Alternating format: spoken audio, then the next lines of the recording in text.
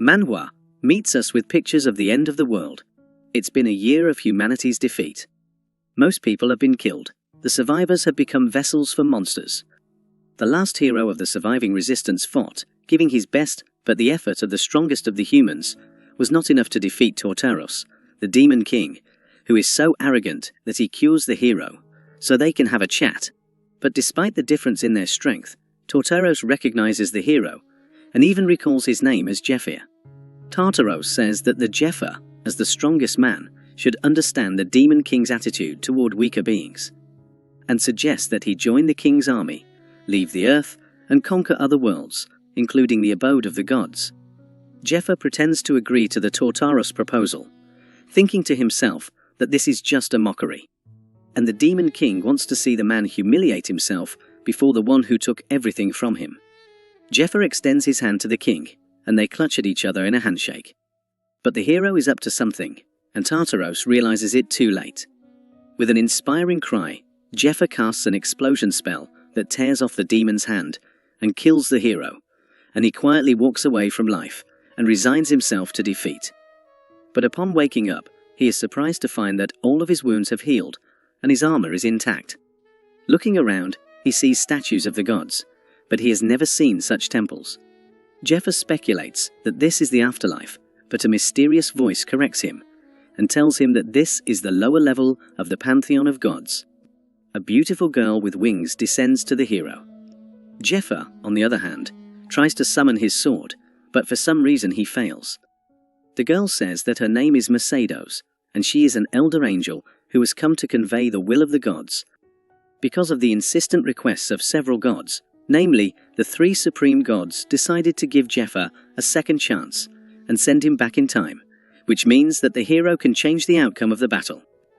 But there is one condition: he goes to the past without his skills and stamina, but will keep his memories, and since he once already climbed to the top of the human pyramid, with his knowledge it won't be difficult for Jephyr to do it again. The hero does not believe in the goodness of the gods, and asks what the catch is. Jephyr thinks to himself that when demons were killing people by the thousands and people prayed with all their hearts, the gods turned their backs on them, and in addition took power from the priests who could fight demons and take power from the gods. He realizes that the gods do not care deeply about humanity, and the angel betrays the true will of the gods, who demand bread and spectacle. The angel tells him that the gods really enjoyed watching Jephyr fight demons for 5 years and walk to the end, knowing that only death awaits him. At the end of the journey, they even helped him.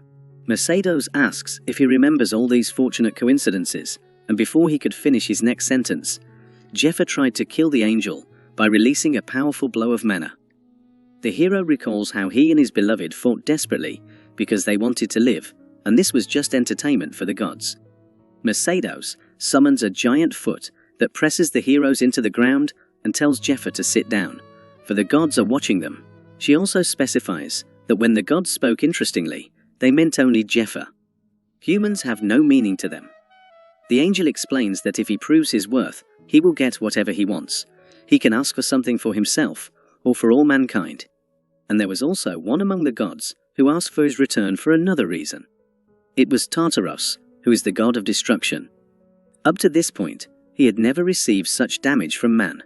Because of his pride, he wants to replay everything. Jephyr is perplexed that he wants to be given a chance for such a foolish and selfish reason. Angel asks the hero if he agrees, and Jephyr replies that since the bastard wants to die, he will honor his request. The dispatch to the past begins. The point of arrival will be random. But Jephyr should have enough time to regain his strength, and the gods give him a gift to make the journey a little easier.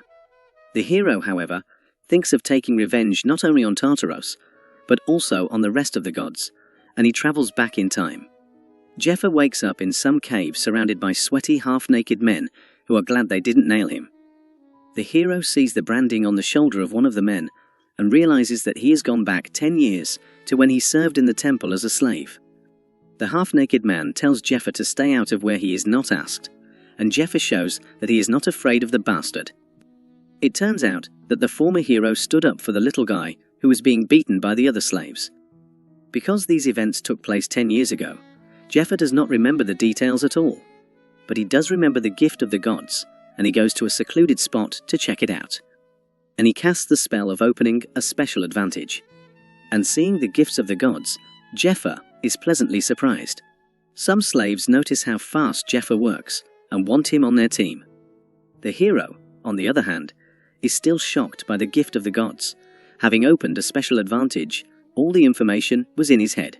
The gift turned out to be a repository of the best skills, including even the ones he didn't have before. While Jephyr was distracted, the shift supervisor noticed that he was slacking off and decided to teach the slave a lesson with a whip.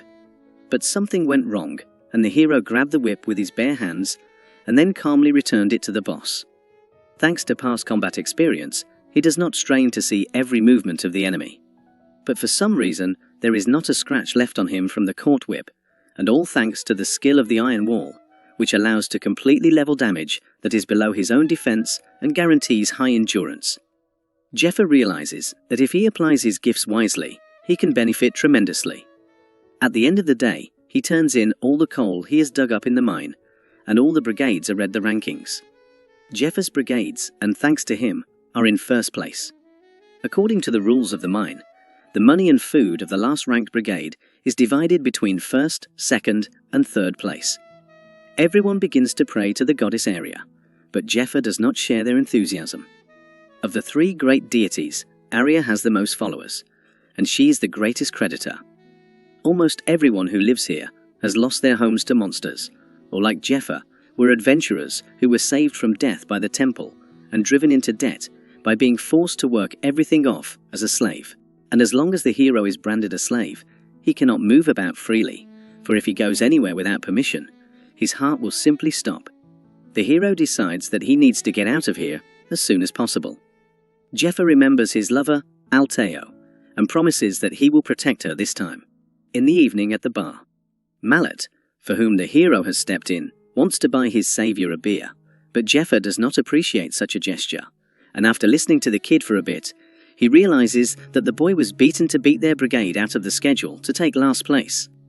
So Jephyr refuses the free beer. Instead, he approaches the bartender and asks for a recovery potion, for which he only has 1.5 gold pieces. So he decides to borrow the rest, to which the small man shouts that it will be unrealistic to pay off this debt, since 1 gold is already going to pay off the debt and the wages from mine are paltry. But Jephyr doesn't care, and he says he'll pay it all off. If you drink a lot of restorative potions, you can get the hidden effect of increasing magical energy. If you drink even 10 potions, the effect is negligible. But the skill, the secret of Hermes, which the hero inherited from the gods, increases the effectiveness of the potions by 500%. Jephyr realizes that he won't make much money in the mine and begins to prepare for his next move. He says he has heard monsters of the mine and will escort a group of hunters to the location. Jephyr plans to make money in the dungeons. When one of the slaves finds a dungeon, hunters are sent there. Hunters are slaves with fighting skills who are specially selected to deal with monsters. Jephyr does not understand why, as an adventurer, he was sent to the miners and they to the hunters. A little later, in the store, they tell him that he has exceeded his daily credit limit. The hero wonders what to do now, and the kindest nun offers him a loan, leaving a receipt for his organs as collateral.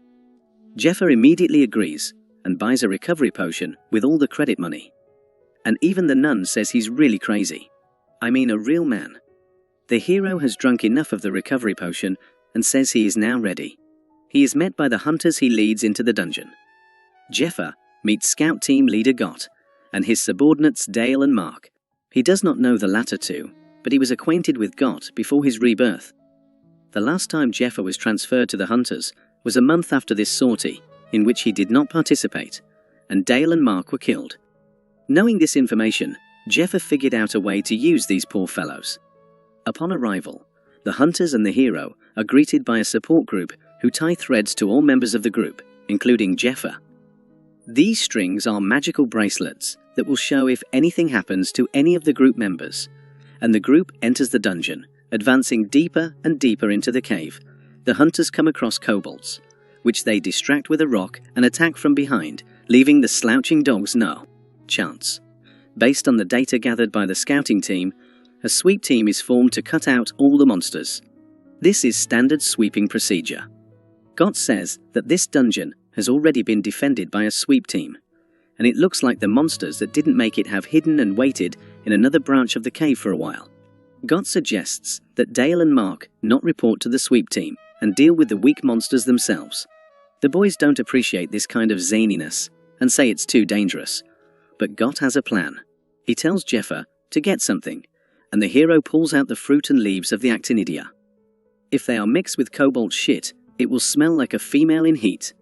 The smell is strong, and kobolds will smell it from 100 yards away. And that's what happens.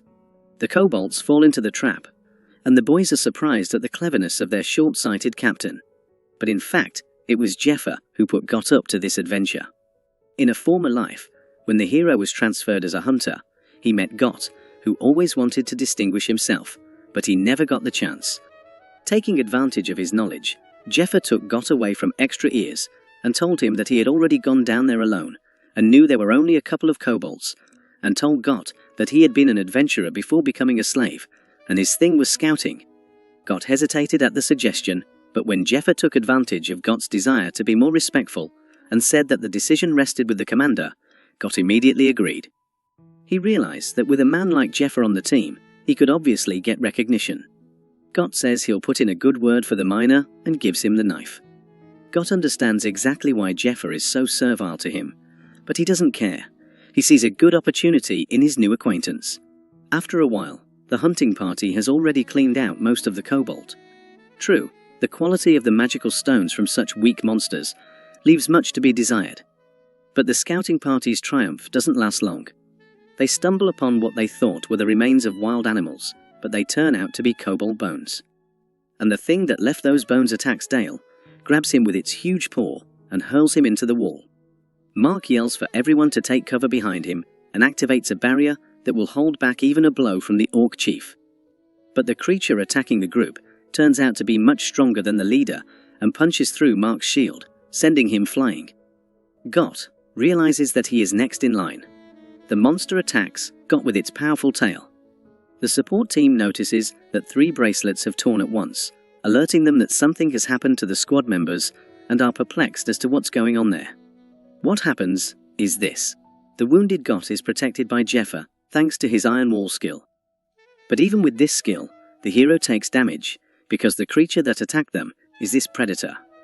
He pretends to be the baby of other monsters, and once he is strong enough, he eats his parents. Jephyr borrows his spear from Gott and says, as coolly as possible, that he is going to stretch himself a little. He says he'll give Predator one last wish and asks him how he wants to die in parallel, activating ability number 3, B, which turns out to be a key, which opens a magical vault from which you can get items complicated there in advance, at any time, anywhere. The hero pulls out a rag and dragonheart herb, which has a calming effect. He tells Gott to hold back, passing the rag by tying his hand to his spear. Gott says that Jephyr is not even a fighter, and let him die, but pride will not allow him to hide behind the miner's back. But suddenly, an animal fear shackles his body. This is due to the predator skill, which paralyzes its victim with fear. Gott remembers his COO telling him about predators.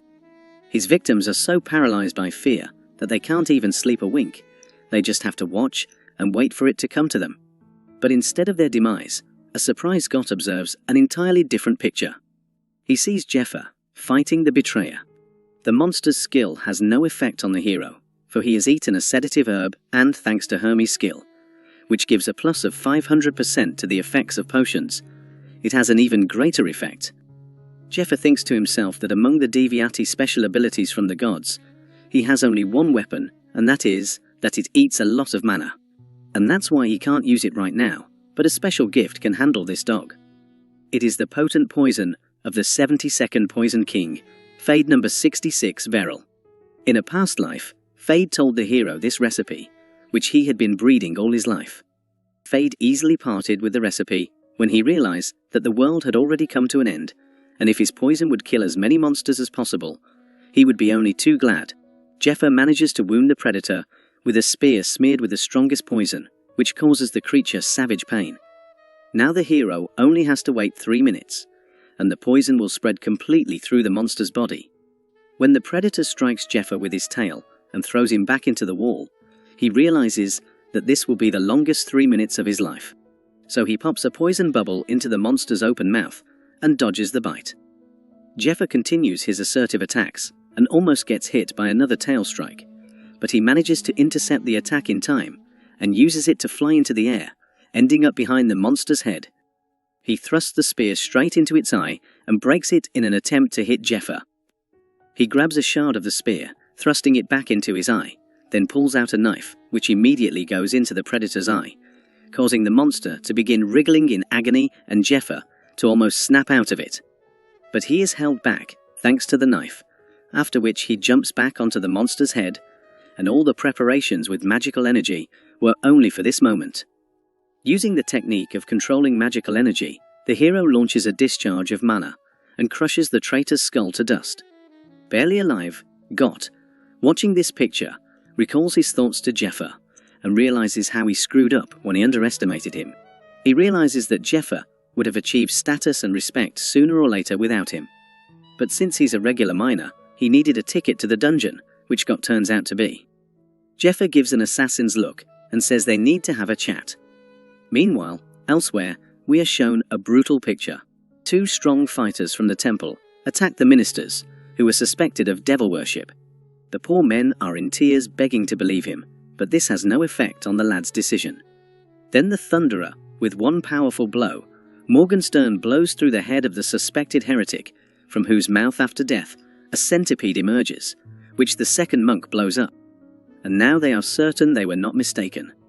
The Inquisition then brings in the centipede and reports on the incident. From our conversation with the head of the Inquisition, we learn that the church is preparing a very important raid in a month, and they have to get rid of all the heretics before then. And we are transported again to our hero, who is already in the personnel department with Gotta. Got is about to take him into his team of hunters, and the registrar informs him of all the risks that if Jephyr does something wrong, he will be held responsible for his actions as commander. But Got happily agrees to all these terms. He realizes that with Jephyr, he will take all of his credit for himself. Yesterday in the dungeon, Jephyr asked Got not to report the traitor. Got immediately asked if he was going to collect the corpses of the monsters, to which Jephyr replied that he only wanted the traitor's corpse, and that Got should report that it was only a lair of kobolds. If the hero allows Got to report that he killed the traitor, he will be promoted, but he will not make any more money. But if he secretly sells the materials from the monster's corpse, it will give him enough money to close his credit. Got reminds the hero that the support group will now send men to them, and he won't be able to carry the corpse out unnoticed. To which Jephyr grinningly puts his left hand on the monster and activates the third god's ability, completely absorbing the monster's body under space. Got is shocked to say that 3 small objects should be crammed under the space, and Jephyr was able to shove an entire traitor in there, and not even a trace of blood is left. Jephyr asks Got if he wants a promotion. Got can take all the rewards and laurels and divide them among the group, while Jephyr takes care of the corpses. Got thinks that he and Jephyr have a perfect symbiosis, and Jephyr ponders that he will close all his debts if he sells the traitor, but he won't leave the temple just yet, because he still has business here. In about a month, there will be a major raid by the Knights of the Temple. They will find an object that will shake the entire continent. Jephyr wants to take this artifact for himself in any way he can to change the future. The hero is already registered as a hunter, and he says that last time he didn't get to the big raid, as he became a hunter after it, but now he has a chance and he will have to work hard. The hero has an ingenious plan, but the problem is that he doesn't know when to pull it off. His pondering is interrupted by Got, and tells him to go to the supply department, and he goes to the infirmary to report that Dale and Mark did survive and are being treated. While God was crucifying themselves, the same thugs who killed the heretics at the beginning of the chapter passed them by. Got spotted them and, in a panic, made Jephyr bow to them. These men are slaves under the Inquisitor of heresy, but even given that they are slaves, they should be treated as important bumps, since under the pretext of searching for heresy, they can kill anyone without consequence. The most repulsive of them all is Sahak. He went into the Inquisition just for the sake of killing people. Sahak, as if hearing Got, calls out to the boys and goes to them. He turns his attention to Jephyr. Got tries to take full responsibility and says that he is Jephyr commander, and if there are any problems, it is his fault. But Sahak tells him to shut up and lets out a killer aura. Got immediately goes into a daze of fear, but Jephyr stands confident. Sahak says he's definitely convinced now. Jephyr just stands there, but you can tell right away that he's not a bad guy. It's hardly noticeable to others, but Sahak knows right away that Jephyr is an incredible master. But no matter how masterful he is, Sahak thinks he can handle him easily and decides to ask a few questions. Jephyr thinks that Sahak is pouncing on him for nothing, and now wants to punch him in the face. Sahak and Jephyr stand like Western heroes before a gunfight. The silence is interrupted by a question from Sahak. He asks if Jephyr knows anything about demon god worshippers. Our hero knows all about these bastards. Traitors to humanity, worshippers of Tartaros, because of whom people are just about to be defeated, but now they are known as common heretics. Sahak says that they have a difference from ordinary humans, and he is credited with seeing these differences with half a glance, saying that now his gut is just screaming about how dangerous Jephyr is. Sahak points his knife at him. Now, as the executive officer of the Inquisitor, he will conduct the interrogation, and anything Jephyr says or does can be used far from his favor. The hero nonchalantly asks if he can inquire before the interrogation. Sahak's sidekick tries to say something, but Sahak gives the floor to Jephyr, who asks if they can change the location of their conversation, since there are too many people here. With a smile, Jephyr says that if any impropriety happens, the executive officer of the Inquisitor might be in a very uncomfortable position. Sahaka is aroused by Jeffyr's audacity, and he gets into a fighting stance, and a magical seal forms around the hero. This skill is a red field, the strength of which depends on the number of people striking the spell, giving pumping to allies. Jephyr says it's quite interesting, and waves his arms as coolly as possible, and gets into a fighting stance with a nonchalant face. Sahak says he'd better observe his opponent first, but immediately jumps out of his seat, screaming that's what any dumbass would think, and swoops down on Jephyr, thinking he's invulnerable under the red field effect. Sahak launches a series of assertive attacks at his opponent, but Jephyr repels his attacks with his bare hands. Then Sahak makes a sharp lunge, but the hero easily repels it, counterattacking the fanatic, almost punching him in the forehead. Sahak has to do a backflip, and in flight he successfully counterattacks Jephyr, hitting him in the leg. He already thinks he's won this fight, but after thinking a little better, he realizes that he didn't hit his leg, but a piece of iron. Jeffyr's crushing fist delivers a series of lightning blows to Sahak's face and body. He then falls unconscious. Got alerts the hero to an aggressive attack from the right, and a Morgenstern flies into Jephyr, which he manages to block and flies back a few meters. The Morgenstern thug asks Jephyr to play with him as well. The hero is surprised that the big guy named Fleal can talk, and advises him to do it more often, or else he seems to be just a dog that Sahak raised. In a rage, Cleel strikes his spiked mace and shatters the stone floor to smithereens. The bystanders try to dodge the stones flying in all directions. Gott begins to realize just how powerful Jephyr really is. He may have put the traitor down in the dungeon, but here, he took out Sahak in no time at all. And even now, as Fleal slams his Morgenstern against the ground with all his might, Jephyr fights off absolutely every rock. Gott thinks that at this rate, Jephyr can win, and Sahak will burn with shame as he wakes up, and his pride will not allow him to report it to the Inquisition. Gott shouts to Jephyr to press on, for if he loses, Gott will be taken with him as an accomplice. But then the blonde man cuts in and says that Gott's friend is out of luck.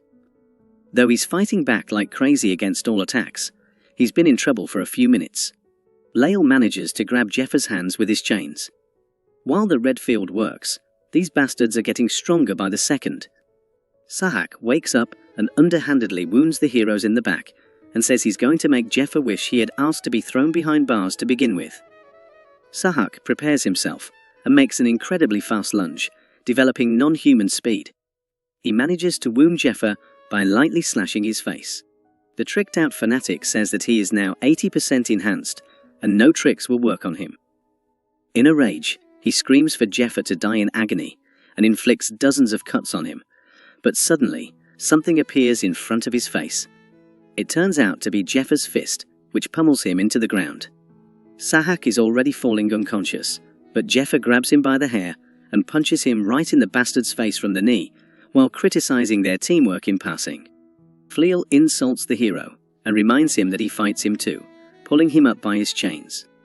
But what bothers Jephyr is why a guy of his size stands back and is afraid to come any closer.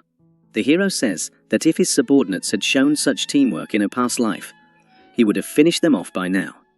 He winds the chains around his hands even tighter and uses the combat skill of controlling reinforcement magic, and snatches Fleal's Morgenstern, smashing the faces of all who reached for the red field.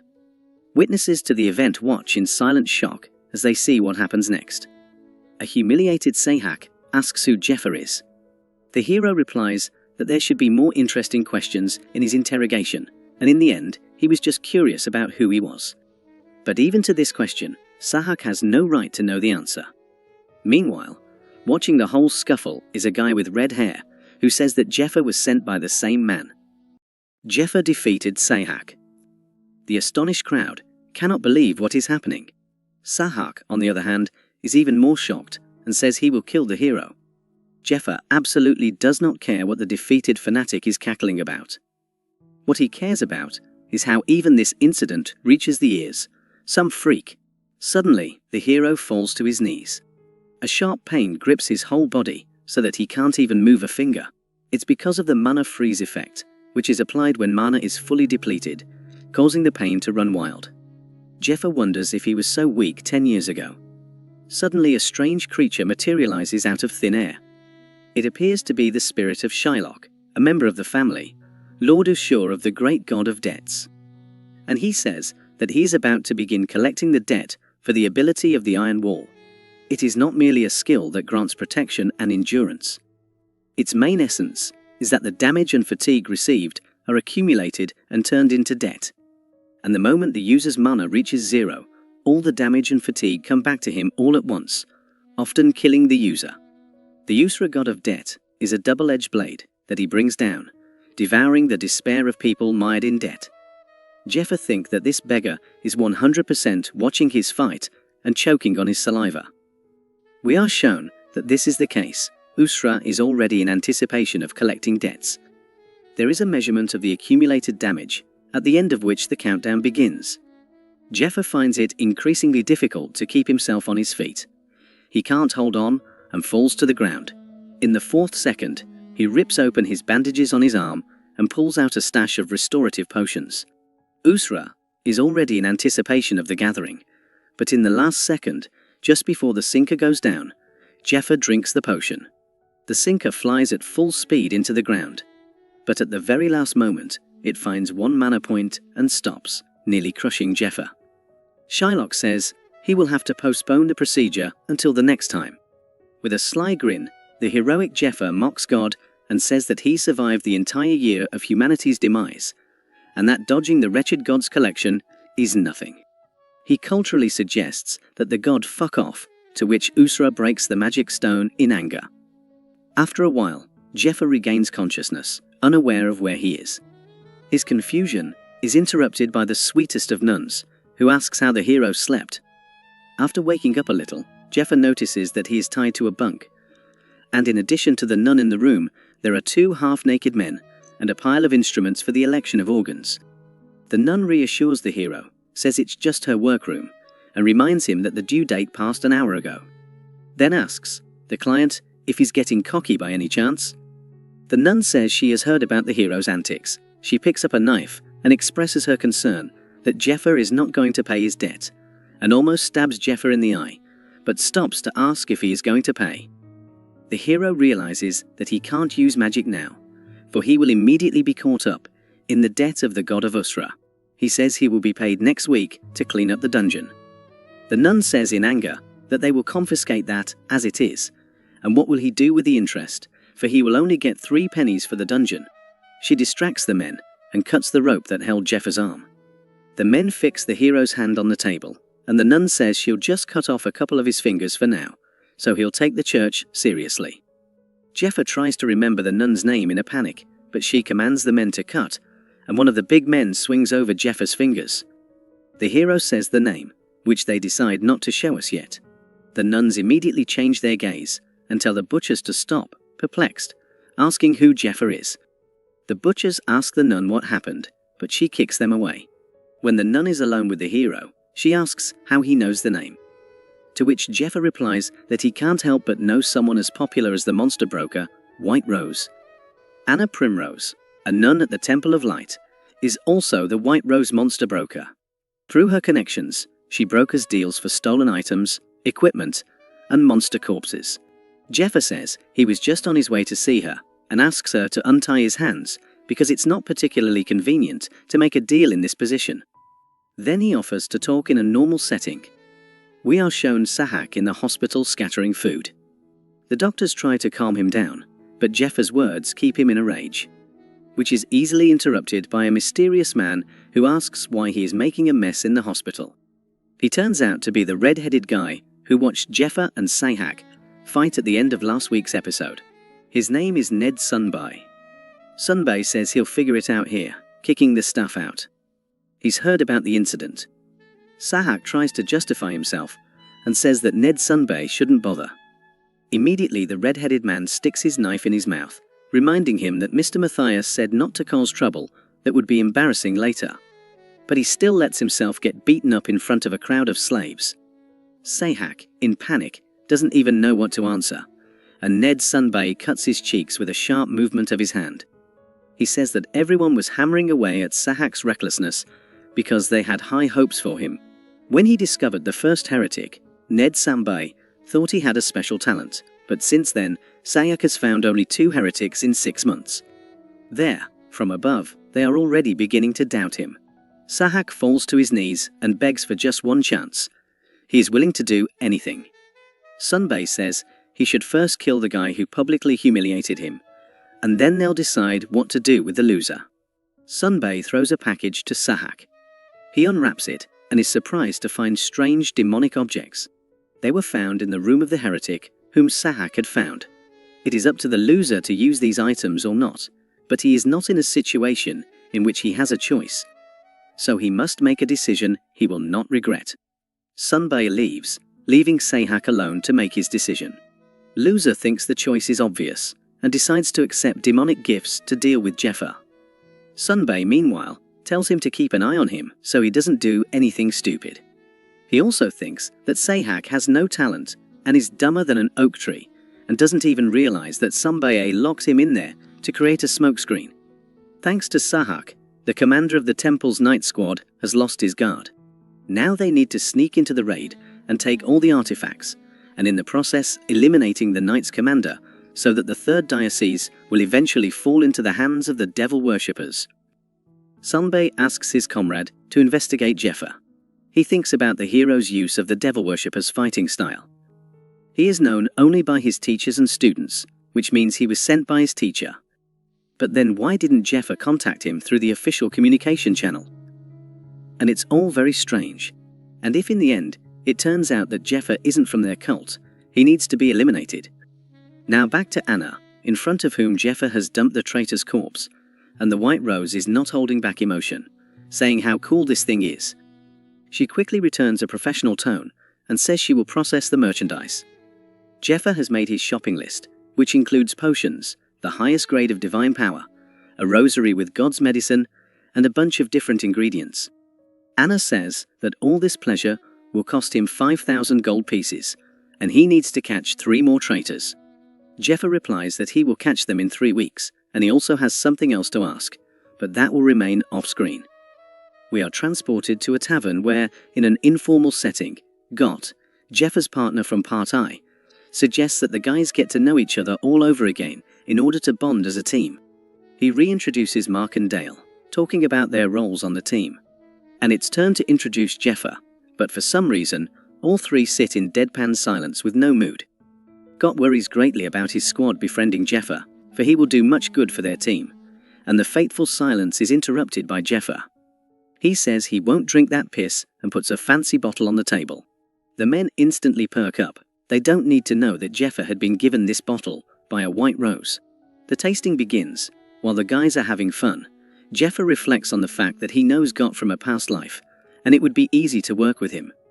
However, Mark and Dale are supposed to be dead, and he knows nothing about them, so he can't choose whether he should train them or just get rid of them. Dale, meanwhile, doesn't take his eyes off Jephyr. He thinks about the fact that the newcomer is clearly not clean.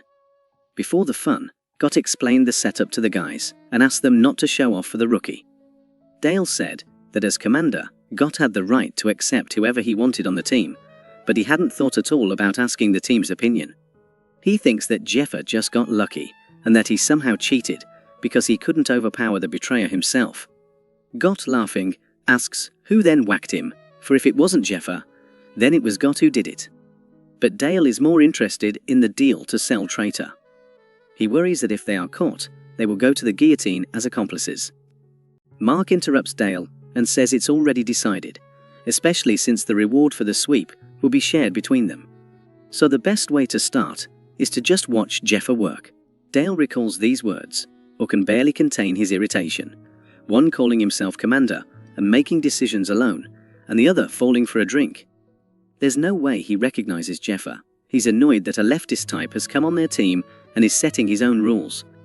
Dale thinks that if Jephyr is a common crook, they'll find out soon enough, and by then, he'll be on his guard.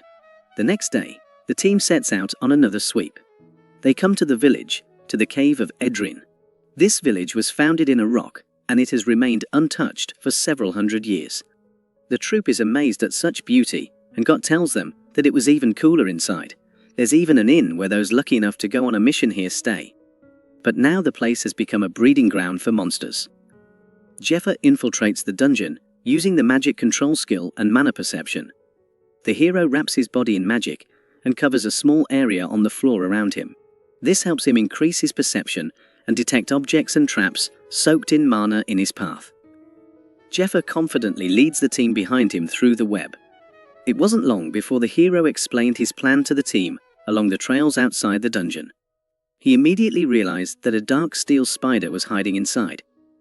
According to Jeffyr's plan, they would infiltrate the dungeon, trying not to get into the web, sneak to the cave where the spider's cubs are, after which they will pour out a paralyzing potion. Then they'll wait a little while, and then they'll just quietly cut everyone up. Jephyr says it won't be easy, because he'll have to use perception all the time. And Dale interrupts the hero, saying that the problem is not whether it will be hard or easy. If there really is a dark steel spider inside, then the four of them can't do this dungeon. The dark steel spider is a monster with iron-like skin. He has a powerful punching power and protection that no knife can penetrate. The predator is a baby compared to him in terms of danger. They won't be able to clean this place up with that bunch, and they better call in reinforcements. Jephyr says it's not a bad idea. If he's not sure, it's best not to go. A hero can clear the lair all by himself. Dale is shocked by Jeffyr's words, but they only further convince him that the rookie is a regular charlatan. Neither the fight with the traitor nor the fight with Sahak was seen by Dale in person, and now Jephyr claims that he can single-handedly mop up the dark steel spider's lair. If that were true, why would he need vegetables like Dale? This leads him to believe that the dungeon isn't much of a threat if this rogue goes there with such confidence. Dale wonders how much longer Jeffyr's clowning will last. While this retard was rasping, he hit a web he can't get off his arm. And no matter how hard he tries, the web doesn't come off, and Dale notices the spiders instantly pouncing on their victim. But Jephyr notices it in time and reaches out with his mighty arm, throwing Dale out by the scruff of the spiders, which burrow into the hero's arm. But after a moment, the spiders realize that they can't bite Jephyr. The hero, with a snide grin, asks why the spider is so surprised, and with one mighty blow, he smears the poor spider in the dust, pieces of which fall at the feet of Dale, who has wet his pants. Jephyr yells for everyone to assemble, and the team gets on the defensive. A little earlier, Jephyr had foreseen that things might not go according to plan, so he tells the guys to wrap their weapons in cloth. After all, the web of steel spiders can't be cut with a blade, so they should just fend off the web with their weapons. They may not be able to remove the web during combat, but these creatures are weak and light enough so that the guys will have no trouble swinging their weapons. Gott wondered how many of these creatures there were. Dale swings his sword in pure panic, and one of the spiders rushes at him like a bullet and wounds Dale in the shoulder. But the guys have already gathered all the spiders in a pile, and Jephyr kills all the critters at once with one powerful blow. Finally, the team can relax for a while. But here Dale's wound turns out to be very deep. He finally realizes he was wrong, and it upsets him even more. Jephyr holds out a bottle to him. It's a restorative, mixed with healing herbs sort of potion treatment. Dale finally realizes that Jephyr is really strong, and he must have foreseen that Dale would be the one to mess up. Realizing all this, albeit reluctantly, he admits that he has been let down and expects Jephyr to humiliate him even more. But Jephyr says that everyone can make mistakes, and he should be more careful next time. In his past life, the hero often trained unimportant fighters, and there were often times when no matter how hard he tried, there was no way he could get something into the head of a feeble-minded man. Well, Dale is a different case. He has already realized his mistake, and you can put at least some hope in him. Besides, with a temper like his, words won't help, and it's better to let him learn from his mistakes by himself. After clearing this dungeon, he will make the right conclusions. A little later, the guys encounter larger arachnids, Mark punching a giant spider. Got reports that the paralyzing potion worked, and Dale attacks the spider's belly. The weak point is told, of course, by our hero. Dale thinks that everything Jephyr says turns out to be true, and wonders how he knows so much. With these thoughts in mind, he rips open the spider's belly, finishing it off. The boys rejoice in their victory, and Dale has already caught a star, and says it's easy for him. Jephyr, who has been watching all this, says it wasn't bad for the first time. The hero sits on a huge pile of corpses, while the guys dance with a tambourine around one spider. Jephyr kills all the others. He orders Got to get provisions and refreshments. During the snack, the boys wonder who Jephyr was before he became a slave. The hero replies that he was an adventurer, but Mark meant whether he was an apprentice of some major guild. Jephyr recalls his teacher, but decides not to say anything. He says there's a room left with the boss. The men ask what the plan is, and Jephyr silently begins to cut off parts of the spider. Specifically, its claws, which the hero is going to use as a weapon. Jephyr says the guys have had enough, and they should get out of here. It has been 4 years since Got became a hunter. Many of his comrades have died in those 4 years, and he has survived for only one reason. If there is a dangerous path somewhere, he will go the other way. Sure, he couldn't get promoted because of it, but there wasn't a man to protect him before. He realizes that Jephyr had planned from the beginning to kill the boss alone, because with his skills, guys would only get in the way. Got agrees, but Mark says that since they came here together, they should get to the end together too. Got panics and thinks Mark is talking nonsense, but Dale joins Mark and wants to go all the way too. Got, on the other hand, thinks they would rather die than deal with such a monster. He looks at Jephyr, hoping the newcomer will tell the men to fuck off. The hero says that the guys misunderstood him. He said to go out, not idle, and now he will assign duties. Got cries with relief. A little later, Jephyr advances deeper and deeper into the cave. After a while, he stumbles upon a clutch of spider queens guarded by spider knights. Jephyr also sees the spider queen. He takes a step closer and comes to a safe distance, so that the queen can lay her eggs in peace. The spider knights kill anyone who gets close enough to their lair. Jephyr uses a silver key and pulls out a pile of flour sacks. He then scatters them all over the lair, creating a veil of flour dust. Jephyr takes out a crossbow and takes aim, firing an arrow with a metal tip and hitting a rock, which creates sparks. These react with the flour dust and cause a powerful explosion. Jephyr, like a real tough guy, doesn't look at the explosion and says it won't kill such strong critters. Burning, furious spiders run after the hero and catch the arrows in the face. Jephyr has pre-lubricated them with poison number 68 Verial. One of the spiders makes a sharp dash over the corpse of his fellow spider and almost catches up with the hero, who hides around the corner. The spider rushes after him, but instead of Jephyr, he stumbles into a dense web. A little earlier, the hero had explained to the guys that if you squeeze the spider's gland, you can get their web, and ordered the men to set web traps in certain places. And since Jephyr had burned a special enzyme on the spider's legs, they were now sticking to their webs too. If Jephyr were to fight the spiders inside, their webs would get in the way too much for him to fight. That's why they had to be lured outside. Jephyr pulls the spider's claw from the silver key and in one clear movement, he punches through the skull of the arachnid that is entangled in the web. There remains one more spider knight, whom the hero wants to lure out as well as the others. But it turns out to be the queen, who collects an enormous amount of venom in a semblance of a mouth and spits it out in Jephyer's direction. He recalls a lecture from Fade, who told him that the most dangerous thing about this poison is the curse, which blocks regeneration and defense abilities, and a person with a low defense rating will simply melt the poison, so you must avoid it at all costs. Jephyr pushes himself off the ground and leaps out of the cave, and the giant monster flies out after him. Jephyr runs toward the boys and yells for them to take their positions. Then he makes a sharp dash and soars into the air, delivering a series of lightning strikes to the back of the monster, which emits a piercingly loud howl of pain and begins to attack everything it sees. But Jephyr, at maximum pathos, draws the queen's attention to himself.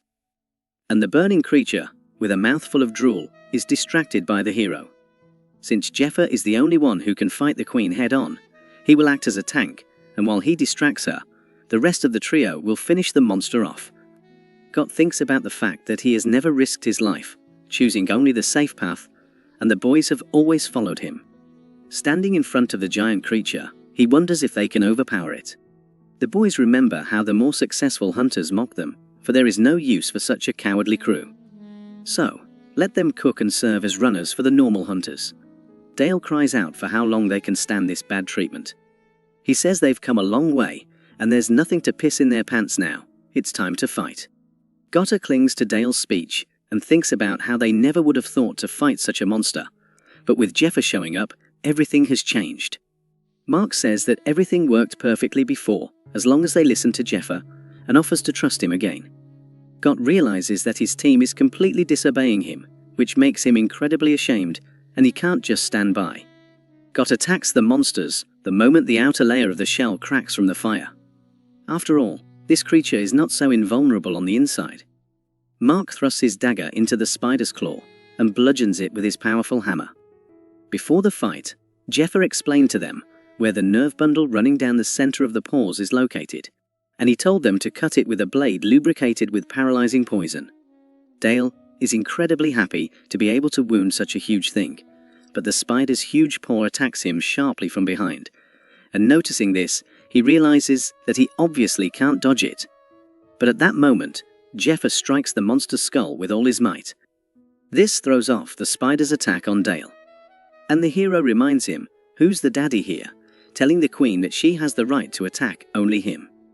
And they begin an exchange of blows at inhuman speed. Dale is shocked by Jeffyr's skills, while he can't even keep track of his attacks, and the reckless newcomer fends off all of the monster's blows. He recalls saying they didn't have the strength to finish off the queen, and Jephyr disagreed. He said that when he destroys the queen's eggs, she will be so furious that she will pay no attention to anything around her except the killer of her children. More importantly, this is one feature of the queen. Dale thinks about the fact that everything is going according to Jeffyr's plan, and it's been 5 minutes since the battle began, and the queen still hasn't moved from where she fell. Because she produces offspring while in a narrow egg-laying room, she has a habit of not moving her hind legs much, so the area around her hind legs is relatively safe. With the exception of a web or stampede attack, the most effective blows will be to the opponent who is in front of her face. Jephyr is now distracting her. If disarming her hind paws with a paralyzing potion, her death is only a matter of time. Mark excitedly shouts that they can do it. And even Gott believes in his strength and bravely attacks the spider, but his spear is stuck, and the queen begins to lift her paw, along with poor Gotta. To overpower Jephyr, the queen uses her extra paw and Gott flies away. The spider is enraged over the death of her children, and Jephyr takes advantage of her loss of equanimity. And he pierces the neck area, grabbing the venomous gland, twisting it, and ripping it outward. The hero removes his belt and bandages the gland. Now for a few minutes, the queen will not be able to let the venom escape. Jephyr performs a somersault, and using the power of spinning inertia, delivers a mighty blow to the monster's head. This battle will be won by whoever stays focused, and the hero and team clearly have more, so they manage to take down the giant. Mark and Gott are happy that they did well, but Dale realizes that they essentially did nothing, and the monster was killed by Jephyr. Dale realizes that the hunt and its success depends directly on who is in command of the operation. Realizing the importance of Jephyr, Dale wants to become his follower. The hero says that he will not be able to take the queen without trace, as he did with the traitor. Well, the smaller spiders will be able to steal the whole and give them to the White Rose, and from the queen he will take only the essentials. And before he can finish speaking, someone yells at Jephyr, calling him Hyung Nin, which translates from Korean as director of the firm. That's what Dale calls him. He says that the Hyung Nin has done a good job, and now he needs to rest, and he should leave all the routine to Dale. He starts doing all sorts of favors for Jephyr, and gets the boys to help him. The hero thinks these three aren't so bad, but that's the end of their powers. Their powers aren't enough to help him deal with the cursed Sunbay. Skill level, equipment, and team members, none of that is enough right now. He needs some kind of replacement right away. We are transported back to the temple, where a nun is selling what Jephyr has extracted. She manages to set up an illegal trade right in the middle of the day, and makes it all look like a fundraiser for the temple. Jephyr thinks about where the world is going, although there is not a single person in this day and age who believes that the temple serves only holy men. The temple collects money from the faithful by the mountains, and the city next to the temple was erected only to have the townspeople protected from monsters by knights and battle slaves. Say, security too has to be paid for. At least for now, it can be bought with money. But soon things will change, and security will have to be beaten out with blood. A little later, the White Rose says that Jephyr has brought in some great carcasses, and they have managed to sell them for a high price. She begins to set his teeth on edge, showering him with compliments.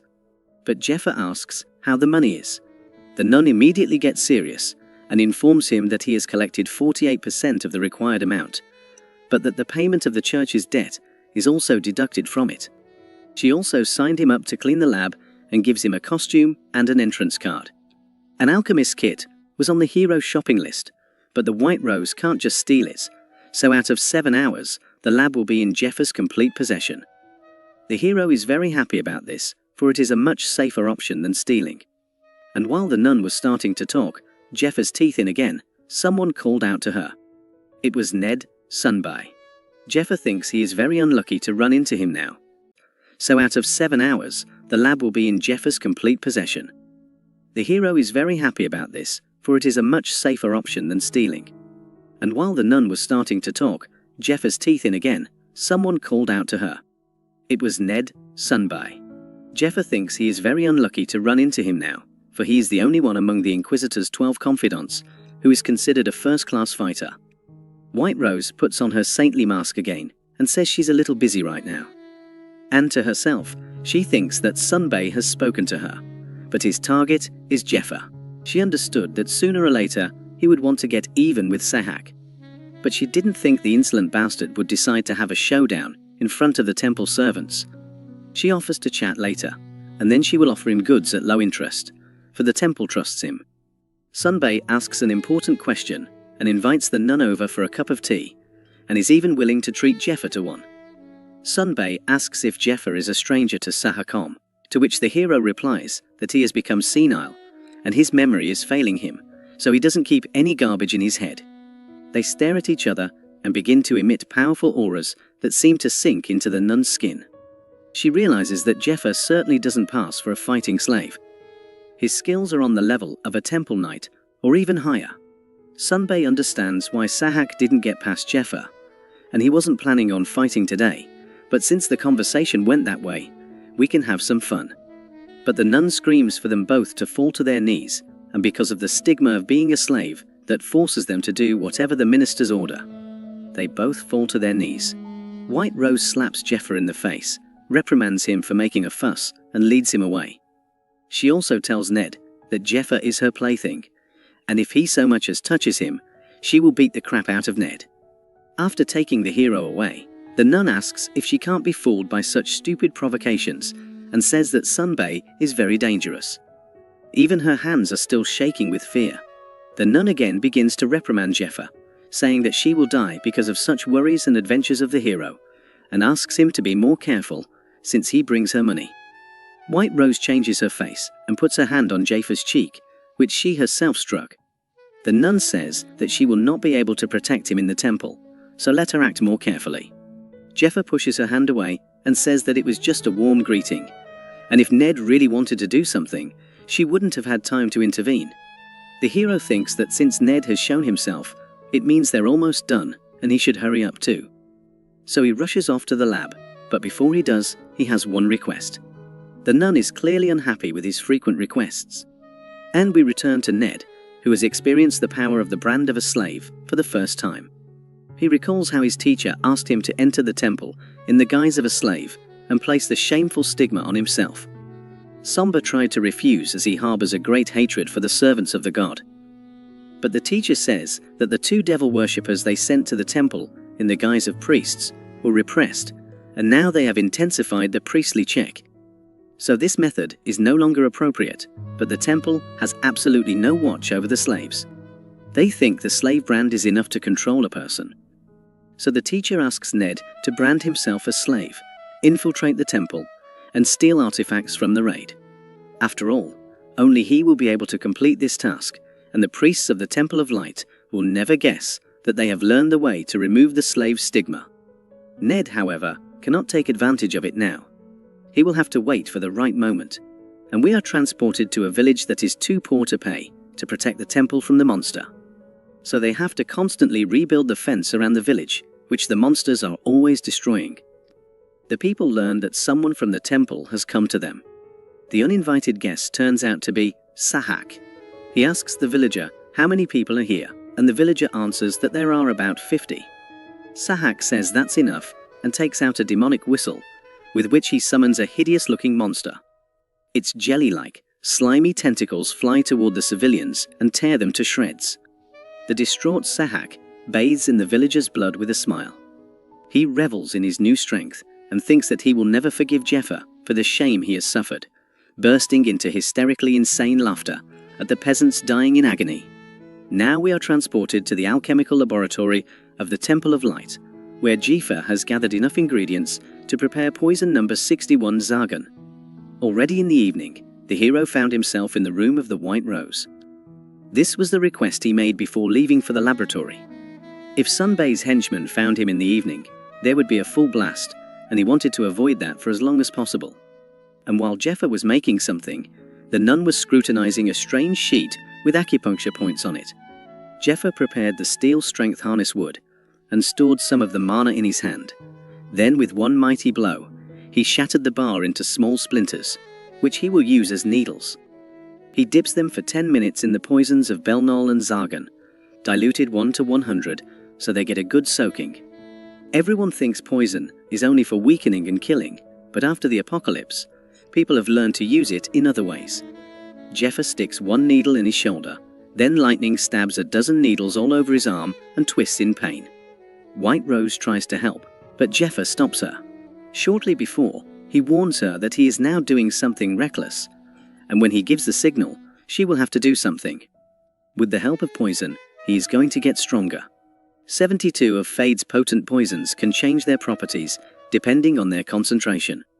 If calculated correctly, I will turn into a cure, and such a cure will raise the skills above the limits, but the problem is in their combination.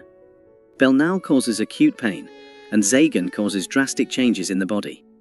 Because of the hellish pain, resistance drops. But in order to make a more stable potion, the hero doesn't have enough ingredients or skills, so he has no other choice. And Jephyr uses a small celestial circle. By controlling the flow of mana, he can repair internal damage, and by chasing magical energy through the magic circle, he provides resistance to poison. If he succeeds, Jeffyr's skills are taken to the next level, but if he makes a mistake, his body will be torn to pieces. All this pain does not frighten Jephyr, for compared to what he experienced in his past life, the pain of the poison seems like a mosquito bite. He recalls all that he has experienced up to the time of his death and calms his mana flow. The nun notices that the hero's veins are taking on a normal color. Jephyr had previously told the White Rose that he would not be able to move, so she must observe his condition, and as soon as he signals, she must stick the needles in as indicated in the picture. Jephyr gives the signal, and the White Rose prepares to stick the needle right into the hero's head. She doubts whether she can get it right and not kill her best client. We are transported a few hours later to the northern forest, not far from the Temple of Light. Someone has launched a red sign into the sky, apparently sounding the alarm. A squad of battle slaves is running away from a dozen monsters. They're the ones who gave the signal, calling for reinforcements. The guy who gave the signal is bitten by a giant bird. The monsters slaughter almost all the battle slaves. It is about 5 kilometers to the temple, and the road will take another 20 minutes, but the slave will die in a couple of minutes. The giant creature is already preparing to kill the poor man, and he clasps his eyes before he dies. But suddenly, the birds are attacked by someone in the air, and like a comet falling from the sky to land a fully pumped Jephyr. And at maximum pathos stands before the winged creatures, who rush to attack the hero. One of them tries to bite Jephyr, but he ducks and grabs the cockerel by the neck, twisting it with a light movement of his hand, and ripping out its head along with its spine. There are 12 monsters left, and the winged ones have exactly 12 vertebrae. Jephyr strains all his will and kills all the winged creatures at once, piercing their heads with the vertebrae of their fellow. The rescued slave is shocked by his savior, and the hero asks where the nest is. The slave immediately shows the direction. Jephyr instantly leaps toward the den and disappears like a flash. As if the slave had heard an order from his superior, he felt a tremendous pressure from his savior, and immediately reflexively gave out the location of the entrance to the monster's lair, and now he strongly regrets it. After all, that dungeon was very dangerous. Of the 7 men, he was the only one who survived, and he should have talked his rescuer out of going there alone. But while he was rebuking himself, a bright flash of mana lit up his face. The sounds of a hard and lightning-fast battle, along with bright flashes of incredible bursts of mana, reached the rescued slave. It all culminates in an extravagant explosion, after which the sweater drags the dungeon boss's head behind him and shakes off his hands in pathos. The hero notices that his body has become incredibly light, and his skills have increased by about 2.5 times. If he picks up some normal equipment, everything will go like clockwork, and the hero pulls out a flare. A green flare means that the emergency is solved, and we are shown Sahak sitting surrounded by demonic shadows, already anticipating the massacre of Jephyr. Jephyr single-handedly cleaned out a nest of black basilisks and finished off the 30-foot-tall creature guarding the brood. We find ourselves in the Cathedral of the Temple of Light, where 2 men are discussing it as they descend the stairs. They say that this slave has been doing well lately, and apparently wants to get into the raiding party. Matthias, senior inquisitor of the heresy of the 3rd district of the Temple of Light, says it is worth questioning him to see if he is a devil worshipper. But Lucius Giornetti, commander of the Knights of the 3rd district of the Temple of Light, decides to leave the suspicious slave alone. Matthias objects that if they do not find all the devil worshippers in their ranks before the raid begins, Lucius doesn't let him finish the thought of his fears, and says that it would be better if this guy turned out to be one of them. He wants someone in the raid who can be used. Venerable or devils will never reach the main critter on their own, for they are just thieving scroungers, so it would be better to take advantage of them and then slaughter them all along with the dungeon boss. Matthias warns that as commander of the guard squad, and as Lucius's longtime friend, he is against this dangerous plan. The heresy inquisitor's grumblings greatly amuse Lucius, and he says that he knew of Matthias's reaction to his plan, so he will only show it to him since they are old friends. Lucius swings open the huge doors, and Matthias is shocked by what he sees. He has read about them in books, but he never thought he would see them in person.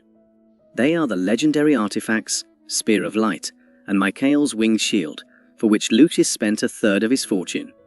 With them, they will finally be able to destroy this dungeon, which they have been storming for 11 years. So Matthias need not worry, for Lucius will be invincible in this raid. And we are transported to the battle slave barracks, where a trio of Jephyr worshippers return from training. Dale asks what caused such pandemonium on the training field, and Mark replies that it's the impending raid. With only 2 or 3 spots left, that's why everyone wants to show what they can do. But it's none of our poor people's business anyway. Gott notices a nun coming out of their room. The boys immediately bow their heads and greet the kindest nun, who reminds the scum not to forget to pay interest. And after she passes, Dale wonders what she was doing in their room. And the boys are met by Jephyr, who is fixing his new ring. The boys are naturally discouraged by Jeffyr's new acquisition and ask where he got such a hoard. The hero stays mysterious and doesn't answer the guys directly, saying that the White Rose gave him a purity ring, which increases the resistance to magic and the circulation of the wearer's mana, and once a day, the user can use a release from a curse. Rose said she should get some good gear after the enhancement and decided to give him the ring, since it wasn't too hard for her to get. Jephyr was very happy that even without an errand, she had taken the initiative and thought how clever she was. Rose, on the other hand, as she walks away from her client, thinks about what she found out from informants on the black market about the Persephone Assassin Guild, legendary mercenaries that enhance their skills with poisons, and trained in the deadly martial art, they know how to kill and do it. Damn well. Well. Suspicious professionalism in the hunt for poison skill enhancement, now it all adds up. The client was Persephone's hired assassin, which means the moneybags are willing to shell out a fortune for his skills. And now is not the time to make pennies on the monster corpse trade. Now that she's got the chance, she should take on such a client properly, and she'll find her client the best. Equipment to begin with. Jephyr realizes that she misunderstood the reason he's so trained, but as long as she gives him the gear for free, he's better off that way. If White Rose spreads such rumors about Jephyr, then Fade is sure to come to the hero. Got interrupts Jeffyr's contemplation and asks him, since when has he been in such a relationship with a nun? The boys, on the other hand, say they respect their Henim as a man. Jephyr tries to change the subject, but they are already distracted by the sound of a knife sticking in. The boys stare at the door, and Dale decides to see who dares to disturb Jephyr. But when he walks out the door, he meets no one, but in the door, he finds a leaflet nailed with a knife. In it is written an urgent order for Gott's group to go to the specified place and reconnoiter the situation. The boys crowd around the order and discuss the authenticity of the document, even though it was strangely handed down, but it has the seal and signature of the head of the hunters, which means that the document is official. Jephyr snatches the order and scrutinizes it closely. He discovers that the signature really belongs to the chief of the hunters, but the handwriting belongs to Ned, which means that Ned has sent him an invitation, and Jephyr will go there alone. After a while, the hero rushes to the specified place. While Jephyr is running, he thinks about the fact that there are only 20 days left before the raid. The dungeon they will go to is called the Tomb of the Loathsome Princess, one of the world's 8 problems. Due to the complexity of the dungeon, no one has been able to get through to the main beastie for 11 years. That is why the criteria for selecting members of the raid are so high to get there. A hunting party must be at least 5th in the ranking of the outgoing year. Or you can get a letter of recommendation from a slave who is in direct subordination to the priest participating in the raid. Therefore, Jephyr uses Ned in this life, for he is a slave in direct subordination to the Inquisitor of heresy. If Jephyr deceives Ned and obtains a letter of recommendation, he will 100% get into the raid. The hero, with his very complex mission, cannot ignore the fact that he is a master of the cultist's martial arts style, and he is surely itching to test Jephyr. Meanwhile, the hero lands like a comet instead of the one indicated on the map, his silhouette barely visible behind the dust cubes, and once everything dissipates, Jephyr confidently awaits Ned's next move. A mysterious figure praises the hero's epic appearance. Jephyr recognizes that voice. It is Sahak, who asks him if he has come alone. The hero says with a disgruntled face that he has no time to play with the loser. Well, Sahak is determined. All these 10 days he has been tormented, that humiliating defeat. He bares his blade, preparing to show Jephyr his new strength, but the hero is instantly in front of his opponent, knocking him out with a slight movement of his hand and voicing his characterization of Sahak. Jephyr thinks of Ned as being meticulous, and it is unlikely that he is testing him with Sahak alone. It's more likely that he sent someone else. Jephyr shouts for anyone preparing to attack to come out and fight him. And from the dust created by the recent skirmish, mad laughter can be heard. Behind Jephyr stands the awake Sahak, who has already summoned the ugly creature, with the tool of the devil's followers. Sahak is unhappy that Jephyr is not paying attention to him. The summoned demonic monster envelops the madman's body lifting him above the ground. And Sahak screams that he will finish off Jephyr and tear him to pieces, ordering the creature to attack the hero. Its tentacles fly at Jephyr. He doesn't understand what the thing is doing here, and it unleashes a powerful stabbing attack on the hero. Sahak rejoices at this conventionally childish act and wishes Jephyr would die sooner rather than later. But he soon notices that his summoned creature is being torn to pieces by a powerful wave of energy. Sahak does not understand what is happening, seeing Jephyr through the hole he made in the monster. What Sahak uses is a living tool of the devil Shoggoth's followers. The hero did not expect to see the scum here.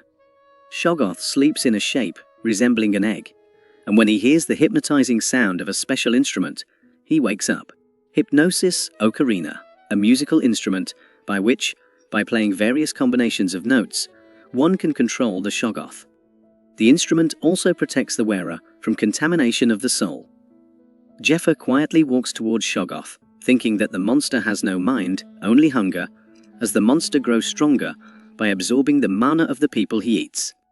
The artificially created scum is embedded in almost every part of Jeffyr's body, and it imposes a soul contamination skill on him.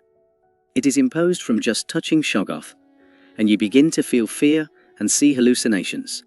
At 100% soul contamination, a state of insanity sets in which one loses his mind and attacks one's own allies. It is an artificial monster created by the devil's followers for indiscriminate killing. Jephyr is slowly but surely approaching Sahak, but he is not afraid of the hero, for his red eyes indicate that he is close to 100% soul pollution. Well, it is clear from Jeffyr's gaze that all is not as the mad fanatic thinks, and the hero envelops the divine light, creating the faint appearance of angelic wings around him. For he used a ring of purity that once a day removes any curse, and Shoggoth is instantly scattered in different directions from Jephyr. He then grabs Sahak by the throat and says that he used to only care about his own skin and the lives of his men. At some point, however, other thoughts began to visit him. How things would have turned out if he had more comrades who could fight, and if he had bonded better with the other survivors. Maybe then, the people dear to him could have lived a little longer. Sahak doesn't understand what Jephyr is even talking about, but because of the hand on his throat, he can't say a word. And the hero says that in this life, he is determined to save everyone he can. So Jephyr is infuriated that Sahak has fed Shoggoth about 100 people. He asks how many more people have to die for the entertainment of this stinking garbage. With words that he has no right to live, the hero prepares an attack, accumulating mana around his fist and converting it into electricity. His fist flies like lightning and pierces Sahak's chest, causing him to spit out at least half a liter of blood. But that's not enough for Jephyr, and he smashes the bastard's face with an equally powerful punch, preparing a fighting-style pose of the royal tiara flow. The thunder palm technique, which strikes accelerated with magic palm over the bloody mist that has dispersed the enemy from previous strikes, and then creates lightning. And Jephyr strikes the brat with a powerful discharge of electricity. Sahak then dies. Jephyr says he probably died instantly, but he was in incredible pain, as the discharge went all over his body. This is the kind of death that would suit such a rotten man.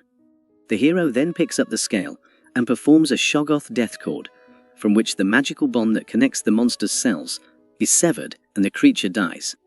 Someone calls out to Jephyr. He is surprised that the hero knows this song, for this is the secret song of the cult.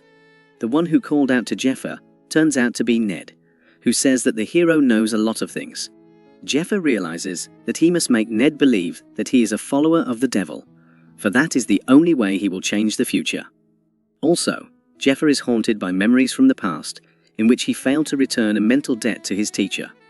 This time, the hero wants him to meet the other end, and to do so, he needs to get close to Ned and deceive him at all costs. Ned says that he has been watching the hero all this time and has come to one conclusion.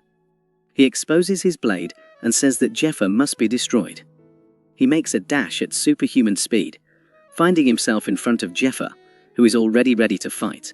Ned lunges and launches a series of super fast blade attacks at the hero, and once behind his opponent, he realizes that judging by the feeling in his hand, none of the attacks hit the target. and 3 stones of charged electrical energy fly at Ned, which he not without difficulty fights off, and notices that Jephyr is good, for there are only a couple of men on the continent that can match him in speed. The hero teases Ned and tells him that it's not proper to pounce on an unarmed man with a blade, hinting that he will be inferior to Jephyr in hand-to-hand combat. Ned falls for the provocation and throws his blade away, taking up a fighting stance. Jephyr is ready for the fight as well, and they both start circling, keeping their eyes on each other as if dancing. Ned makes his first attack, applying the same principle as the Thunder Palm. He surrounds his body with electricity using explosive acceleration. The lightning around him gives him a huge boost in strength and speed. There is almost no defense against this technique, but students of the same technique know how to defend against it. Jephyr applies the floating clouds technique. There are yin and yang electric currents. Opposing currents are attracted, but the same charges of electricity are repelled from each other. This is the essence of the defense technique. Jephyr adjusts his blows to the yang stream attacks, protects the strike sites, and repels all Ned's attacks.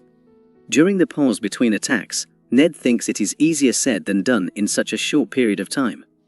After all, he strikes at a speed beyond human capabilities. If you don't wrap enough energy around your body, the attack won't bounce back and hit the target directly. And when the energy of the defender is greater than or nearly equal to the energy of the attacker, the blow passes by. This technique can only be used if you've honed it so much that you reflexively adjust the amount of energy at the point of impact. This technique cannot be copied by any trick. This is a good reason to believe that Jephyr is, in fact, a member of the cult. However, it also makes Ned doubt even more, since only he and the older apprentice have inherited the royal tiara technique. So Ned dares to ask who Jephyr is. In the 9th hierarchy, the devil follower Qin Liang is the Dragon of Cold. He has single-handedly traversed the Devil's Land, where no man has set foot. He travelled from the east to the local continent of Aslan. Qin Liang had 2 direct disciples who were privileged to learn the flow of the royal tiara, unlike the hundreds of other disciples who studied the martial arts superficially. The first disciple was Qin Liang's son, named Qingang Mighty Dragon, and the second disciple was Ned Strayer. It only takes 2 apprentices to learn the royal tiara technique through dueling. No more are necessary. After all, it is a secret technique. Ned says he hasn't even seen Jephyr among the regular apprentices, and it's not just that that's suspicious.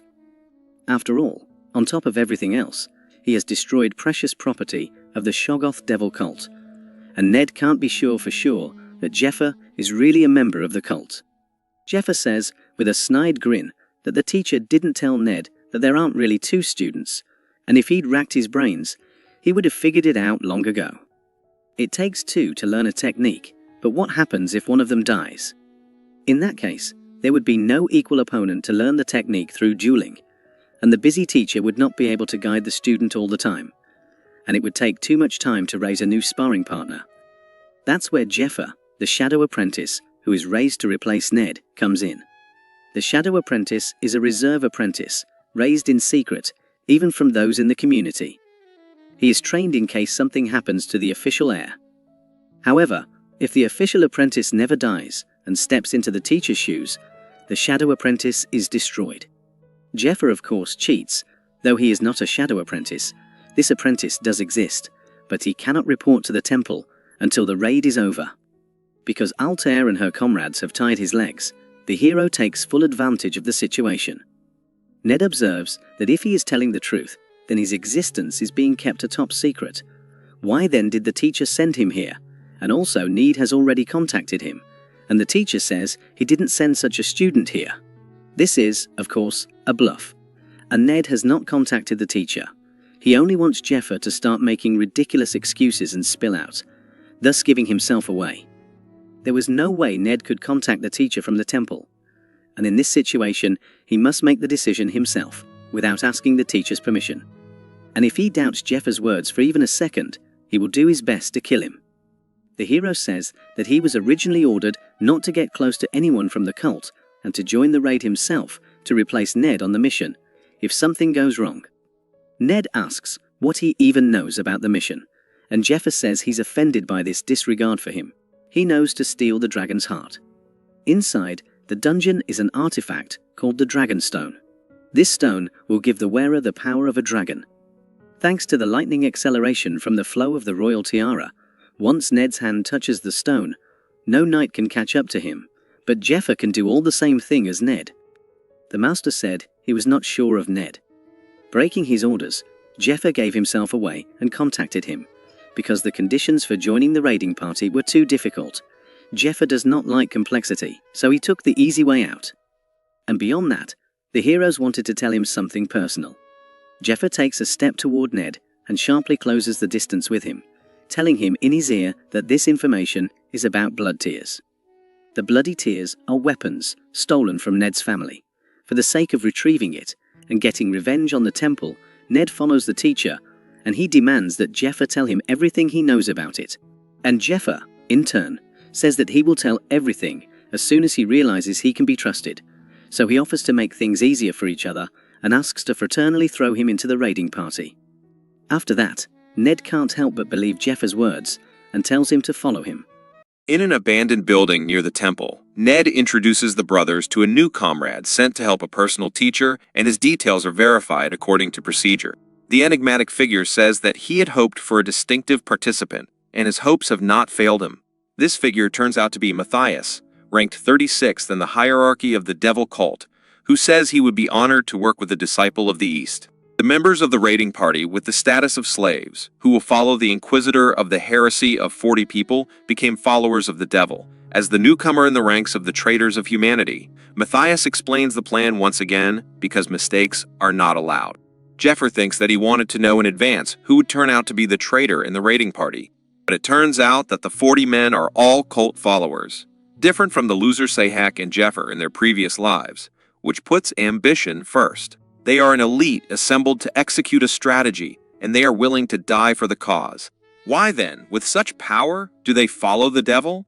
Ned worries that if Jephyr has shown himself, then the teacher does not trust him, and in addition, he knows about the king's tears. He wonders how close their relationship is since the teacher shares such secrets, and Ned hides his thought, telling himself that he should not hesitate, for the teacher has made him a promise. If Ned becomes important to him, he will carry out his vengeance. For the sake of revenge, Ned needs the teacher's help.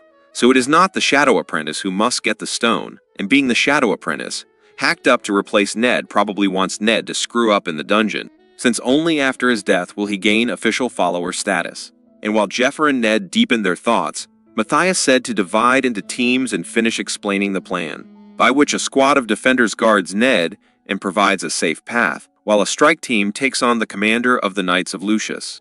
Ned suggests that Jephyr team up with him, for if the shadow apprentice wants him dead, Ned had better keep him close to him to watch his every move. He extends his hand to the hero, saying he hopes they will work together. Jephyr thinks that in a past life, Ned, blinded by vengeance, trusted the wrong man and ended up losing his life.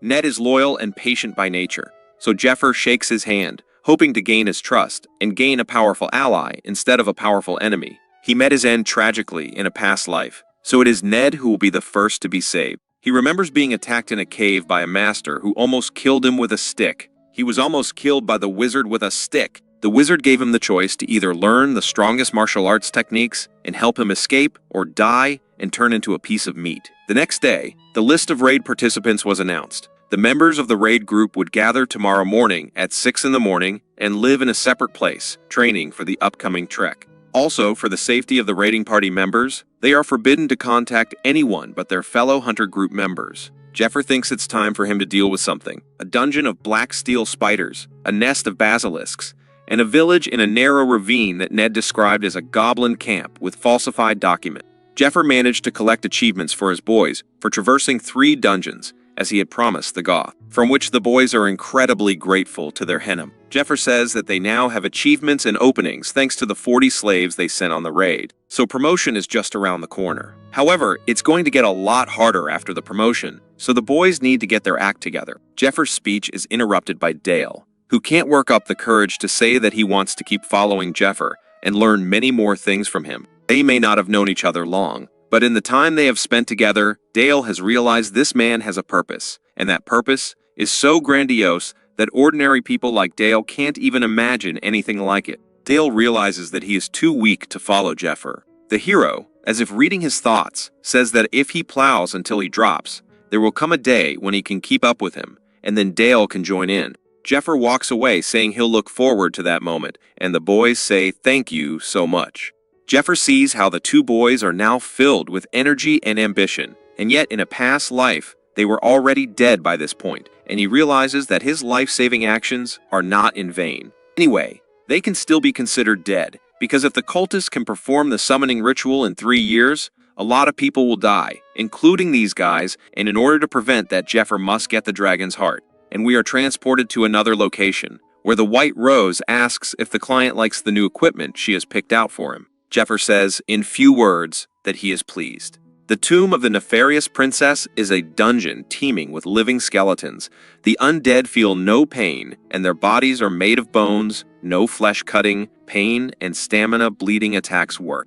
But their skulls are excellent at crushing with blunt weapons. Jephyr notices the excellent quality of the items and takes everything the Rose brought. Among all the variety of weapons, it is the longsword of sunset that the hero takes a closer look at. A relic found by a knight 100 years ago in Zakat's mansion. Anna thinks that even though she has found everything the client asked for, a longsword against skeletons is not the best option.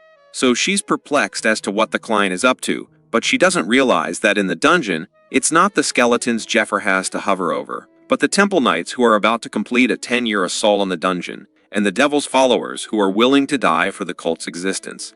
He must eliminate them all and get the dragon's heart. In other words, all the members of the raid are his enemies, and so far, Need doesn't trust Jephyr, even considering that he has told him many things that only those close to him can know, and convincing him won't be that easy, and if he makes a mistake, a fight will ensue that won't end like the last time. It will last until one of them falls. Meanwhile, a lab warlock named Angelina knocks on Jephyr and Rose's door. Jephyr says he has heard of her merits, for she is one of the temple's coolest enchanters. Angeline begins to enchant objects, and the entire room is filled with divine light. Jephyr then receives a pile of enchanted items, even though he has prepared himself to face the members of the raiding party. But he cannot afford to be negligent in preparing his equipment, for the fate of mankind depends on it. That was the end of the preparations, and White Rose pays Angelina back, giving her 3,000 gold pieces, and the enchantress leaves satisfied with her payment. Jephyr observes that 3,000 is too little for an illegal deal, and it seems that the White Rose has worked very hard for this deal. The hero tells Rosa that she almost didn't get a commission for her share, and she did it to grease a client, but of course she doesn't tell him that. Jephyr notes the nun's diligence and thanks her, which makes the White Rose embarrassed. Jephyr tells him what to do, as he has no money. The Rose immediately changes her face, and the hero explains to her that a few coins were given for the basilisk, and that the village with the goblins was a fake, so the money could not be collected. That is why he pays with the poisons, Belial, and Zagan. In Rose's opinion, this is the poison of the Persephone Guild, so when asked by Jephyr if this will do as payment, she replies that it is more than enough. Jephyr warns the Rose to sell it more carefully, but she, out of joy, no longer hears him. Still, she distracts herself from her charms to say goodbye to her client and wish him good luck. The next morning, 40 slaves from the raiding party and the rest of the participants gather for training. Along with the healers and temple knights, there are now about 100 people on the plaza. Among this whole crowd, a minority survived last time and will probably do the same this time. Since everyone is assembled, the group leaders, along with the Temple Knights commander Lucius, decide to begin. The composition of the team was as follows: squad of Knights of the Temple, the official status of priests, combat knights 18, healers 10. The lower formation of the squad of Temple Knights hunters, the status of slaves 20 people, inquisitors of heresy, the official status of priests, combat inquisitors 12, healers 6, and the lower formation of inquisitors, trustees of the inquisitor in the number of 20 people, the total number of 86 people. Each was divided into their roles. The task of the vanguard squad, close combat gust path, reconnaissance, research, and defense of the rear squad. The task of the rear squad, long-range attack, recovery, improvement, magical aid, and so on. All commanded by 4 men. Healer leader Arno, the leader of the rear detachment Rian, vanguard leader Matthias, and of course, the son of God Lucius, leader of the raiding party. Stigmata. The holder of the stigmata is called a son or daughter of God. While the son or daughter of God is alive, they receive the highest authority from God, and after death, they serve God as angels. Lucius received the stigmata at the age of 7. People treat God's children as angels and consider it a great honor to see them live. Jephyr cannot believe that such an important bumpkin came out to the common laborers. At the sight of Lucius, Ned can barely contain his rage, and Jephyr fears he will do something foolish. But the Son of God decides to make predictions that this time they will finally put an end to the 10-year raid and deal with one of the world's 8 ills with their own hands. And Lucius also makes a fiery speech about how it will be the participants who will be forever famous in the temple, and the slaves who will gain their freedom. So they must endure 2 weeks of training and step into the path of honor, and the crowd of ministers cheers at their angel's words. After a while, we are transported to a special training site, the peak of the shouting. Jephyr observes that all this is not done for honor, and all the participants will indeed get the glory and the slaves the freedom. But it is not done out of good intentions. It's just good business. Matthias gives everyone dungeon stones so that the knights get used to the sinister aura that emanates from the tomb of the nefarious princess, and when they enter the dungeon, their morale does not weaken. Jephyr has an internal monologue about how preparations for the raid have been going on for several years, and a lot of resources and energy have been spent on it. So the temple is collecting donations in an intensified mode, and once the dungeon is cleared, roads and cities are built in its place. A large-scale business from which the temple makes a huge profit, including overpriced safe land. The main temple of light of the third parish is Lucius's outpost for the assault on the tomb of the nefarious princess. And those here are the true elite, selected by brutal training. Meanwhile, the priestess sends training golems at the fighters. Most of the priestesses can barely handle them, and one of the golems tries to attack Jephyr, then immediately gets a death kick, and Ned warns the hero not to use the royal tiara flow here, and Jephyr asks if he looks like an idiot. Ned and Jephyr already get along quite well. They attack the huge stone golem in concert. Working as a team, they chop up the walking cobblestone in one blow, as if they have been fighting together since childhood. By evening, the slaves have destroyed 1,500 golems, and that concludes their mission for the day. Arno notes that they keep up the pace well, and compared to the last raid,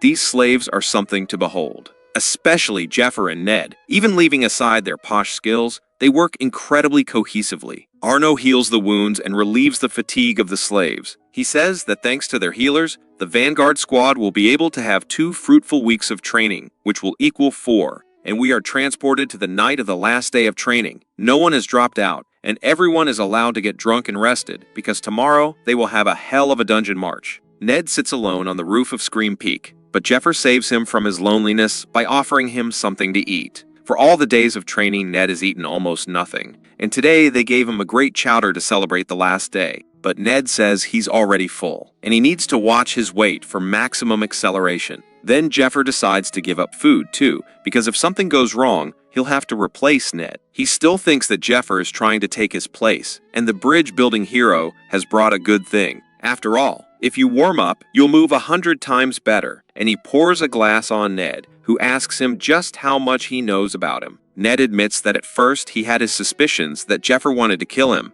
but in the 2 weeks together he realized that the hero has no such intentions. That's why he doesn't get even more into what's going on here. If Jephyr not only knows all of Ned's secrets, but also has the information he needs, he should start blackmailing him. So Ned asks, "What did that phrase mean? When I know I can trust you, then I'll tell you, and what does the hero want?" Jephyr says the question is wrong, for he must ask where and who has the bloody tears in his hands. Jephyr leans over to Ned to tell him where the sword is. The Blood Tears is a relic sword of the Strayer family. Their ancestor got it after destroying a desert demon. The Blood Tears is a relic sword of the Strayer family. Their ancestor got it after destroying a desert demon. The ancestor dedicated the sword to God, who in turn granted him Baron status and ordered him to tend the bloody tears from generation to generation. The father inspiringly tells his son that he will soon inherit both the sword and the honorable mission entrusted by the gods, and therefore he must become an outstanding knight to approach the bloody tears.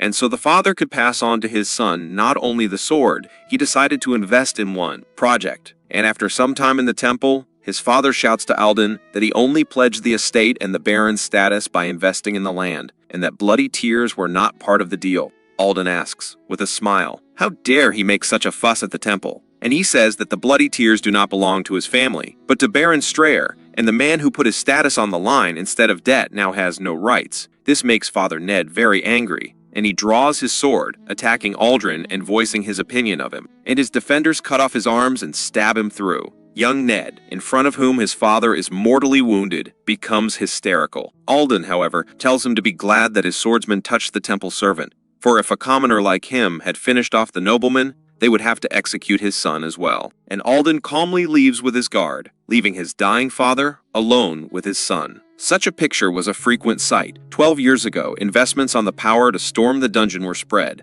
The prices of items soared about the financial goods associated with the dungeon rushed onto the market in waves. At one time, investors were able to make a lot of money from it, but the raid continued to fail. In order to pull off investment scams, a bogus bum guild was created and then many unfavorable factors erupted, from which the financial bubble enveloping the dungeon burst, and everyone but the temple lost their money in an instant. The Temple of Light, which had made a fortune selling items from the dungeon even before the bubble burst, tricked a bunch of investors into saying the situation was safe and selling goods no different than a piece of paper. It was all done for profit. Many of the investors who were duped by Temple from wealthy aristocrats became homeless, and after such a massive scam, Temple did not pay the price in any way. All the while, Ned survived to crush the Temple, and in particular to get revenge on the priest Alden, who murdered and deceived his father.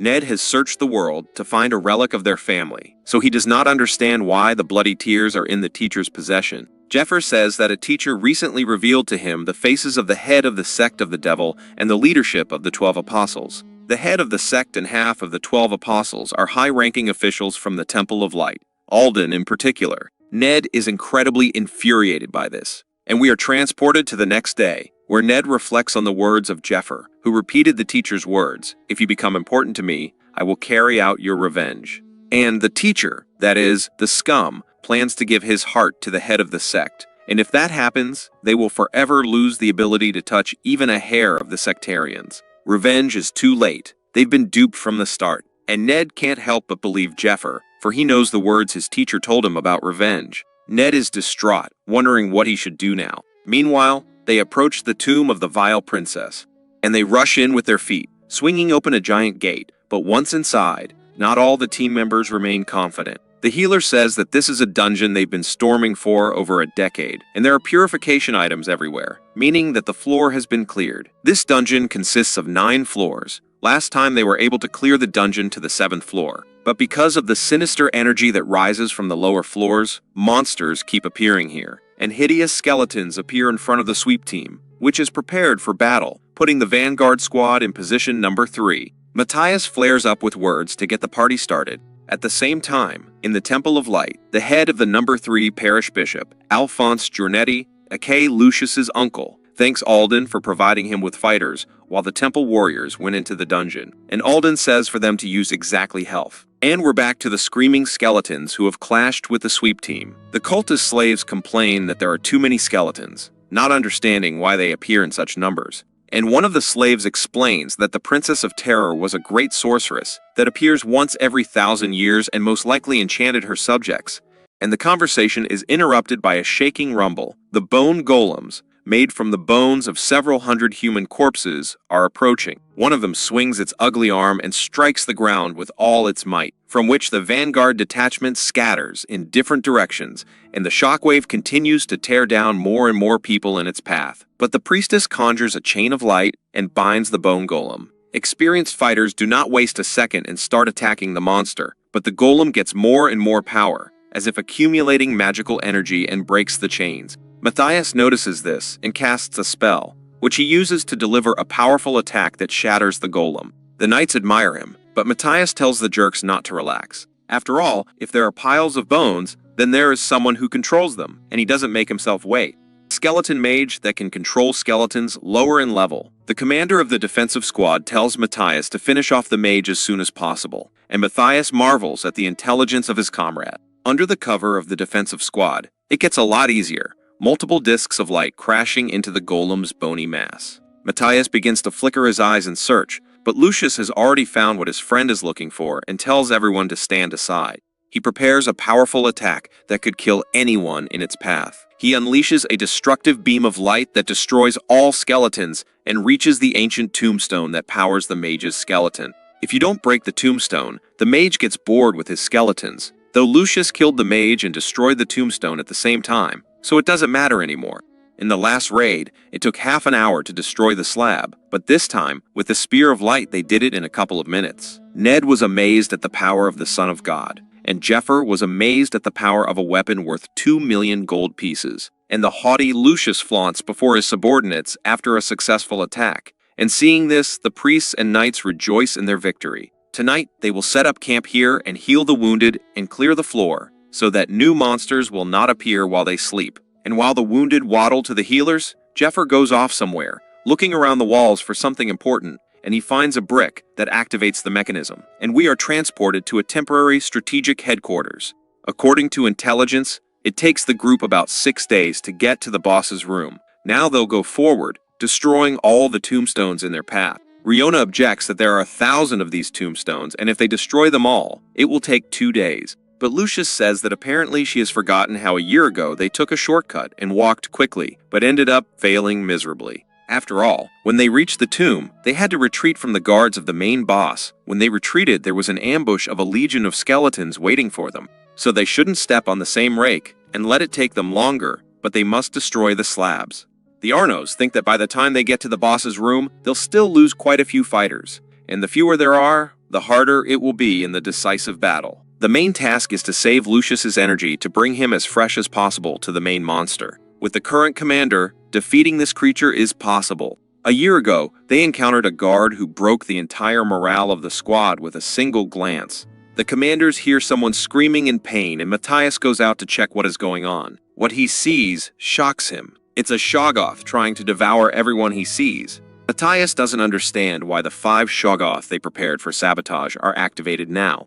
He thinks what kind of idiot did this. And at that moment, all eyes turn to one man, the most suspicious man among the whole group, whose hand activates the mechanism and a lever comes out of the wall. Jephyr asks, "What are they staring at?" And with a sharp movement of his hand, they activate the mechanism. The entire dungeon began to shake, and the floor beneath their feet began to crack and change its structure, and the dungeon began to rearrange itself. The day before the list of participants was announced, Matthias explained that the passage to the boss was protected by a powerful barrier, so unless they killed the guardian, the passage would not open. But once they enter, the gate will close and will not open until the main creature is killed. This is revealed from deciphering the magical runes of the dungeon. One of the slaves asks if the wall can just be broken, but Matthias says that if it could be done, the raid wouldn't have lasted 10 years. The lower you go down, the stronger the defense magic, so you can assume that the main boss wall is indestructible. However, Lucius isn't dumb either, so he's thought of something. He's borrowed St. Pope's Stake of Faith, a legendary item that is an indestructible holy relic. It will jam the doors and prevent it from slamming shut. Even if those doors were created by a great creator, no one can destroy the sacred object. The strike force that is in charge of Lucius will distract attention, and the others will take him as far away from the entrance as possible.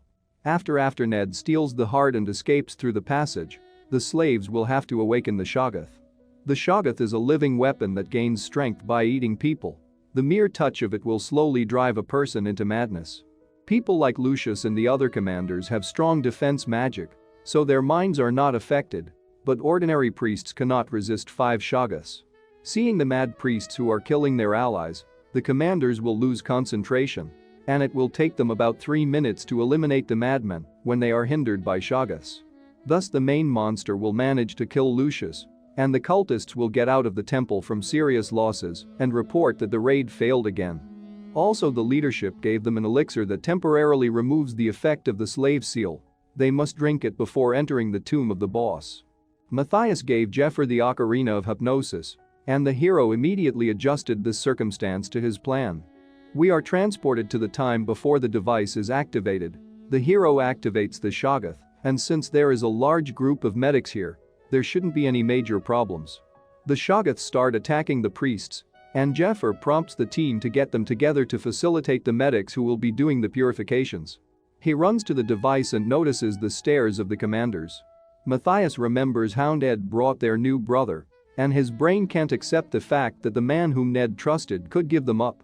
The mechanism that Jephyr activated changes the layout of the dungeon structure by rearranging the piles and supporting structures. Lucius remembers that it was the one Matthias warned him about, the one he wanted to use if the gray-haired slave turned out to be a cultist. Though it doesn't matter with the slave's seal, he can't leave, because Lucius tells him to stop. But Jephyr doesn't care about the blonde man's orders, because before he started his plan, he drank an elixir that temporarily removes the slave seal that Matthias gave him. The betrayal of one of his brothers in the cult makes the heresy inquisitor incredibly angry, and he prepares a powerful attack. But his arm is spiked by Ned, applying the flow acceleration of the royal tiara and his special elastic sword. It's a terrible blade, girding his skin like a whip, ripping it to shreds, and Matthias is shocked at the double betrayal. Ned leaps away. Though he has interrupted Matthias's attack, there is still one more left. Lucius uses his holy spear in a rage and fires a powerful beam of light at Jephyr, who almost catches up to him. But at the very last moment, a slab falls behind the hero, covering him from Lucius's attack. The blonde doesn't understand what just happened, and Jephyr, girded with a strange energy, smiles wryly, because he used the skill Divine Luck. It grants incredible luck for a time, and he can only use it 3 times. The day Jephyr went back in time and looked at the skills, seeing the blessing of the goddess of fortune, the plan immediately matured in his mind. The mechanism that the hero activated moves the entire dungeon, which means that for a short time in that place where there was no path, a road appears, and the protective spell bound to the guard becomes useless. If you're lucky, you might be able to get into the boss's room without having to deal with the guard. And Jephyr is damn lucky now. He uses the acceleration of the flow of the royal tiara, and Ned catches up with the hero. After all, what Jephyr can do, Ned can do. Before the raid, Jephyr had anticipated Ned's thoughts, who wanted to go against a cult's plan to steal the heart himself and escape. But the hero says that if he does that, he's probably finished, and they'll have to take down the princess together to survive. Ned is shocked by such jokes. He stands up and says that he is not going to listen to this nonsense. How the two of them to kill one of the 8 world disasters. But Jephyr says to get Ned to sit back down. He'll tell him an idea, but we won't be shown Jeffyr's plan yet to keep the suspense going. Ned assesses the hero's strategy and says it can be pulled off, but there's a problem. There's a question of trust, and Ned asks what Jephyr meant when he said he'd be finished if he ran away with his heart. After all, once he enters the acceleration stream, no one can stop him. Also, what happens to him if he uses the dragon heart? Jephyr answers that first of all, there is only one way to take possession of the heart. If you do something wrong, you will simply die. Jephyr can't get hold of the power of the heart, but he knows someone who can help with that. Secondly, the person who will be in charge of transporting the heart is Cardinal Alden, who has come to the temple for this purpose, is the same bastard who killed Ned's father. If Ned does not report to the rendezvous point with the heart, Alden's knights will launch a pursuit. The Cardinal's paired knights are some of the best fighters on the entire continent, and the entire cult will hunt Ned down once they find out he stole the heart. The hero asks if Ned is sure of himself, if he's sure he can take them all on without Jeffyr's help. And we are back in the dungeon, where the hero moves at incredible speed to the boss. Ned remembers again how he asked Matthias if he could deliver the heart himself, but the Inquisitor refused, because he can't change the plan of action having already entered the dungeon. Ned says that they might arouse the suspicion of the Temple of Light by the fact that the carrier is conspicuous. To which Matthias replies to him, which it seems his teacher told him that Alden will be delivering the heart, but didn't tell him how. It was the safest way to deliver, so Ned had better get on with his work. This conversation proved on Ned that Jephyr was telling the absolute truth, and his nemesis Alden had been one of the cult's top leaders all along. He was on such close terms with the teacher that he was even recommended for such an important mission. Alden had ruined his life and killed his father, and the other had been deceiving him since he was a child. Jephyr and Ned fly past the golem, and Ned blows it to pieces in a rage. Enraged, he wants to destroy not only the temple, but the devil cult as well. But Jephyr brings his feelings to his senses, saying that if they slow down, the plan will go down the drain. He understands Ned's feelings, but now is not the time for heartfelt ramblings. With 15 seconds to go before the end of Divine Fortune, they're almost at their goal. An ominous aura emanates from the crevice which leads to the final floor.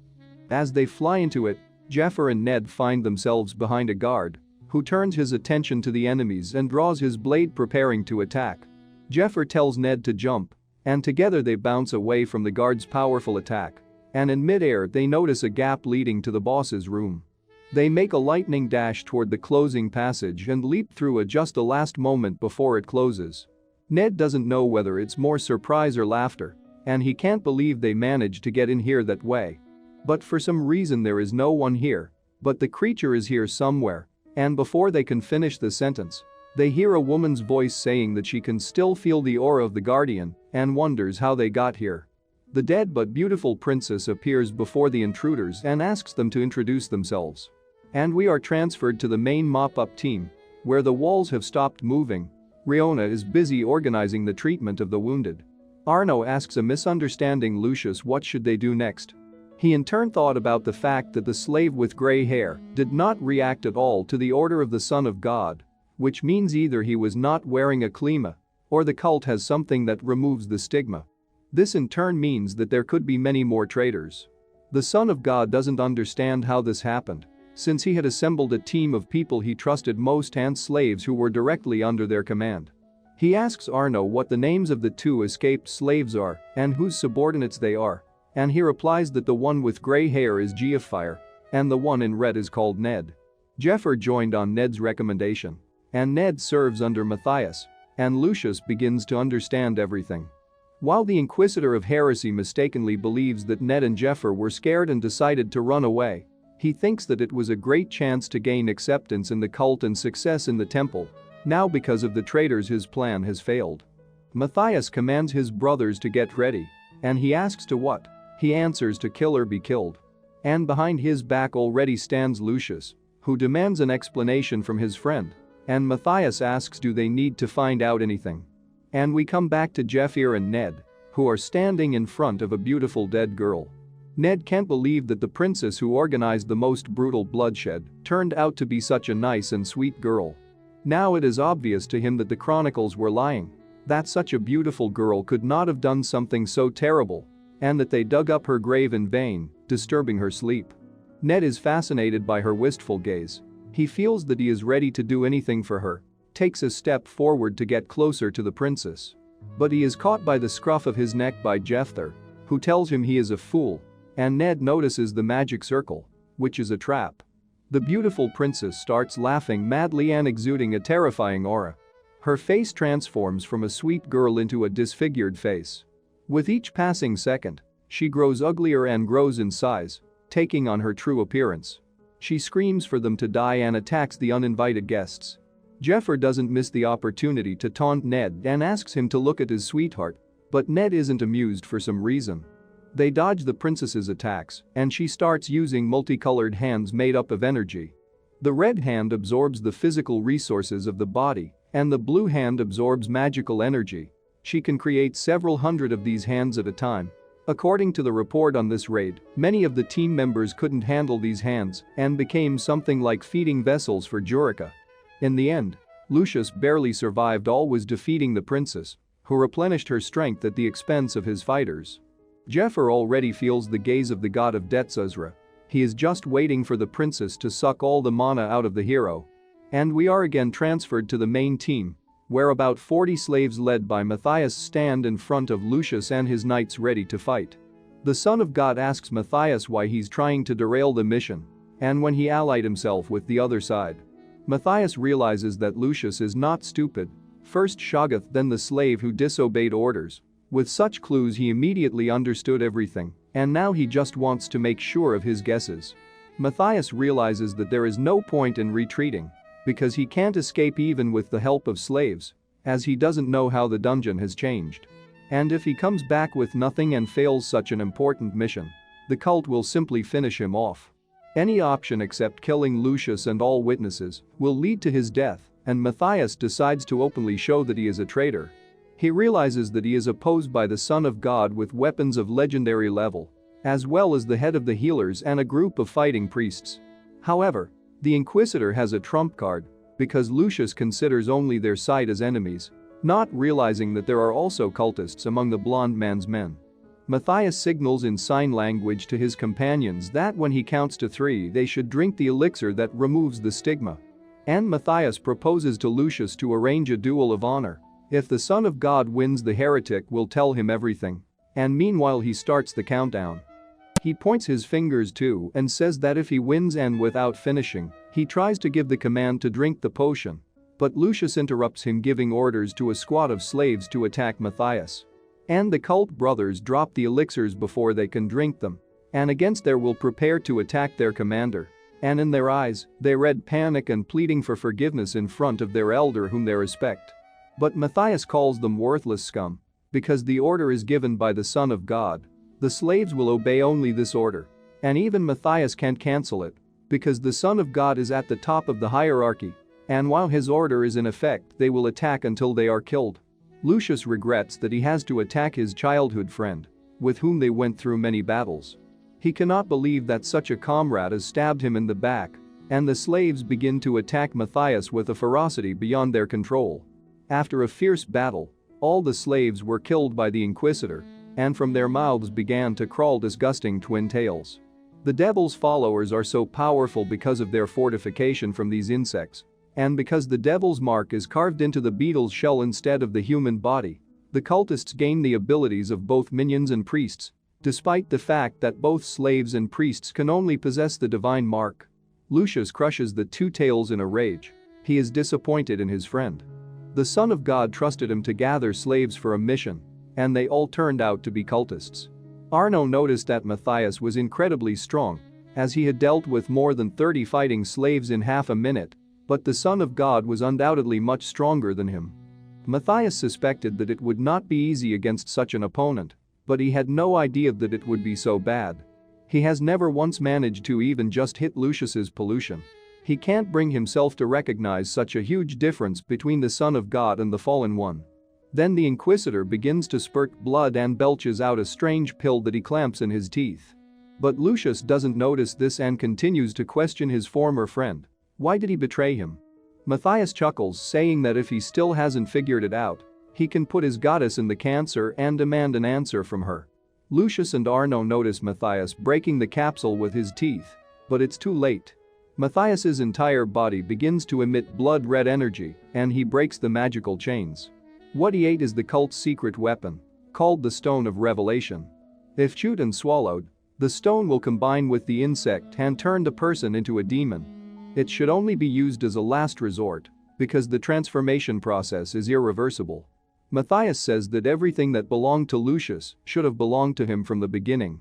If a man is destined to be ruled by a god, he can't resist it, but Matthias has nothing to hold on to human life. Lucius orders everyone to attack. Arno puts enhancements on the priests, increasing their physical strength, stamina and energy by 120%. A rain of magical projectiles rains down on the demon, but he reaches out his hand and holds back the powerful volley without even straining. But suddenly he notices Lucius leaping out to attack him and uses a blow with a legendary spear, the power of which should sizzle Matthias. The tenants cheer. He shafts his commander, but the joy does not last long. They see how the demon has stopped the attack of the Son of God with one hand. Everyone is shocked by what they have seen. The nun thinks that they should help the commander, but what can they do? If even the legendary weapons could not penetrate the demon, their weapons more. And halfway through the sentence, she remembers that Lucius gave her a stake of faith to keep, which he placed in an object with an underspace vault.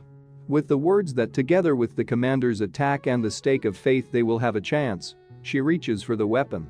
But then she had a micro-stroke as the stake of faith disappeared from her belt. It's pocketed by Ned, who at first couldn't believe that Jephyr had thought of such a thing. And though it's a bit ungentlemanly to steal from a lady, this plan is, to put it mildly, very good. We're transported to the boss room, where Jephyr and Ned are dodging the princess's attacks. And Ned is counting down. And when the count reaches 1, the princess's magical arms dissipate. Ned was sure that it would be just as Jephyr said, and her ability would disappear if she avoided it for 15 seconds. Due to the fact that magic skills use all the brain's capabilities, using powerful spells several times in a row can simply melt your head. But even with excellent equipment, you can easily reach the final limit, so you should not forget about this rule. Meanwhile, the nefarious princess has prepared a new attack, but Jephyr knows her attack pattern and dodges the first blow before jumping onto her tentacles with Ned. They use the acceleration and rush into the attack. A huge hideous hand tries to attack Jephyr from his blind spot, but he pulls out a sunset sword from under the space, which has the powerful striking power of darkness or light, depending on the wielder's mana type. It chops the princess's offshoot into small pieces, and the hideous monster screams in pain, while Jephyr and Ned prepare a powerful joint attack and begin slicing the princess with the sword technique, the light of the royal tiara. Jephyr lands leaving behind him from his wounded opponent, and the princess begins to act strangely. Jephyr and Ned think that this is not the end, because she begins to transform, but the hero has been waiting for this very moment. Jephyr calls out to Ned, who immediately realizes what he has to do, and he soars into the air, towering over the monster. Before the hike, Jephyr explained to him that they will not be able to kill the boss, because if they spend all the techniques on him, he will just go into the second phase and become stronger. Well, during the transformation he will not attack nor move, so he can be caught. Ned opens a jar of subspace, from which a stake of faith flies out and pierces the monster. It reacts to the wicked creature's energy and releases a huge amount of holy energy itself. The creature tries to pull the stake out of itself, but Jephyr cuts off its tentacles. The stake will do most of the damage. They are required to swing their swords and prevent the creature from pulling the stake out of itself. The relic may be of legendary level, but the sacred power contained within it has a limit. Once it is depleted, it will become a mere piece of iron. Lucius, who rented it for a huge pile of money, probably didn't plan to use it as a weapon. But since he didn't spend a penny on the stake, he doesn't care what happens to such an expensive thing. After a while, the stake begins to lose its power and completely stops emitting holy energy, which means that the enemy is already neutralized. The hero is dissatisfied with the fact that because of this stubborn creature they couldn't even take a break. Besides, he spent all the enchanted weapons, although if you take into account with whom they fought, he completely paid off his expenses. Jephyr drinks a mana potion and thinks about how Lucius is doing since Matthias turned into a demon. Though with his support of the goddess of light, he probably won't die so easily. And then Ned notices the surviving part of the vile princess on the floor and wants to kill her. But the hero stops him in time and says that in such a state this thing will not revive. And if it is finished, the door will open and the guardian guarding the boss's room will enter. Jephyr says they have to find the dragon's heart first and throws Ned a healing potion and tells him to drink it just in case. Ned in turn is surprised that the two of them manage to overcome one of the 8 scourges of the world. He of course is not a weakling, but such a miracle is beyond him. All of this is only thanks to Jephyr and his strategy. It's beyond admiration and suspicion, as if he had foreseen it all. And at that moment they are distracted by an unexpected noise. In the gate leading to the room of the boss, trying to break into the guard, who feels that his queen is in danger. With each blow, his sinister mana seeps more and more into the boss room. The mana flows to what is left of the princess, and with tears in her remaining eye, she thanks her faithful knight Georgius. Thanks to his mana, she has the strength to complete the transformation. Ned asks the hero what's going on here, but Jephyr himself doesn't know. In the report of Lucius in the past life there was no such thing. Apparently because of the fact that they, unlike Lucius, did not kill the guard, their future changed. And the princess meanwhile entered the second phase. The holy stake sensed a sinister mana, began to drain the holy energy once more. But the princess, with a flick of her finger, opened a secret passage and threw it down. Without wasting a second, Jephyr and Ned took advantage of her distraction and immediately attacked the creature. Ned doesn't even realize what just happened, but Jephyr has already guessed what the ability is. Matthias' ancient magic, warping space. Ned lands on the floor and activates a magic trap that almost kills him, but he dodges it, and taking advantage of his hesitation, the vile princess attacks him. Her attack flies so fast that even Ned picks up on her speed, but Jephyr saves his comrade by using the silver key and by unleashing the Spider Queen's web, with which he clings to the princess's back. At maximum aggression, Jephyr distracts the creature on himself, and the princess looks back at the hero, who uses the basic energy management skill boosts, and with his powerful arms, Jephyr shoves the creature away from Ned. As a defense, space warping works great, but the distortion also prevents the spellcaster's attacks from getting through, which means that the moment the princess attacks, she's vulnerable and they have a chance to strike back. As the princess flies after the web of the Jephyr, she clings to the floor with her thorny tentacles, and while she's distracted, she's attacked by Ned, who delivers a devastating attack. He can already feel it as they gain the upper hand in the battle, but his joy is in vain, and he is seriously wounded, obliquely across his entire torso. This ability is a black mirror that reflects the damage received, can reflect it, magnifying it to 3 times. It catches Ned and begins to control his energy arms, from which Ned takes tremendous damage and screams in pain. But Jeffyr's crushing fist is already flying to the rescue, and he delivers a quick series of blows to the princess's back and uses the thunder quill. The creature tries to cast a spell, but the hero completes his technique and her sorcery is blocked. This is an Eastern technique of blocking energy paths. By blocking the veins through which mana flows, you weaken your opponent. It cannot be used to deal damage equal to a fist or sword attack, but it makes up for it by interrupting your opponent's spells. The power of her magic flow is incredible. Nothing else is expected from a great mage. If Jephyr didn't have this technique, he wouldn't have a chance to block her magical veins. I can't even believe that the daily fights with Alter have benefited him. The princess tries to increase the distance, but the hero hooks her with his web and pulls her to him with a sharp tug, hitting her chest with a powerful discharge of electricity that does her with noticeable damage. Jephyr pulls out an enchanted rosary from a silver key, each bead of which contains a spell from the Temple of Light, but it is impossible to use the same bead twice. The hero throws 3 beads, which fly straight at Ned, and Jephyr thinks that now his comrade will not die.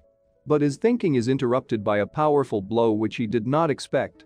The recovered princess sends her offender into flight, and he crashes into the wall. Jephyr is outraged that she has freed herself from the magical block in a second, and he is grabbed by thorny tentacles. The creature prepares a powerful shock spell while holding the hero so that he does not escape. Jephyr has no choice but to simply take this blow with her face, and she blasts the hero with a barrage of magical fire. Somewhere in the Temple of Light, a mug that White Rose dropped shatters. She tries to pick up the shards but cuts her delicate hand. She wondered if her client was okay and if he was using the items she sold him.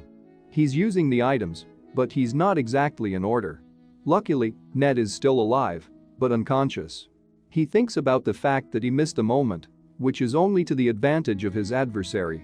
One of the great unsolved problems of the world. Before the rebirth, the hero could finish this thing off with one hand, but now he feels helpless to the bone. He has spent all the items and his weapons are no longer fit for battle. So what does he have left? Privileges from the gods which look like candy, but in reality are useless trash. Iron Wall will kill Jephyr as soon as he runs out of mana. Uzra has definitely decided to clip the hero's balls. Sacred animal egg. What kind of creature it is, it's not known yet. Half of the sacred animals reject humans, so if he opens the egg incorrectly, he'll dig his own grave. Divine luck has no penalty, but Jephyr has already decided where he will use his 2 remaining charges. If he doesn't use them at key moments, the plan will definitely come to an end. Regret and despair after a bad decision is the best appetizer for the gods. Sword of Light. This is a sacred item. Those who are not authorized to use this sword are burned when it is raised, and it cannot be used unless you are a priest, because then the conditions of use become very different. Rebirth resurrects 3 days after the moment of death. After activation, the soul goes into the possession of the god of death. In other words, rebirth and the Sword of Light. These are just traps that will take away his will and force him to follow orders that have nothing to do with the goals of Jephyr. He has something that is useless in battle, or something that cannot be used, and there is nothing left to change the situation. These gifts aren't really gifts, it's all for the gods' amusement. The chains which they put around the hero's neck amuse them. They like to watch as Jephyr evolves in search of a grain of hope. The princess is already preparing to kill the enemy, and if Jephyr is going to die here anyway, he'll do something risky. He draws a symbol that the gods will definitely not like, and a bright flash illuminates the room. The angel Mercedes personally comes down to the hero and asks what's the meaning of this. She demands an explanation as to how the man knows this blasphemous sign. Jephyr is pleased that such a big fish has taken his bait. Evidence of the gods' shameful loss in the distant past is all Jephyr knows of this symbol. The gods once placed a ban on this symbol, so its depiction leads to punishment. The heavenly punishment is instant death to whoever violates the divine ban. Once the hero finishes drawing the sign, he will mentally die. Jephyr does not feel the magical trace of Juridica, which means the angel has put a barrier. This is to his advantage. And while he is plotting her teeth, he will slowly regain his strength. Mercedes repeats himself again and asks how he knows this symbol. But Jephyr asks a counter question. Higher creatures cannot enter the world of lower beings, it is a mundane rule. How then did the angel get here? Mercedes answers that since she sent Jephyr to this world, she is connected to him and can use this connection to appear to him. The angel allows the hero to break the order of answers, but it will not happen again. An already annoyed Mercedes asks again how he knew about the symbol. Jephyr interrupts her with the word money. An angel does not understand what he means. And Jephyr says that if she's so interested how he found out about it, she should splurge. Angel is perplexed by the insolence of the pathetic man and shows him his power, showing him his place. Now Jephyr can't even lift a finger to finish the symbol. Mercedes says to make the hero flatter himself, even considering that the gods like him. He is still not a saint or even an angel, and for drawing this symbol, many gods are already discussing a way how to kill him. Then Jephyr tells the angel to kill him, and she immediately shuts up. The hero points out to her that she won't deal with the problems that will follow his death, and most likely, she doesn't even have the right to kill him. If you think hard about the flip side of the privilege given by the gods, it becomes clear that each of the gods wants something from hero. Some want to watch Jephyr have fun fighting and die in battle. Some want to give him strength and get him in their ranks. Those who want him in their ranks will simply not yield his soul to the god of death, and such a conflict is not beneficial to the two sides. And Mercedes asks what is it that Jephyr needs. The hero asks to give him something more. He won't last long on his current privileges, and it would be more fun if he died right now. He shouts to the gods that if he dies, they will get nothing. What will it be then? Also fun.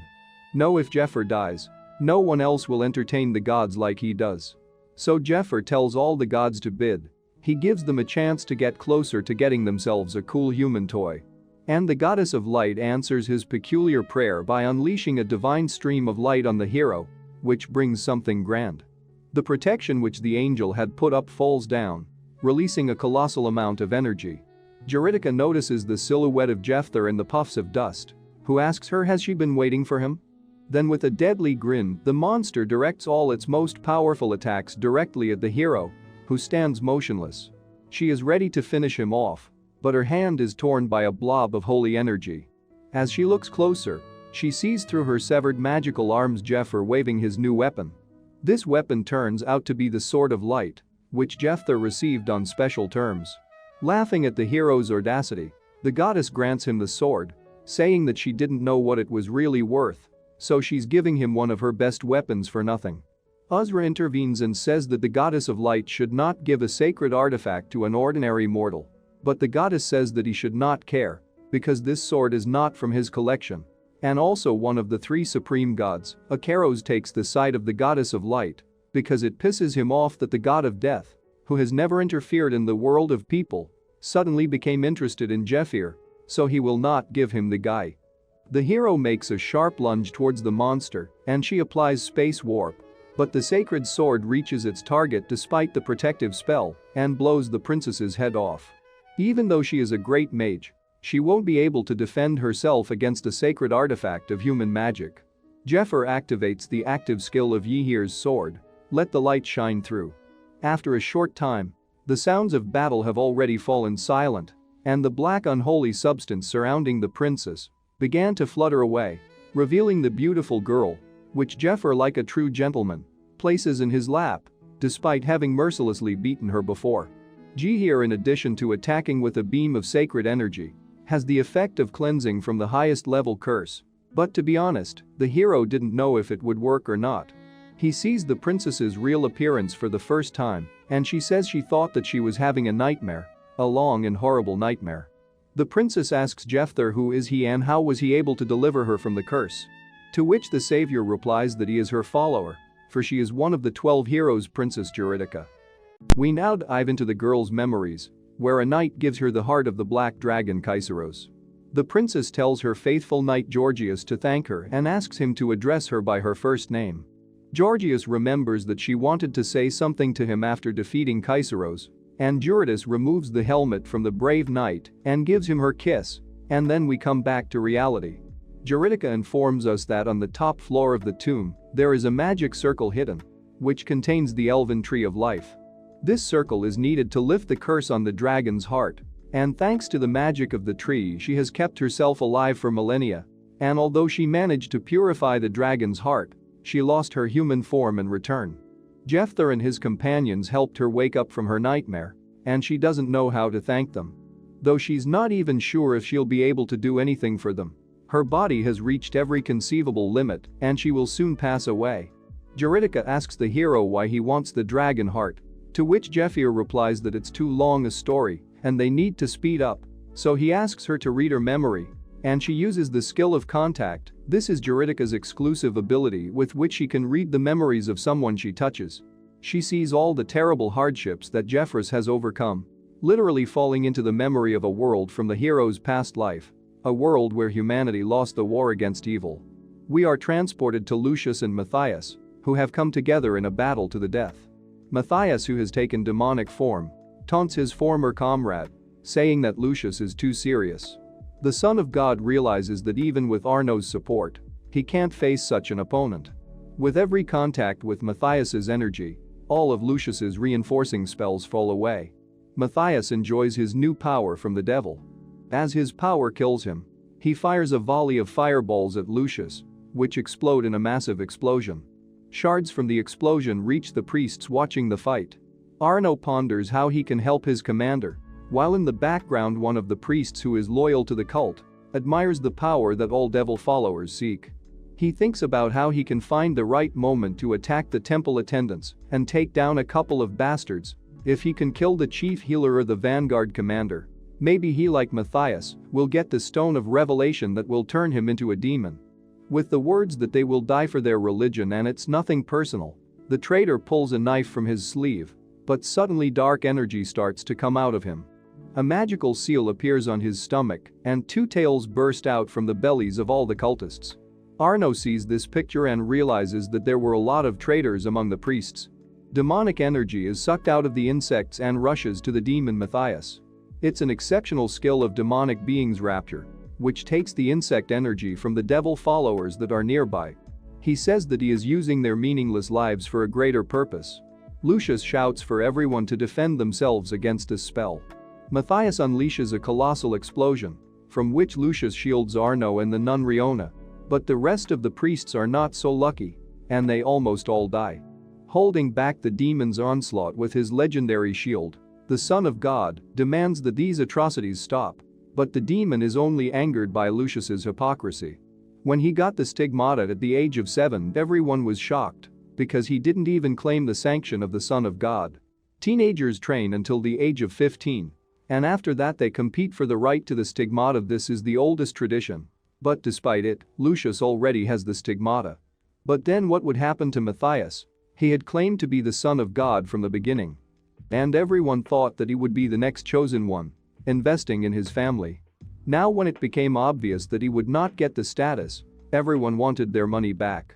According to ancient manuscripts, when the son of a child of God falls to a man who wasn't on the candidate lists, an era of disaster and destruction begins, and so the days of hell return to the temple. Matthias tells Lucius that his father, after his son became a son of God, began to deceive people, selling them the blessing of Lucius, who will save them on the day of judgment. Of course it was a lie. With the help of this money he successfully arranged his position. A lot of people went bankrupt because of his father, and even more simply took their own lives. Lucius's family are the real crooks, but the status of murderers is more suitable for them, because if it's not an atrocity, what is it then? The Temple of Light are even bigger bastards. First they just turned a blind eye to his family's machinations, and then they joined forces. Having done so many horrible things, Lucius's father has not been punished. The demon screams in rage that the real evil is the Temple of Light. And now we're transported to Jephyr, who has finished showing his memories to Jurica. She is quite upset about this future and wonders why people lived like this.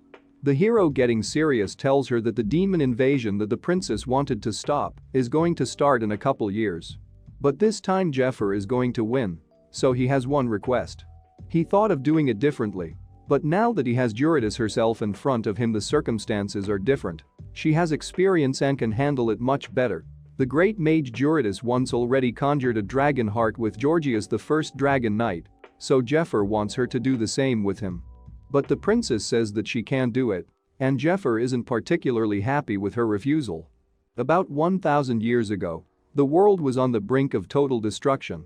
The strongest of the 7 dragons, Kaiseros, had consigned most of the world to fire.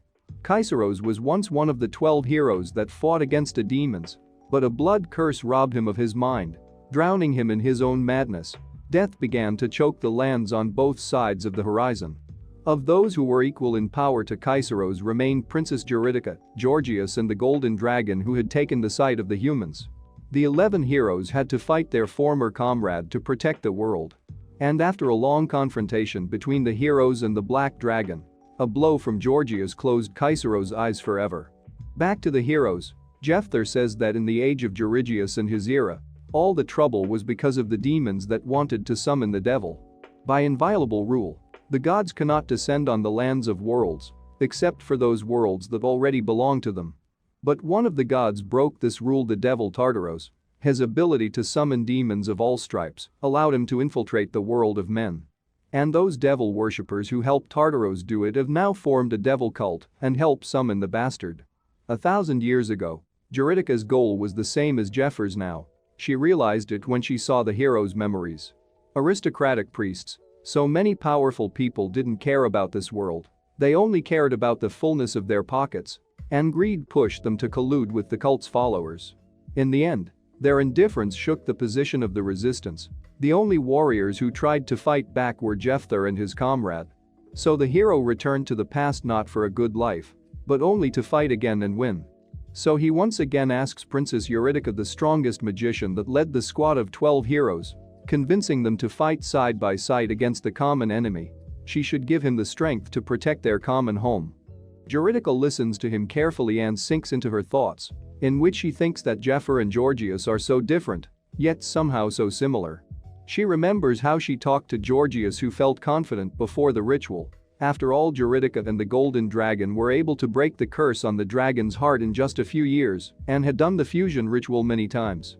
Georgius says that their enemies are very strong, and they now have the power that can protect the light. And he doesn't just want to protect everyone. He dreams of giving Eurydice and his daughter a world without war, so he asks them to believe in him. But during the ritual something went wrong. Tainted energy began to fill the knight's entire body, lifting Georgius writhing in pain into the air. Eurydice tried to do something, but her reaction was not enough, and the skin began to peel off her lover's face. It's the same energy that Kaiseros had a demonic curse, and she thought she had broken it. Someone walks into the room saying her face is exactly what he expected. It's the Golden Dragon who tricked her and only created the illusion that they had broken the curse. It was fun to impersonate his comrades, but he was tasked with a mission, and Eurydice is wrapped in magical chains. This skill is the dragon's tongue, which has silenced her, and now she will forever shut her mouth and not tell the mundane secret they have learned. The dragon says that if they hadn't hunted for the dragon heart, they could have lived out their remaining days in peace. He gives her credit, for her skill is impressive. She performed the ritual perfectly and purified the heart. But now all she has to do is watch as her lover destroys all life with boundless power. And completely consumed by the curse, the monster, who is no longer Georgius, swings his huge sword at his beloved and then attacks her. The princess herself knocked the heart out of Georgius's chest, and a whole millennium has passed since then. And along with the cleansing of the curse, she has been waiting for a hero to whom she can transfer the dragon's power. She realizes that Jephyr is worthy of her heart, but his body is not ready, and after the ritual he will either be torn to pieces or paralyzed forever. The hero realizes this. He's used all the methods of rapid growth. There's no way to strengthen himself with poison anymore, and if he doesn't take a break for a few months, his energy flows may become confused. But there's still a chance of success. Eurydice assumed that he wanted to use divine luck. If there was even the slightest chance of success, with the support of the goddess of fortune, that chance would become absolute. However, he miscalculated and divine luck will be needed more than once. The hero does not understand what she means. Eurydice tries to say important information, but her throat is enveloped by a magical chain that begins to choke her. Jephyr doesn't even know how to help her. Despite the fact that 1,000 years have passed, she is still held by a dragon's tongue cast by a golden dragon. But even though the spell prevents her from speaking, she can still pass on knowledge. The moment he needs luck will have to choose between his dearest person and someone else, and this phrase seems to freeze the hero. Juridica tells Jephyr to take all her artifacts and become stronger, and she'll lead him out of here, bypassing the priests. But if he needs a heart in his chest right now, he'll have to kill all 4 dragons within a year, and she asks him can he do it? Jephyr retorts by asking if he's weak in her opinion. 1 year to kill 4 scaly ones is more than enough. He promises to show her the world he and Georgius wanted to raise their daughter in 6 months will be enough for him, so she can assign the mission to him. Juridica finally realizes that Jephyr is not just a hero, he is the one who will save the world. She's sorry that she's entrusting a mission she couldn't accomplish herself to someone else. She opens a cache from which a dragon heart flies out, straight into the hands of Juridica. Jephyr finally sees what he came for, and Juridica sees the determination of a worthy hero. She begins the ritual, bringing the heart to Jephyr's chest, and the favorite of fortune activates the divine luck skill, and the heart begins to sink into his chest. After a couple of moments the hero finds himself in pitch darkness. He is inside his mind. He has felt a similar feeling before. Besides Jephyr there is someone else here. Behind the hero a huge eye opens. A sharp attack catches Jephyr by surprise, and a giant clawed paw wraps around his entire body. The dragon is extremely unhappy that his power has been taken by a pitiful human. Jephyr is amazed that Kaisero's mind, which remains in the dragon's heart, leaves such a powerful sense of presence. It seems as if the hero's soul is being forced out of his body, and he can't even believe that it's the thoughts of a creature who died 1,000 years ago. The dragon notices that Jephyr smells of the gods. If these splinters have sent their puppet to him again. With the words that he will not pass his power to such a one as Jephyr, the dragon slams his huge maw eating the hero. And we are transferred to Lucius and his squad. Matthias takes turns killing the rest of the team. In the end, not counting Lucius, only Arno and Riona are left, who were grabbed by the demon by the throat. We are not shown their deaths, and now only the Son of God is left, who is hit by a volley of fireballs. Lucius, covering himself with a shield, says that the same attacks won't work on him and launches a powerful attack at the demon. But Matthias gets behind the blonde's back and says he's too slow and launches an attack with his clawed paw right at Lucius's back. It does some damage to him. It seems he's completely exhausted. His speed is stunted and his reactions are dulled. The Son of God thinks about the fact that Matthias is using more and more demonic powers, and his regeneration abilities are unimaginable. They have both taken hits, but only the blonde is feeling the effects. And while Lucius was pondering, Matthias prescribed an uppercut to his jaw. Lucius recovered quickly and counterattacked the bastard. But the demon grabbed his weapon. Now the Son of God is trapped, and Matthias is preparing a powerful fire attack. An incredible blast strikes the blonde man, but he withstands the attack, and then Matthias snatches up the legendary spear and sends his enemy flying. Having hit the wall, Lucius has a second window for respite. He thinks that there is no Arno or Riona left, so there is no way out. There is only a way to use it. However, using his trump card, he will put himself in mortal danger. Meanwhile, the demon prepares a powerful fire spell again. His paw is filled with a fireball. And just before the final attack, something flies through the ball and scatters it. What dispelled the attack turns out to be a sacred energy quill. A bunch of these feathers are hovering next to Lucius, and behind his back is the very real angel. It's Lucius from the future who has become an angel, and he asks the past version of himself how much he's willing to sacrifice. This time the blonde decides to sacrifice 1 month of his life, but the angel says that a month is not enough to win, and so he will take 6 months. A bright flash of sacred energy overflows Lucius's body, endowing him with incredible power. Matthias doesn't understand why he was scared. He can't even believe what he sees. But he still doesn't have time to accept reality, and his chest is pierced through. Lucius turns the demon's body into a sieve using the power he traded for 6 months of his life. A half-dead Matthias calls his former friend a scum for hiding such an ability for decades. This skill is called a glimmer of honor. The Son of God takes a part of the power of an angel, which will become in the future, and in return gives a part of his life, and only the Pope and Cardinal know about it. It is because of this skill God's children live about 30 years. They try to use it as little as possible to live a full life. But sooner or later they still face an enemy, because of which they have to use this skill, and the church now and then sends them on incredibly dangerous missions. Son of God's son is cruel. You're just a buffoon dancing to the tune of the temple.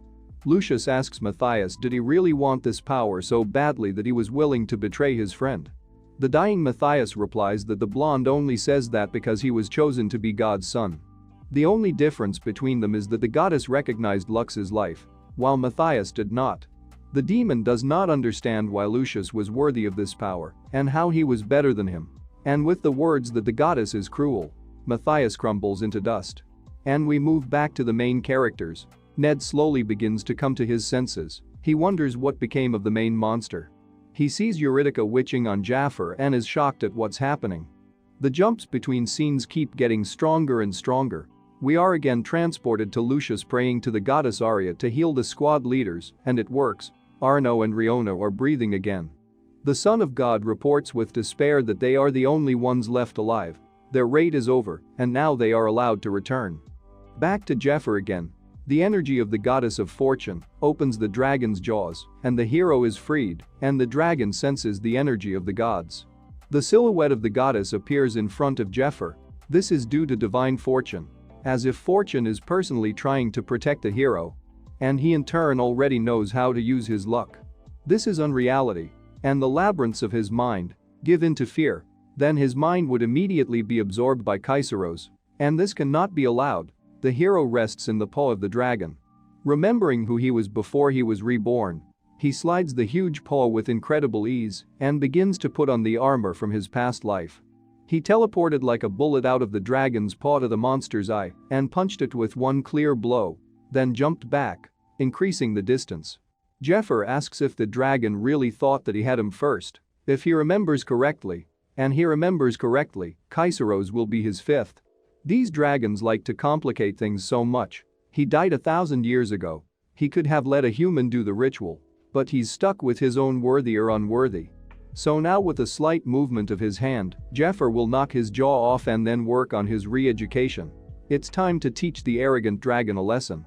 Tartaros is excited by such an interesting opponent, and they engage in an incredible fight that we're not shown. Instead, we look at poor Ned, who is glaring at Eurydica. He notices what's up. Jephyr is unconscious, and Eurydica is so busy doing something with the passed out hero that he doesn't even pay attention to a waking Ned. He gets up and thinks this is a good chance to attack, but a sharp pain runs through his entire body. The mana freeze that comes when all the mana runs out and causes wild pain all over his body came at the worst possible time, but it's an opportunity not to be missed. Eurydica doesn't even turn Ned around, telling him that he can't get up right now and needs to rest. She sends out a stream of mana that envelops him, and suddenly Ned begins to vomit.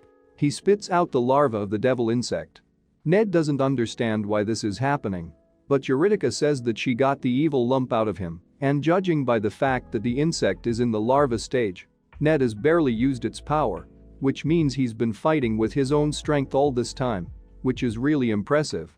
Whether it's just a larva, but his body has managed to get a little damage to his internal organs. Eurydica has shared mana with him, and so after a good night's sleep he will recover. And Ned shuts down without understanding why Eurydica herself is helping him. And we are again transferred to Lucius and company. They are trying to understand where they are after the reorganization of the dungeon. They will have to look for the exit again, because the plan of the catacombs has changed completely. Since the last battle it's been a couple of days, and they are still not close to the exit. Arno asks the Son of God what the orders will be, and he replies that they need to find the stake of faith. Arno argues that there are too few of them and it's too dangerous. Maybe they should look for the exit, but Lucius refuses, because that's the only way they'll have a chance to get out. So they rush off in search of two slaves who, although they were in open combat with Matthias, still attacked him. Most likely they are members of different units of the cult, which are feuding with each other, and they counted that Matthias and Lucius will kill each other. At least it sounds logical. If the Son of God dies, then all the money invested by the temple will go down the drain. Since a whole decade of raids failed, then the dungeon will definitely decide to sell the dungeon to 2 slaves. Although the devil faction thinks much bigger, they were interested in this tomb from the very beginning to get the dragon's heart. When the cult buys back this dungeon, these 2 will go back with the stake of faith and quietly sweep the dungeons with a better trained squad. If this is indeed the case, they should have an escape route. While Lucius was pondering, 2 chopping blows flew at him from behind, which he blocked with great difficulty, protecting Arno and Riona in the process. The 2 don't understand how the slaves got through the guard without killing him, and the guard lets out an enraged scream as he delivers a powerful blow to the son of a god, knocking the legendary shield from his hands.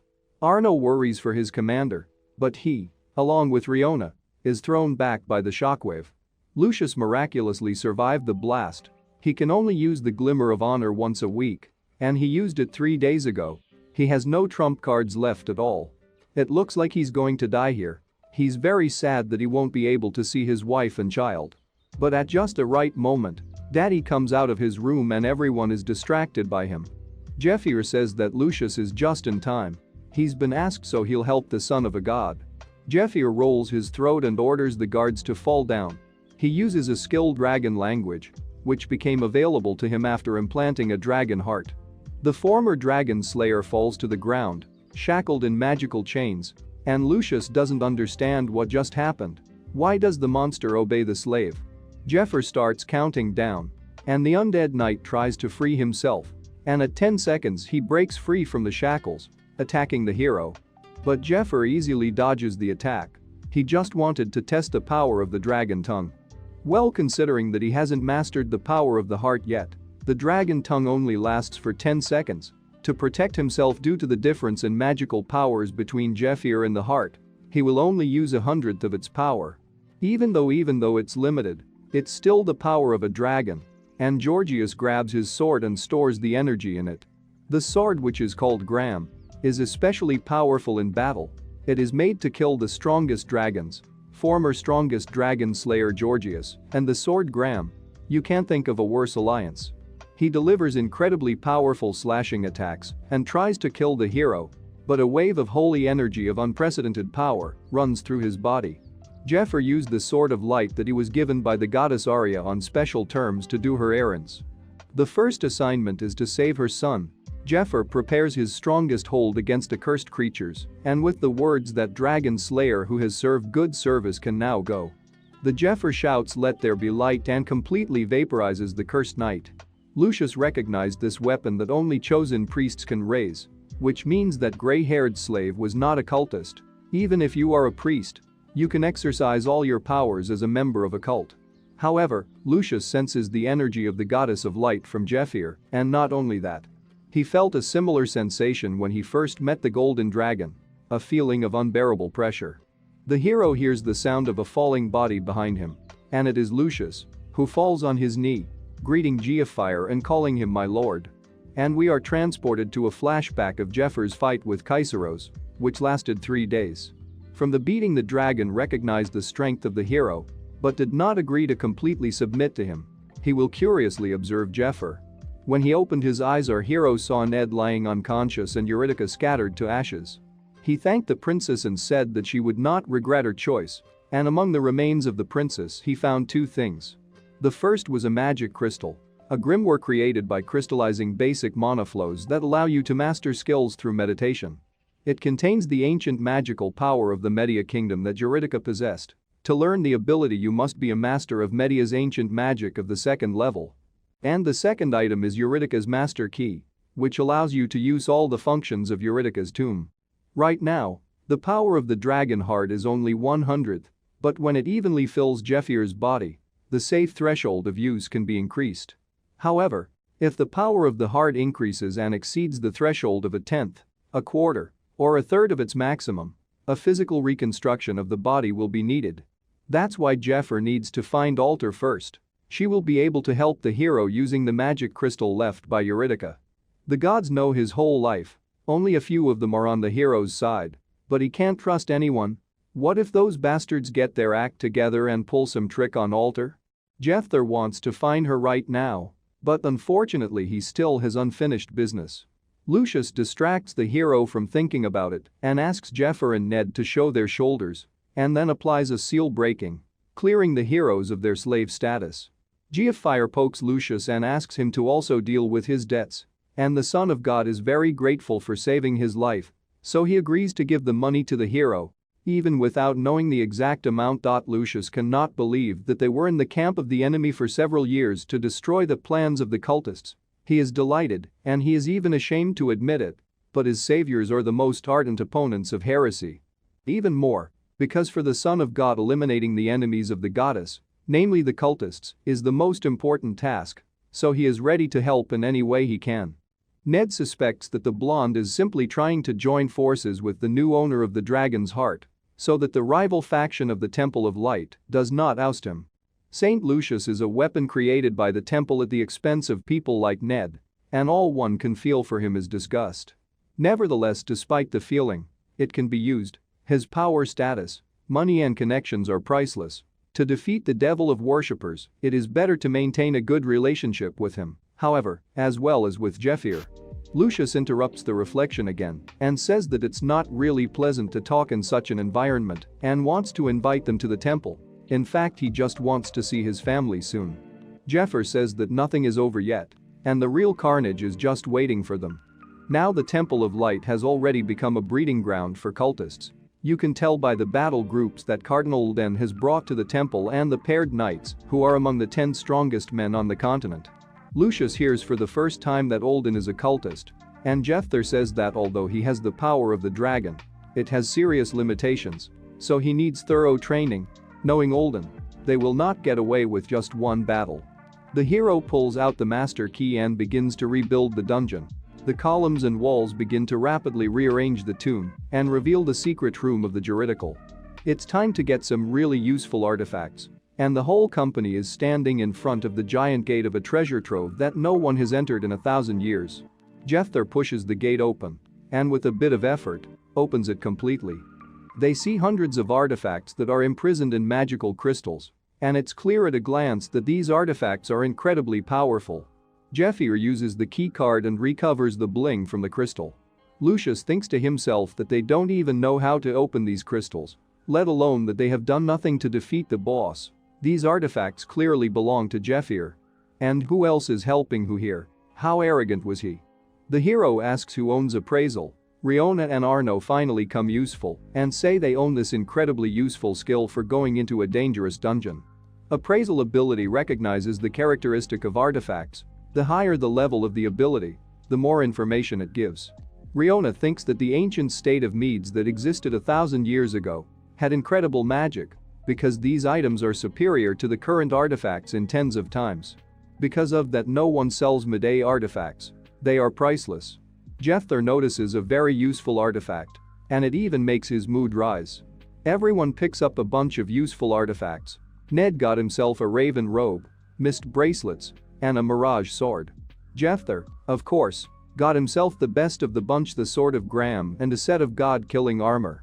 Lucius goes back to talking about the battle with Alden. Not that he doubts Jeffyr's words, but they have no way of recognizing a cultist in the temple. They're only detected when they use cult abilities or during interrogation. But if the suspect denies everything, their hands will be tied. Ned says that there is another way. If you kill a cultist, a devil insect will come out of his mouth. Son of God says that whichever way they use, the problem is Alden's lineage and status. His family has serious influence. After his father, he took over as head of the 4th parish, and now when he was appointed cardinal, he has taken over the central parish as well. Moreover, he also has good relations with Lucius's family. Because of his neutrality, he has no enemies. So you can't arrest or kill such a man without proof.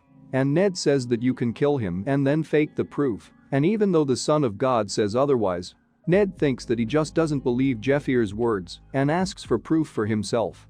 But the hero, with his trademark snide smile, says that the proof is just there, and he pulls out the very artifact that lifted his spirits. And we're transported to another place, where some sort of rite of passage to subdue the will is being performed. Lucius's uncle tells Alden that he's feeling fine, but you can't tell by the look of him. Alden says that it would have been much better if Bishop Alphonse had listened to him right away. Lucius's wife wonders why Alden is doing this, and Alden pays attention to her. He tells her about the insects in the bellies of the devil's followers. They allow you to use demonic power, and the more you use it, the faster the insect grows, and when the growth stops, it grants special abilities. Saying that, Alden sticks a few fingers in his mouth and pulls out a hideous maggot. The ability of his insect is called a hive beetle. The beetle has evolved into a womb and produces larvae. If you feed such a larva to a human, you can control them. In fact, that's what he did to Bishop. Alden leans over the mother and child and asks if she understands why he is saying this, and asks her to convince her husband Lucius of something. She asks what she needs to convince her husband of, and the baby starts to cry from the tension. Alden approaches the baby and asks his name, and his name is Marius. The cardinal asks Marius with a disgusted smile if he likes bugs and wants to feed him his grub, which almost crawls into the infant's mouth. But the mother grabs the bastard's hand and wrestles the creepy insect away from her child. As she takes a closer look at his arm, she notices that his body is made up of disgusting maggots. Alden, this makes her incredibly furious, and God only knows what he will do to the family of God's son. If only he hadn't been interrupted at that moment by a priest who says that they're in trouble because Lucius is standing outside. The bastard looks out the window, thinking that the raid must still be in full swing. He sees Lucius along with Riona and Arno, trashing almost all of his men, and a furious Lucius says that they haven't seen each other in a while.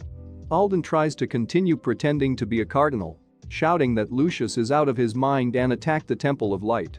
Lucius remembers that the elixir that Jephyr gave him is the Eye of Truth, and thanks to which Lucius can see all the cult members have insects in their stomachs, is some sort of X-ray potion. Lucius yells at Alden that he's arresting him on suspicion of being a member of the devil cult. Deceiving the Temple of Light is a grave sin, and the bastard will have to atone for it. Alden is furious that Lucius is an arrogant son of a bitch, and from the look on his face, he has some kind of plan to back out. Lucius gets into a cool stance and says he's arresting Alden on suspicion of involvement in cult affairs. The human face doesn't understand why the Son of God is already here. The leader predicted that Lucius would survive the raid, but he couldn't have cleared the dungeon so quickly, which means Matthias was defeated and exposed before the boss fight. If the Son of God is making accusations, that means Matthias gave Alden away before he died. But it doesn't matter. As soon as Lucius crossed the threshold of the temple, he was trapped. The uncle of the Son of God comes out to his nephew and says that you can't accuse such high-ranking people without consequences. But Lucius and company see in Bishop Alphonse's body a larva of the Alden that Jephyr told them about, which means he's already under the bastard's control. Washed-up Alphonse starts to accuse his nephew of slander, but Lucius interrupts him and, throwing the letters on the floor, says that there is proof. The facial man immediately realizes what that proof is, apparently realized by the fluted seal on the sealing wax sealing the letter. We use the power of flashback and find out what Jephyr said, not to reveal yet that they have an eye of truth that can illuminate the cultists, so they need other, equally strong evidence. The Shrine of Juridica is a huge underground labyrinth whose branches reach all the way down to the bottom of the main temple of the Third Ward. Therefore, if you dig a manhole in the right place, you can end up anywhere in the Third Ward. Even in the secret cultist hideout used for the meeting, that's where they found these clues. These are the letters Alden exchanged with Matthias. Everything is in there, both the plans to steal the dragon heart and the eulogies dedicated to the devil. After reading them, the letters were ordered to be burned, but apparently Matthias saved them in case Alden betrayed him. That's how cult brothers trust each other. The cardinal starts laughing hysterically. He thinks that Matthias just felt indebted to the Son of God, and that's why he leaked him all the information. Soon the laughter changes to a completely different emotion, and he says that he is one of the cult's leadership, specifically the 11th hierarch of the devil worshippers. But what does this confession give Lucius? Still, he can't lay a finger on Alden, because this bastard has taken the wife of God's son hostage. Lucius is very much worried about his beloved, and she looks at him with tears in her eyes, hoping that he will protect her. Alden presents a knife to her throat and says that Lucius won't have time to do anything to stop him.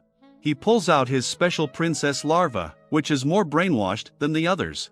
Now he gives the face a choice of who to feed it to, lover or child, or he'd rather eat it himself. The freak starts the countdown, and Lucius screams in desperation that he will eat the maggot himself, just so long as he doesn't touch his wife and son. But Alden wasn't about to keep his word, and with the hideous grin of a true rat, he stuffs the maggot into the mouth of God's son's wife, but suddenly Ned leaks from his back. The paired knight can't understand how he ended up here. The whole floor was checked by magic. There couldn't be anyone here. And this is all thanks to the bracelets of mist giving stealth. Wearing a pair of these, to detect the owner, will only be able to charms equal to the legendary level. Ned makes an incision and slices the ugly bugger practically in half. The red-headed beauty grabs Lucius' wife and tells her to hold on tight. But one of the paired knights has already sprung into action, and they begin exchanging lightning-fast blows. Ned gets hit by the Golden Knight for the first time. He is incredibly powerful, as the paired knights are some of the 10 strongest warriors on the continent. But their fight is interrupted by an enraged Lucius, who takes advantage of the second window and attacks Alden. The Golden Knight noticed this and covered his master from the attack with his legendary spear, albeit with difficulty, but he managed to save Alden's life. And Ned, with an aggressive beauty in his arms, attacks the second knight. With words that he doesn't have time for him to, he smashes his jaw with a clear uppercut, and the Silver Knight didn't even have time to realize anything. With a sharp jerk, Ned activates the flow of the royal tiara and leaps away. Meanwhile, Alden's hideous body, made up of maggots, begins to regenerate. He thought that the apprentice of the man from the east died by Lucius' hand or simply escaped. If Lucius discovered the cultists before entering the boss's room, it's an obvious outcome for Ned. However, why is he here? Did the man from the east deceive the cardinal, pretend to help, and just wanted to depose him? Since Alden has lost his hostages, it's getting too dangerous here if Lucius decides to use a glimmer of honor. So he leaves everything to his loyal mutt, the Golden Knight Castor. And he says with a smirk, trust him to do it, and walks away abruptly towards Lucius, who glares at him. Then he leisurely approaches him, drawing his sword. Lucius chides the knight, saying he thought he'd be fighting 2 of them at once, for he's heard they're always together, like a couple in love. But the cocky Castor says that his one will be enough. He is the 20th in the cult hierarchy, Castor Hugo, about to teach the Son of God a lesson, and Lucius accepts the insolent upstart's challenge. But we are transported to the entrance of the temple, where Alden's men do not let in and deceive the faithful, saying that now the knights have a training session. And the fight between Lucius and Castor is noticed even in the slave mine. A group of miners cannot understand what is going on there. White Rose also noticed the commotion in the temple. She remembers that as soon as she said goodbye to Jephyr, the hero immediately warned her to stay away from the main building, because there will come a big shot and all there will sweep. She had a bad feeling and she tried to stay in the slave zone. But did the client knew everything in advance? And she thinks, what's going on there?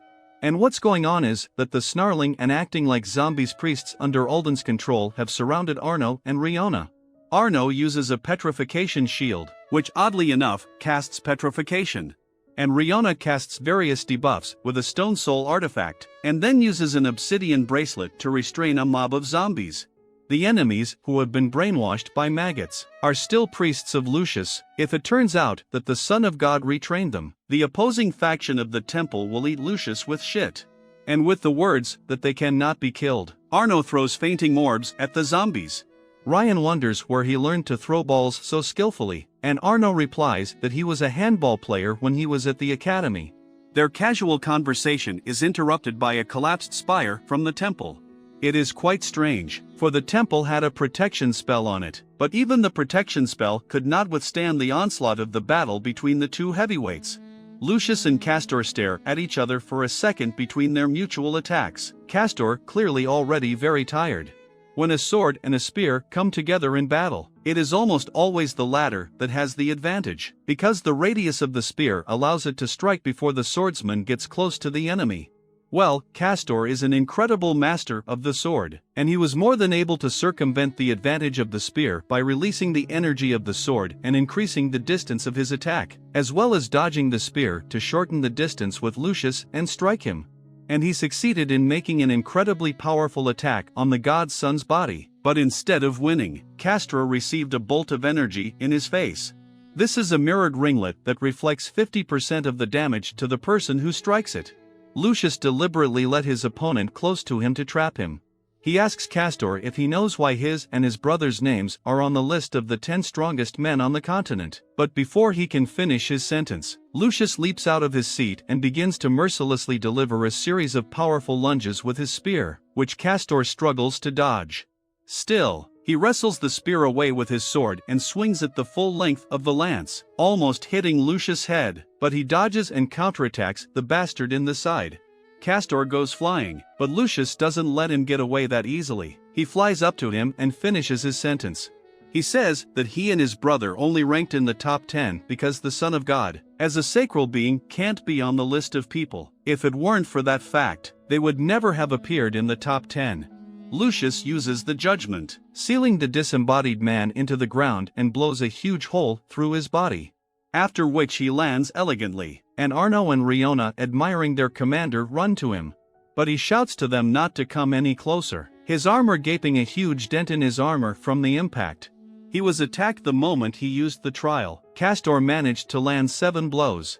The Golden Knight, on the other hand, begins to heal himself and the hole in his body fills with disgusting maggots.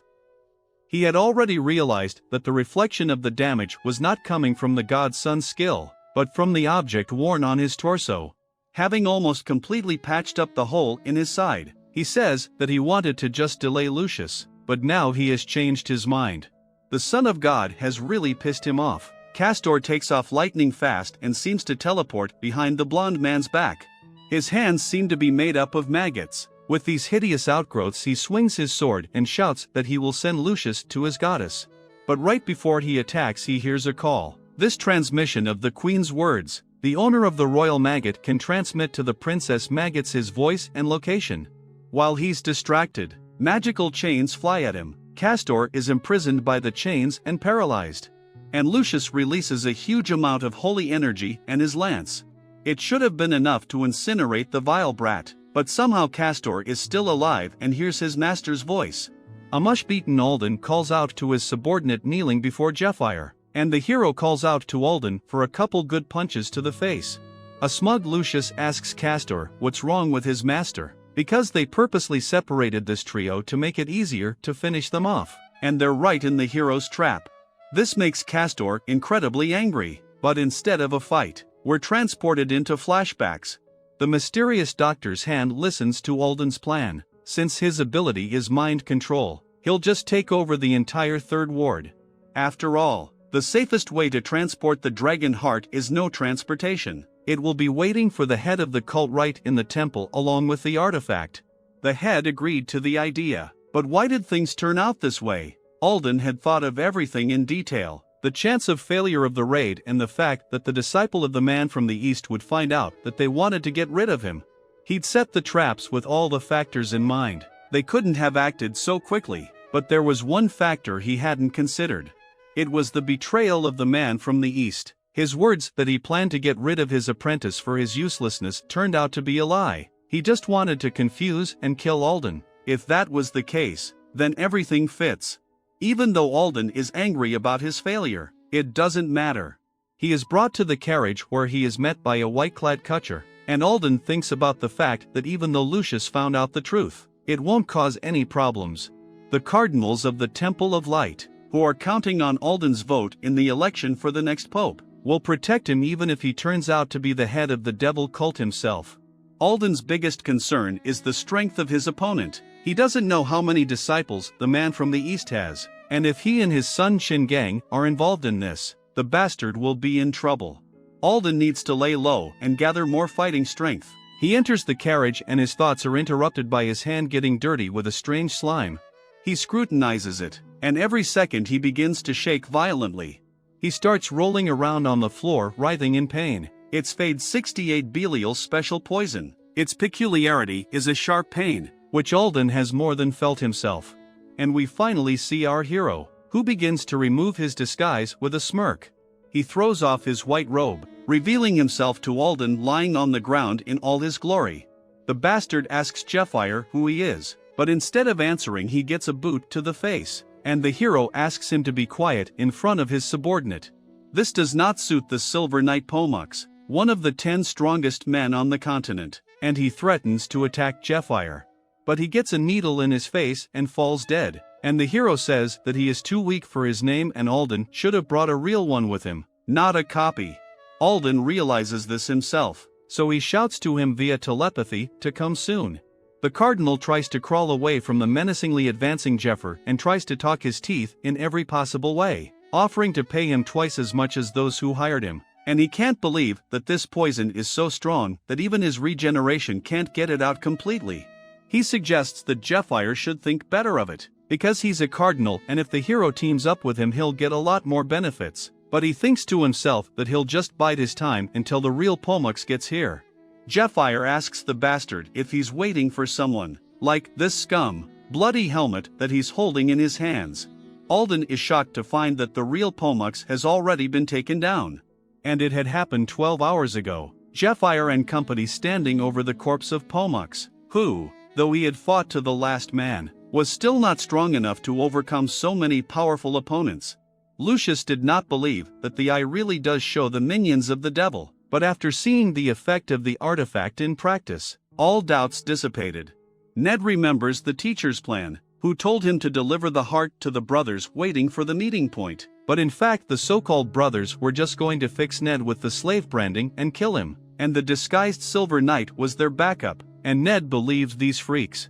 In a past life, Ned had miraculously managed to escape the Silver Knight after a long wander with a dragon heart he couldn't absorb. His older martial arts brother stole the heart and threw an exhausted Ned into a cave where he met Jephyr, and Lucius was a walking terror after taking control of the maggot. But after his death, his wife, who had seen what he had become, still mourned him. After the death of her child and loved one, she had no reason to live, so she asked to just kill her. The hero remembers all of Alden's atrocities, so he uses all of his power to kill him right here and now. A huge energy blast erupts from Jephyr's blow, and all that is left under the hero's sword is a small handful of ash, even too small. If he had burned to the ground, the ash would have left much more, and in a moment of reflection a blow from the back flies at Jephyr, which he successfully deflects. But the blow is so strong that the hero is pushed back a few meters and, in full alertness, Jephyr sees a hideous creature in front of him. It is Alden that took his true form. He says that he trusted the battle knights not because he is weak. In truth, he is even stronger than them. But he didn't fight himself because he didn't want to show anyone his true form. Well, looking at him, it's not surprising. Jephyr thought that in such a state he must have already neutralized Belial's poison. It's been 5 years since Alden took the Stone of Revelation and became a demon, during which time he has acquired the skill of disguise, thanks to which he successfully pretended to be a human, and he also gained a stable demonic power. Of those who have seen the bastard in this form, no one has ever survived, and he is very surprised that the hero managed to get him to use the metamorphosis, but it was a mistake. The demon strikes a crushing blow on the ground, from which huge cracks spread out in a radius of several kilometers, and this noise hears and Ned, who saved Lucius's wife and child. He tells them to hide in the cave and not come out until he gives them a sign. And he also gives her the bracelets that have the strongest stealth spell on them, and the mother asks Ned how will he be without such a useful artifact. Well, the red-headed pretty boy won't be needing it anymore, and he makes a lightning leap.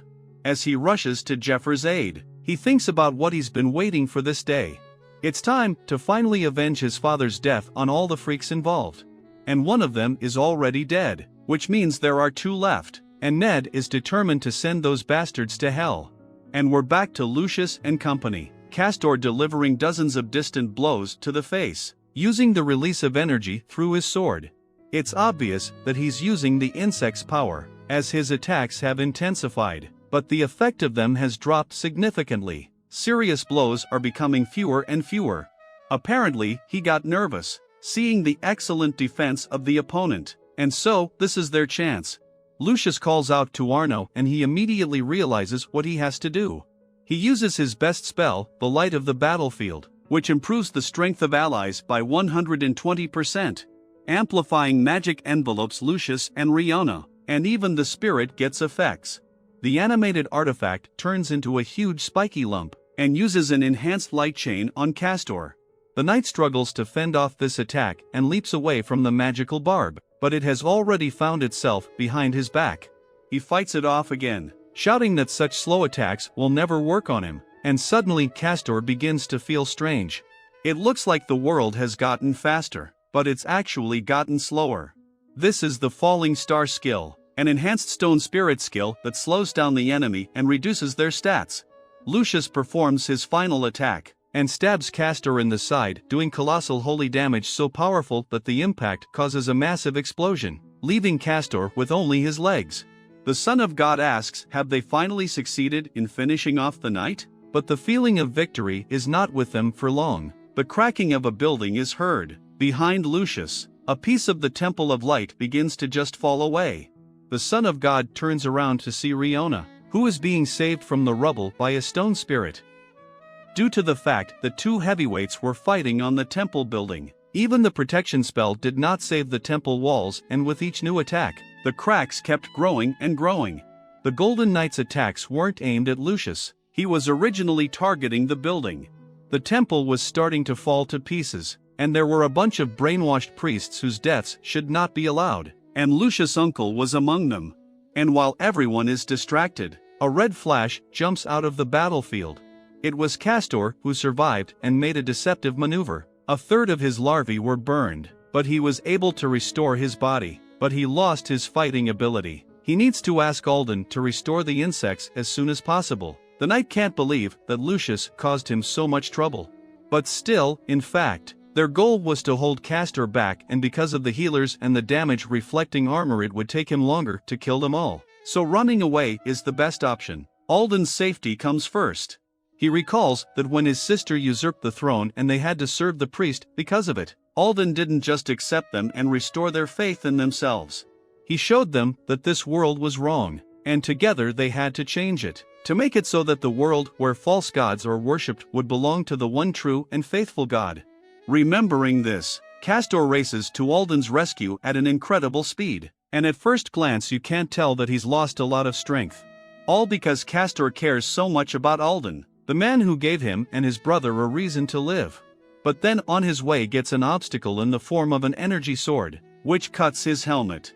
And not only the helmet, Ned uses the Mirage sword, which changes its size and shape depending on the owner, to cut the knight in two. A maximally serious Ned, who has met one of his nemeses, stands with his back to a shattered Castor. Even dismemberment doesn't kill the nasty bastard. He asks why is he always getting into their business. Ned says that after 12 years since they last met, he should still recognize his face. Has he forgotten how he killed Leonardo Strayer, Ned's father? Castor replies that he doesn't remember such a thing. He's cut up so many people that it's impossible to remember them all. He takes off his shattered armor and hurries to please Ned, because now he is lazy to fight, so if he escapes from here, the knight will pretend as if it did not happen. This surprise attack was quite powerful. Ned had accurately detected Castor's movement, and with the stealth skill, he bypassed the knight's ability to detect mana flows, so don't underestimate him.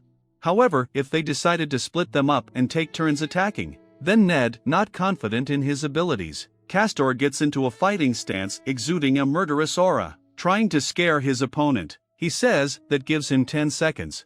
But Ned is completely calm. He pulls out something wrapped in a rag and rips the gray cloth off the object. Castor asks in a rage, where did he get this? The sword, which Ned pulled out of the gray cloth, is the Silver Knight's favorite weapon, the Moon Sword.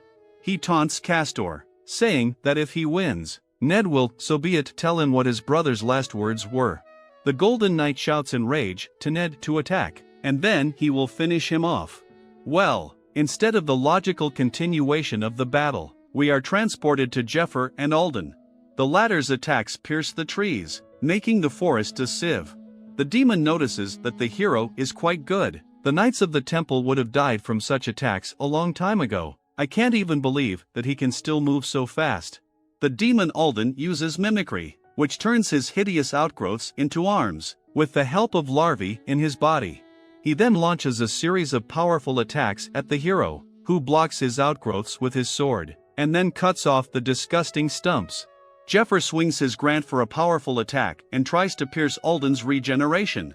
But in addition to regenerating through mimicry, the demon can create not only limbs, but also armor growths. It can also spew maggots' digestive juices, which Jephyr easily dodges and counterattacks the bastard in flight, cutting off his legs. Then he slices the scum to pieces with the sword technique of the royal tiara. Alden doesn't care about the slashing damage. He spews a mist of maggot gastric juice from the severed limb. And the rest of the stumps turn into flesh axe-like creatures that surround Jephyr, and simultaneously begin attacking the hero. The monster picks himself up piece by piece, saying that he is called Immortal Alden. He has long ago surpassed human capabilities. And the human, which is Jephyr, has its own limits of endurance and mana, so the outcome of the battle was already predetermined. But he grabs the hero by the chest and says that Jephyr won the respect of the demon. He appreciated the strength of the worthiest warrior after he dealt with him. He would feed the hero a maggot and make him his slave. Having finished his tirade, Alden punches the hero in the stomach, from which he flies deep into the forest, punching through the trees. The huge scum flies up above the hero and hits him with a blow of such power that the ground splits in different directions. He creates a giant blade from his hand, infusing it with energy, and kills the hero with a powerful attack. At least that's what he thinks. Alden remembers how he swore allegiance to the head of the cult, seeking not only fame, wealth, and power, but also boundless power. But the head said that the insect, giving the kind of power that Alden desires, does not exist, and everything depends on how he will use it. And from day one that bastard had used the power of the insect so that it could grow. He had killed people with the granted power over and over again. When the bug's growth was complete, he had consumed the stone of revelation. He had become a demon of his own free will. While he was thinking about all this, Jephyr, holding his sword arm with 2 fingers, rhetorically asks, "Is this the 1% power? Or maybe the demon is just giving in to him?" The demon doesn't understand why he's alive after such an attack, but the hero just ignores the monster and begins his monologue. He says that if he wanted to, he would have killed both Alden and the paired knights at once, but he didn't for several reasons. First of all, he wanted to reward Ned, because his revenge would be meaningless if Jephyr did it for him. And secondly, demonic creatures are rare now. After these words, a bright flash of ancient magical energy illuminated the space, and Jephyr shattered the demon's blade, turning into a half-dragon. He just wanted to test his new power, and he can do it only here. The dragonization skill, once a day, temporarily increases the power of the dragon heart for 1 minute, increasing strength by 9%. For Jephyr is very important experience gained in the fear of demons, and the fact that Alden is immortal only plays into the hands of the hero. The demon is in complete shock. He does not understand why the dragon's heart was at some passerby. He feels incredible pressure from Jephyr, and the hero is going to try out his new power. Alden decides to immediately retreat. He flies away thinking about he doesn't want to die. He can't die like this, but in the middle of the thought he just gets sliced apart. It's Jeffyr's punch that gets him even at this distance, and the scrambled bastard collapses to the ground. Jephyr says that the demon won't die that easily, because the hero has many more techniques in his arsenal that he wants to try out.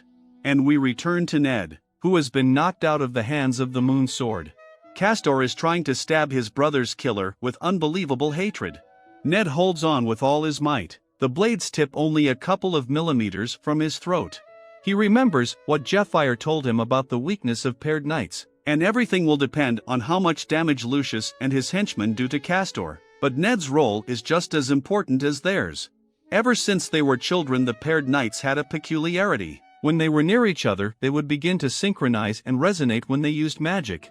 Archmage Henrik, the master of the magic tower, told the twins' father, Count Hugo, that their mana reserves were large and they were naturally good at sensing magic, and with proper training they would become powerful warriors that complemented each other. However, if left to their own devices, they would live in a world of their own. Due to Count Hugo's careful attention to training, the paired knights had great potential, which Alden noticed. He secretly invaded the legacy of the Count Hugo family title and made the twins his puppets, then issued them swords that resonated with each other, enhancing their innate abilities. Thanks to the swords, the sun and the moon, there is a second window after the attack the moment the opponent changes stance, which is the weakness of every fighter. However, the Silver Knight strike seems to cover the vulnerability of the Golden Knight. Eclipses, the technique that seems to create a storm of blades that sizzle the enemy twin blades, and the strikes of these blades surpass the boundaries of speed and accuracy. They play freely with their blades in a duel thanks to linked magic. There are no mistakes in the strikes of this twin technique. This technique is like the flowing clouds of the flow of the royal tiara. This is a defensive technique by which the royal tiara stream disciples practice their martial art by reflecting yin and yang strikes. There is a big difference between yin and yang electricity streams and twin magic. However, these techniques are still similar in the sense that the knight's swords also swap the attracting and repelling forces in places, successfully completing the attack and defense. And Ned, who has comprehended the flowing clouds technique, quickly becomes familiar with the power of the paired swords. He calculates Castor's attacks and shortens the distance before cleaving his stomach. The knight immediately realizes what's wrong and jumps away from Ned, increasing the distance. Only Alden knew about the secret of this technique, which means that Castor's brother was tortured so badly that he gave them the secret. Upon realizing this, the knight went into such a mad rage that he didn't even hear Alden's voice pleading for help. In his rage, he promises to straighten out Ned in 3 minutes. Though no, not even 1 minute. He makes the payout, delivering hundreds of chopping blows in succession. As Ned expected, after showing off the Silver Knight sword and twin techniques, Castor flew into such a rage that he couldn't ignore Ned. If the Golden Knight escaped to Alden, he would make any sacrifice just to save his master. Losing the Silver Knight Alden would definitely be wary. After all, no one knows who else the bastard could bring after his soldiers and teacher from the east. Ned makes a counterattack lunge, but the knight's sword manages to cut the face of the red-headed beauty. However, Castor receives a similar wound. Then he gathers all the power in his hands and cuts Ned in two, but is surprised to find that it was an illusion, and the raven robe teleported Ned right behind Castor's back, creating an illusion on the spot where the robe user was standing. Ned applies a palm of thunder, stabbing his opponent's back with a powerful lightning discharge. And, taking a chance, he stabs his blade right into the enemy's back, but he manages to close with his sword. Ned can't move his sword, and Castor turns around and says he's caught. His hand flies like a bullet and pierces through Ned, causing him to spit out a clot of blood. In a moment, Castor is already on top of Ned, trying to force his sword to his throat. But Ned desperately clings to life, slashing his palms against the point of the sword. He holds back the knight's onslaught. He remembers his father, who loved his son immensely and had great hopes for him. The memory of his father gives Ned strength. He puts his fingers on the tip of the sword, accumulating energy in them, and with one clear blow of Yin energy knocks the sword out of Castor's hands. Then he wraps his palm around the knight's eyes and burns them with a lightning discharge, savoring every second of this moment.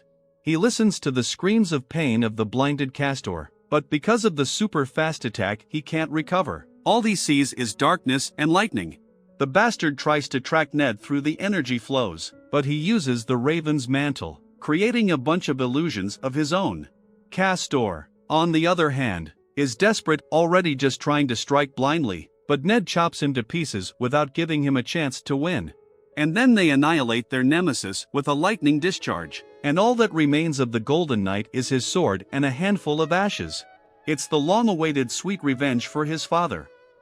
Riona is in full command of those who have already recovered from their wounds to help rescue those who need more help. Arno thinks about the fact that Alden's actions had cleared almost the entire building of people, and they had destroyed the crumbling building and minimized the damage with defensive magic. With these thoughts, Arno gets down to business and begins treating the priests who were previously under the control of Alden's larvae. Lucius watches Arno, thinking that if people are starting to come out of Alden's hypnosis, then he is either dead or disarmed. A familiar voice called out to him. Lucius turned around and with a smile on his face thanked the goddess, because Jeffrey was carrying Ned, and had brought his wife and child, the Son of God, safe and sound. Lucius immediately rushed to enclose his family in an embrace. The hero, who observed this, feels a sense of satisfaction from the work done, because they managed to upset Alden's plans and restore the Third Ward. 4 weeks, everyone forgot about rest, treating the wounded, arresting devil followers, and much more. There were truly many things to do, but first and foremost was to secure the support of the allies, and also at the feast organized by Lucius. The temple attendants were poisoned, who turned out to be the servants of the cult that had been hiding in the temple for many years. After all of this, we are transported to a cozy conversation. Bishop Alphonse can't believe that the mind of a priest like him completely subjugated, and the internal injuries from the maggot were so severe that he stayed in bed for days longer. Lucius asks his uncle if he's better now, and his uncle says that he's fine now. Alphonse turns to Ned and Jephyr, expressing his gratitude for their help. He doesn't even know how to thank them commensurate with the contribution of their help. Jephyr says that they just did what they had to do, and he also wants to give something to the bishop in honor of his recovery. He pulls out a memora birdcage from a silver key. The creatures imprisoned inside this cage cannot use magic and remain in the state they were imprisoned in. Inside it is Alden's head. Alphonse immediately panics and screams that he must burn this abomination, but Jephyr says that he killed the royal maggot and his ability is gone, so everything is safe. Now he has become obedient, because he was taught a very good lesson, and since he is part of the leadership of the devil cult, a lot of useful information can be gleaned from him. The bishop agrees to the gift, and Jephyr whispers to Ned and asks him if they should give him the head. Ned replies that he's gotten all he can out of Alden, and he's done enough damage, and with great pleasure Ned says he's satisfied, but more importantly, he realizes he can't do it alone. Jephyr hands Alphonse everything what they've managed to glean from Alden, the cult's hideout and other members. Alphonse starts looking at the papers and what he sees leaves him shocked. The plan for the devil's coming, the destruction and reconstruction of the world, and the people who were promoting it, the Eastern Alliance. He realizes that this is a bigger game than he thought. In the kingdom of Cayenne, which occupies half of the continent of Aslan, there are two forces, the Western Alliance and the Eastern Alliance, and originally both factions were equal, until the Western Alliance had a holy son. This factor upset the balance. Also because of other smaller factors, the Eastern Alliance is in decline, plus some of their territories were sold to the West. The difference in their power became too great, so for several years now, there have been devil worshippers among the aristocrats of the Eastern Alliance, and thanks to them, the two great insolubles of the world have the blue dragon Artalis and the ice dragon Nirnia ravaging the Western territories. Lucius begins an inner monologue. This is the reason why they were in such a hurry to raid. The blue dragon's nest is in the largest grain region of the continent, and the ice dragon has taken over the central port of the west. If they aren't dealt with, the south will soon be gone. And because of the current situation, people who lost their home and ruined aristocrats, in despair, joined the devil's sect. Even cannot believe that all this is planned by the cult. The cultists are only pushing the world to the abyss, and the dragon race is not on their side. So all this will end after the destruction of the blue and ice dragons. So Jeff and Ned talk to them about a couple of issues. Alphonse is amazed at the hero's recklessness, saying that killing a dragon is unthinkable, and to do it just the two of them, it's just suicide. Lucius sighs with a satisfied smile, noting that it only means they don't need him. Jephyr says that the Son of God is needed here to protect the Third Ward. The temple must not be allowed to be taken over. And also the hero can't let anything happen to Lucius' family. Lucius humbly agrees and on his own behalf and appoints Jephyr and Ned as senior holy knights, and also formally expresses his gratitude for their help in the defense of the parish. They will be given gold, magic and gems. Senior sacred knight status grants many privileges, including visits to any locations under the control of the temple. Also, they can use items and magic in the temple, and also Lucius will give them a certificate that they can gather and lead people, and they will also give them half of the offerings paid to the temple. Alphonse was clearly upset with this decision. Jephyr and Ned agreed to documentary status as a sacred knight, but refused to be branded a priest, saying that they can't do it due to special circumstances, but really they just don't want to be controlled by the goddess.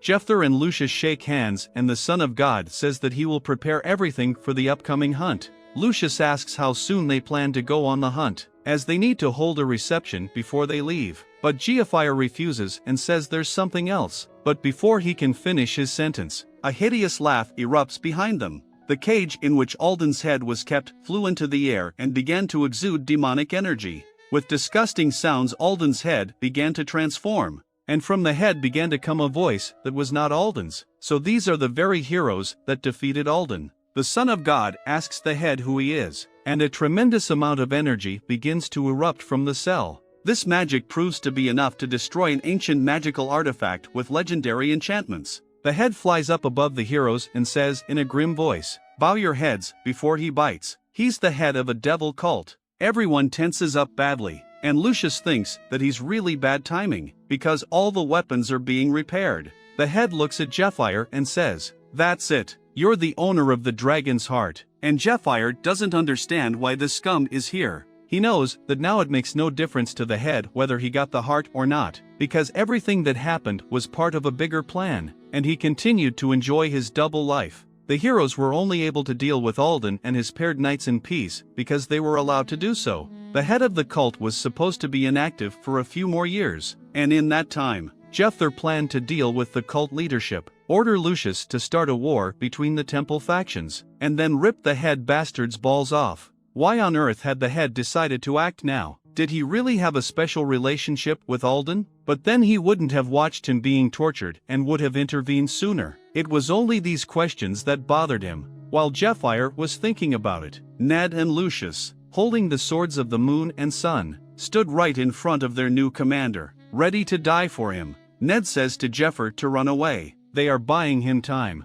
And Lucius realizes that since this freak destroyed the juridic cage, even the Son of God is no match for him. But he has an ace up his sleeve. He can use a glimmer of honor. There is no way the leader can be allowed to take the dragon's heart. Jephyr is surprised that his comrades are defending him so zealously. Ned asks Lucius if he can fight with a sword too, and the Son of God tells Ned to keep up with him, and with the words that the bonding spell is broken if the bonding mediator is destroyed. Lucius gathers energy in his legs and the two flash forward. Ned and Lucius simultaneously from two sides attack the head at incredible speed, but their attacks do not reach the target, because the head defends himself with a spell, and easily captures both opponents in his magical clutches. Ned cannot understand what is this skill. On speed it even overlapped the skill of the Raven Mantle, and Lucius cannot use any skill, because his magic is constantly dispersed. The monster tells them to retreat, for this is what they can handle. The skill is the shadow of the ancient dragon. The people captured in this spell lose most of their characteristics, and their magic is completely blocked. The head felt no trace of that woman. He wondered if she had changed the situation with her intervention. Well, apparently he had wasted his time. He had nothing more to do here. The chapter casts a whole series of curses on Lucius and Ned. Sickness, decayed pain and herpes. The poor things squirm in pain. They've never experienced such hellish agony before. Alphonse tries to pray to the goddess to help them in some way, but suddenly a shout is heard, "Ye hear, let there be light," and Jephyr uses the Sword of Light to remove all the curses from them, and the head is very surprised to see the Sword of Light. To use the Sword of Light, you need a hefty stats or direct permission from the goddess, which was a one-time thing for Jephyr, but the newly minted Dragon Slayer isn't a finger. He just bang his stats up to the level of using the sword. With the help of the Draconization skill, Juridic's secret medicine, the Meteor's Tear, which multiplies stats by 2 seconds, and a skill gifted by the gods that increases the effects of all potions and medicines by 500%. He will only be able to use the Sword of Light for 10 seconds. The worst case scenario might be that the head was sent here by Tartaros himself to deal with the hero before he becomes a top. Jephyr realizes that he doesn't stand a chance against the cult head right now, but you could, of course, just smash Alden's head in and send the bastard away. But the damage would be too great, so it's better to avoid a direct confrontation. He calms down and pulls himself together. Jephyr remembers how Tartaros was angry that the hero was able to injure him and demanded to replay the whole thing. So, the devil god clearly doesn't want to mess with the hero. He plans to fight Jephyr's perfect form on fair terms, which means the head showed up here of his own free will. Head says that he thought that he came here for nothing, and here is such an interesting shot. Who is he? Why was he chosen by the goddess of light? Jephyr says that since he is asked by the head of the cult himself, he can't help but answer. But he takes out a coin and warns that he doesn't intend to answer for free. So he proposes a wager that will result in them asking each other a question each. And also if Jephyr wins, he will reveal the true face of the head of the devil cult to his comrades, and he can do the same in return. The chapter is completely shocked by the words of the hero. Lysias and Ned do not understand how Jephyr knows the face of the head of the cult, because even Alden did not know such information. The monster says that his skill of magical search allows to detect lies. Jephyr really knows my true face. And the hero says that the chapter should do without foolishness, if he makes a massacre. Then the comrades of the hero, of course, the end. But here is Jephyr that will have time to escape, and he has enough time to spoil the life of the chapter. Otherwise, he does not need to reveal the secret of the chapter now. So the cult leader agrees, and Jephyr flips a coin. Time as if slowed down by the tension of everyone present, and Lucius and Ned's eyes locked on the coin. As soon as the coin landed, Jephyr covered it with his hand. The head bet on tails, and the hero on eagle, and began to open his hand to check the result, and there hides tails. It would seem a bad note of the story, but it is just a deception from the authors. In fact, it is Ned who shows that for an untrained person to predict how a coin will fall is simple. On the day when Jephyr challenged the chapter, everyone except Bishop Alphonsus saw the result. As soon as the coin fell in Jephyr's hand, they all knew that the correct answer was tails. Ned's interlocutor wonders if Jephyr has once again trusted fate, or if it's just another trick, and if not, why he has chosen a game where the first answer wins. But not all is not what it seems. As soon as Jephyr opened his hand, as if from the coin itself there was a sharp magical burst, it was as if it exploded. But in fact, the light was the energies of Jephyr and the cult leaders that clashed with each other in battle. Victory or defeat would be counted only when the hand of the one who closed the coin fully opened. So the one who flipped the coin, breaking through the enemy's defenses, would win. Before he could open his hand, Jephyr was immediately hit in the jaw, but immediately fought back the tentacles of the head, cutting them off with his powerful attack. While the hero's hands immediately wrapped around a powerful spell, and a giant magical hand flew at Jephyr, sealing him into the floor, shattering the stone tiles to pieces and punching the hero's body to the floor below. If they fought without clear rules of victory and defeat, it would be hard to back down. So Jephyr made the rules. Using his incredible physical strength, he pried open his hands restrained by a powerful spell and fired the coin like a bullet. The gazes of the hero and the chapter were fixed on the coin, and like two bolts of lightning they flew towards it. But Jephyrs energy surged forward, as he literally used the lightning acceleration, bashing his already pumped up body. The head was surprised that he knew the technique of the man from the east, but it was too late for surprise. Jephyr slammed the coin into the floor with such force that he shattered it and fell to the floor below, startling the nun. In a superhero pose, the draconization time expired, and looking at the coin, he saw that it showed a draw. In the end, the building just collapsed, and Jephyr managed to drive the head of the cult away without any loss of life. You could say that they got a cheap payoff. All this time Ned tells it to Claudia, Lucius's wife, who asks, what about the bet between Jephyr and the head? Since it was a draw, who should reveal the enemy's face? But instead of Ned, she is answered by Jephyr, who says that they decided to postpone the fight to the next time. Lucius together with the hero came from an important case, and seated next to his soldiers, they began to discuss. Ned asks if they were able to break the spell, to which he gets a negative answer. Apparently, even priests can't break such a powerful spell.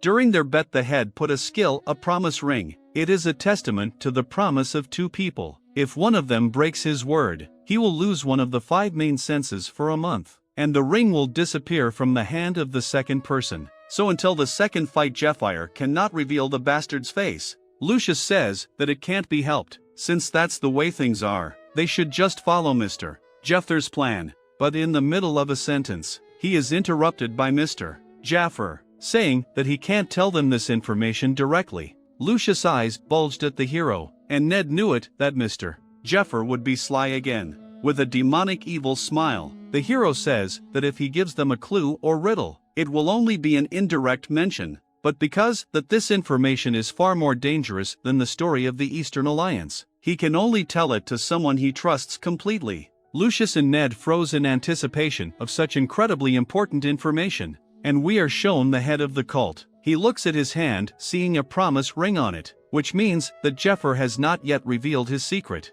He's quite surprised that the hero hasn't used such a trump card now. When he suggested competing in this way, the leader thought he was crazy, but it may or may not have been a bluff, because his nefarious motives are too obvious. Either way, it's just a game to the leader. He walks up to a beautiful girl who notices him and turns around. He congratulates the girl on her 20th birthday, and it turns out that it is Altair. She is the first princess of the Kingdom of Cayenne. Altair thanks the head for coming and says he is unrecognizable without his temple robes and calls him brother. It turns out the head of the cult is the first prince of the Kingdom of Cayenne, the youngest cardinal of the Temple of Light. Polaris Albert Cayenne. After such a plot twist, we are thrown into more evening time, where Lucius lies with his wife, thinking over all the words of Jephyr about the head of the cult, because, judging by the words of the hero, the head is practically invulnerable. However, the family of the Son of God cannot avoid this battle, so they must win at any cost.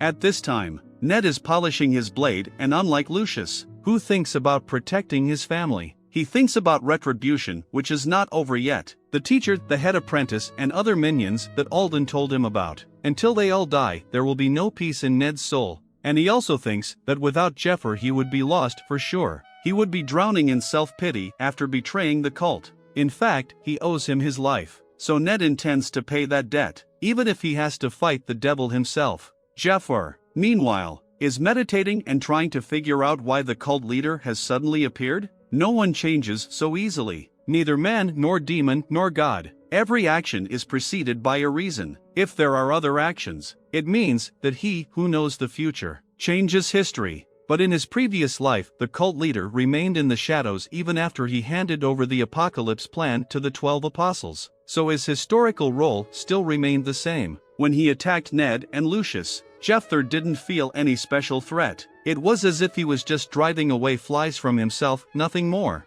Perhaps he was just wondering who took the dragon's heart, or is there something that the hero doesn't know about? Is there something he has forgotten? At that moment, Jeffyr's hand begins to glow brightly, knocking him from his thoughts. It's an improved silver key. Now Jephyr can not only take items from it, but also move into it himself. The last time Jephyr saw Murstos in Juridica's room, it was at that moment when he threatened the gods. The angel said that she would expand the key's abilities, because she had something to give to the hero, so she would be waiting for him inside the key. Apparently, she was already pissed off that Jephyr hadn't visited her yet and she started to rush him. Unfortunately for her, the hero decided to get dressed before entering the key.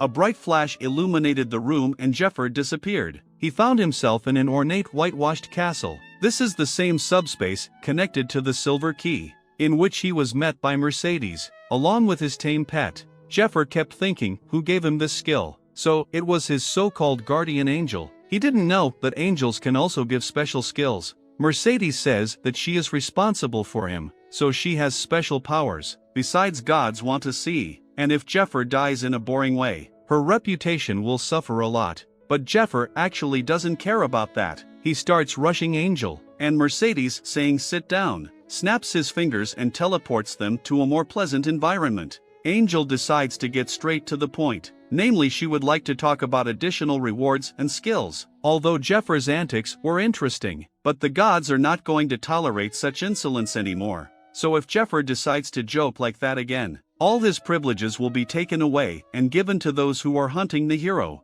And he is being hunted by many. For having gotten the dragon's heart, he, in essence, has become prey. Jephyr, like a true bumpkin, drinks tea, not stomping out his little finger, and thinks that the gods have finally moved their brains and found a way to besiege him. In fact, he knew so that such a trick will pass only once, because if to lead the gods twice by the same tricks, can they be considered gods at all? But all that doesn't matter. Jephyr is more interested in rewards than punishments. He's definitely heard that the goddess of light wants to give him a couple cool things, that he's asking the angel not to pull the cat by the balls and get to the sweetest part. But Murstos says that he's already got some privileges, such as relaxed conditions for using the Sword of Light. No non-priest has ever used the artifact before, but to remove the restrictions completely, Jephyr has to either get permission from the goddess or get a commission from her. That's another rule. Now you have to do the god's errands. Special skills, prepared not only by the goddess of light, but also by other gods, will be given as a reward for successful completion of tasks. And of course, this time the skills will be much better.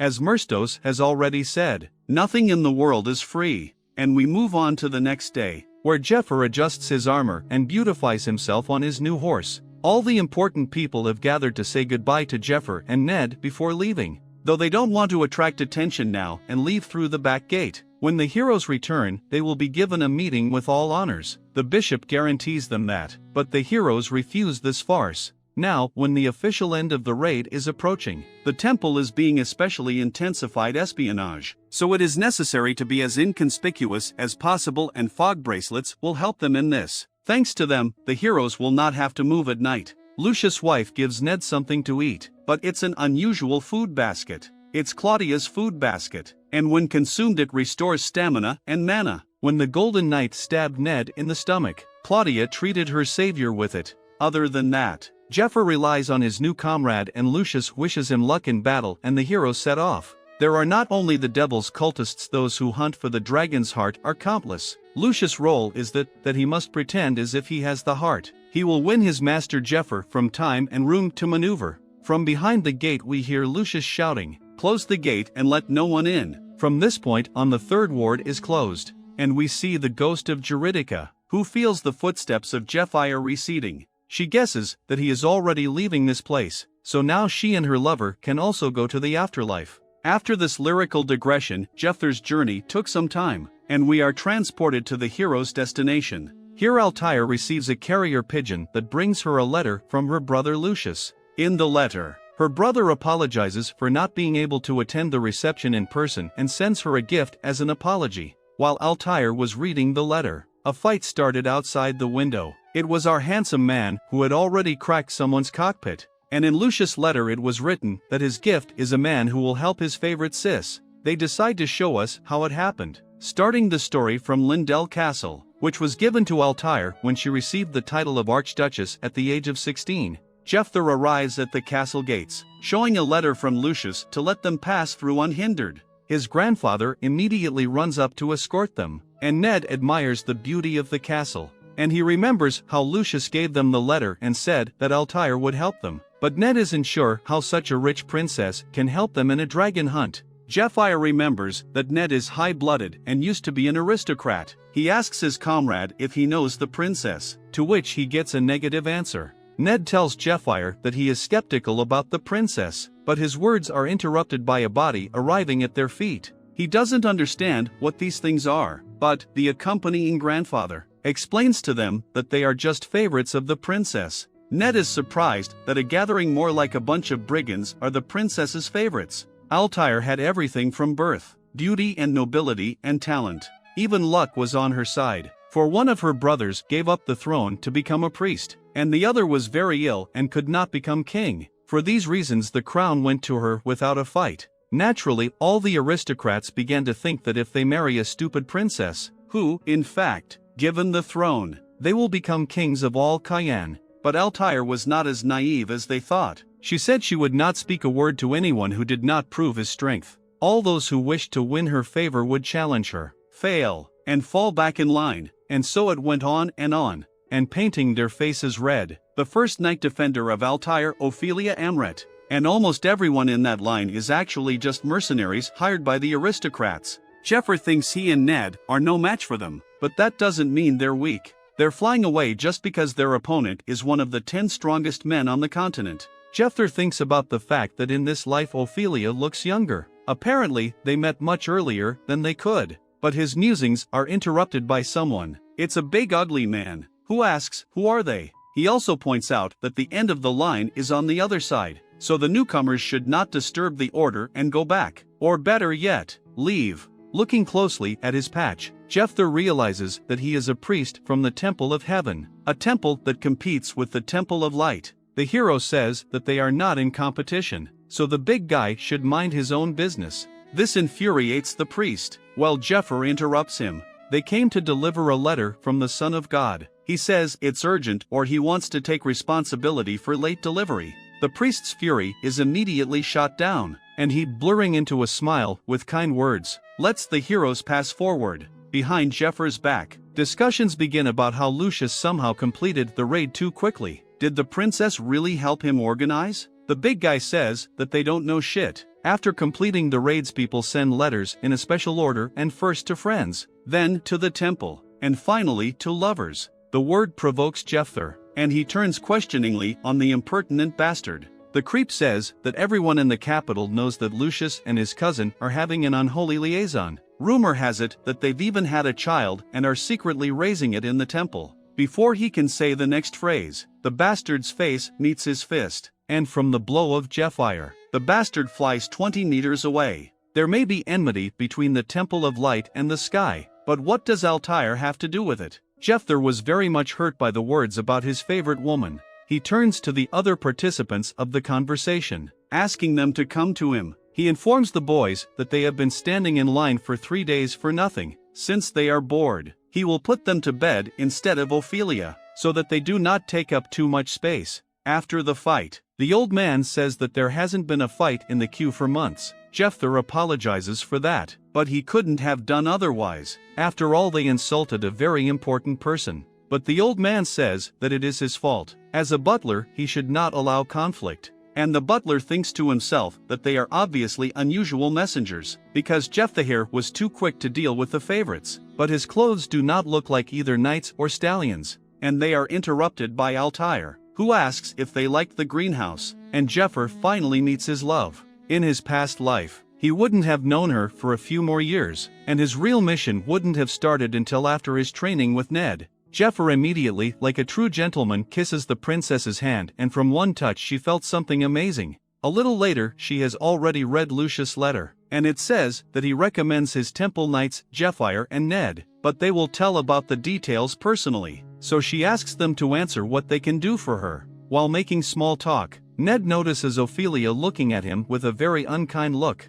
Ned doesn't understand why, because it wasn't him who made a fuss, it was Jephyr, and they've met somewhere else, but we're not really interested in those stares yet. Altair has not yet mastered the skill of contact, and she cannot perceive other people's memories like Juridica, but since this talent is innate in her with a single touch, she is able to understand the bad or good person in front of her. Utilizing this gift, she assembled a team and went into battle against the devil's followers, the princess being the battlemate of Jephyr, who was the first to resist the cult. Though for a hero obsessed with lust for battle and a sense of revenge, she became the one who showed him the right path and a bigger dream. The ridiculous search for a groom was just an excuse to find strong warriors. The cult was gradually poisoning and taking over kingdoms, and even Altair's abilities with her right to the throne did not guarantee victory, so she needed a strong companion. Thinking about this, Jephyr uses draconization, demonstrating his power so that Altair understands that he will be useful. Ophelia and Altair immediately guess this dragon power, and the princess asks her first knight if she has fought Sir Jephyr and gets a negative answer. But it doesn't last long. The girl knight plans to strike 3 blows, and a moment later, 2 incredibly strong warriors are already facing each other, ready to fight. Jephyr glares at Ophelia, waiting for her to make the first move, and she, in turn, notices that the dragon slayer is standing still, but his stance has no weaknesses, and if she rushes into the attack, she's likely to be in big trouble. But still, she decides to make a cautious attack. The butterfly who wanted to sit on the flower, as if served as a signal for the start, and as soon as its feet touched the rose, the lightning battle began. In the first clash, Jephyr didn't strain herself, repelling the blade with a single movement of her hand. In the second clash, she managed to hit the hero, but none of her blows left a scratch on him. In the third clash, the sword flew out of the girl's hands and Jephyr pushed her lightly with his hand, from which she flew back a dozen meters, and behind her neck was already a clawed hand of Jephyr. Ophelia did not even have time to realize how the dragon he was behind her. But Jephyr asks if they should continue, to which Ophelia replied no, for she has seen enough. His mana and movements, and this fighter's defense is perfect. Everything is top-notch. Then Jephyr turns to Altair. He says that the blue dragon has destroyed the food districts, and the princess is looking for a solution to this problem. It would be pointless to create new arable land, as the devil followers breed like cockroaches, so these lands have been ravaged once more. But because of the looming threat, they will have to cultivate the mountain range areas. So Jephyr suggests that the princess demolish a couple mountains. Then it will be possible to divert the cult's attention for the duration of the raid. If Altair follows Jeffyr's plans, he promises to bring her the head of a blue dragon in a month. The princess is quite impressed by the hero's ambition and asks what he wants in return.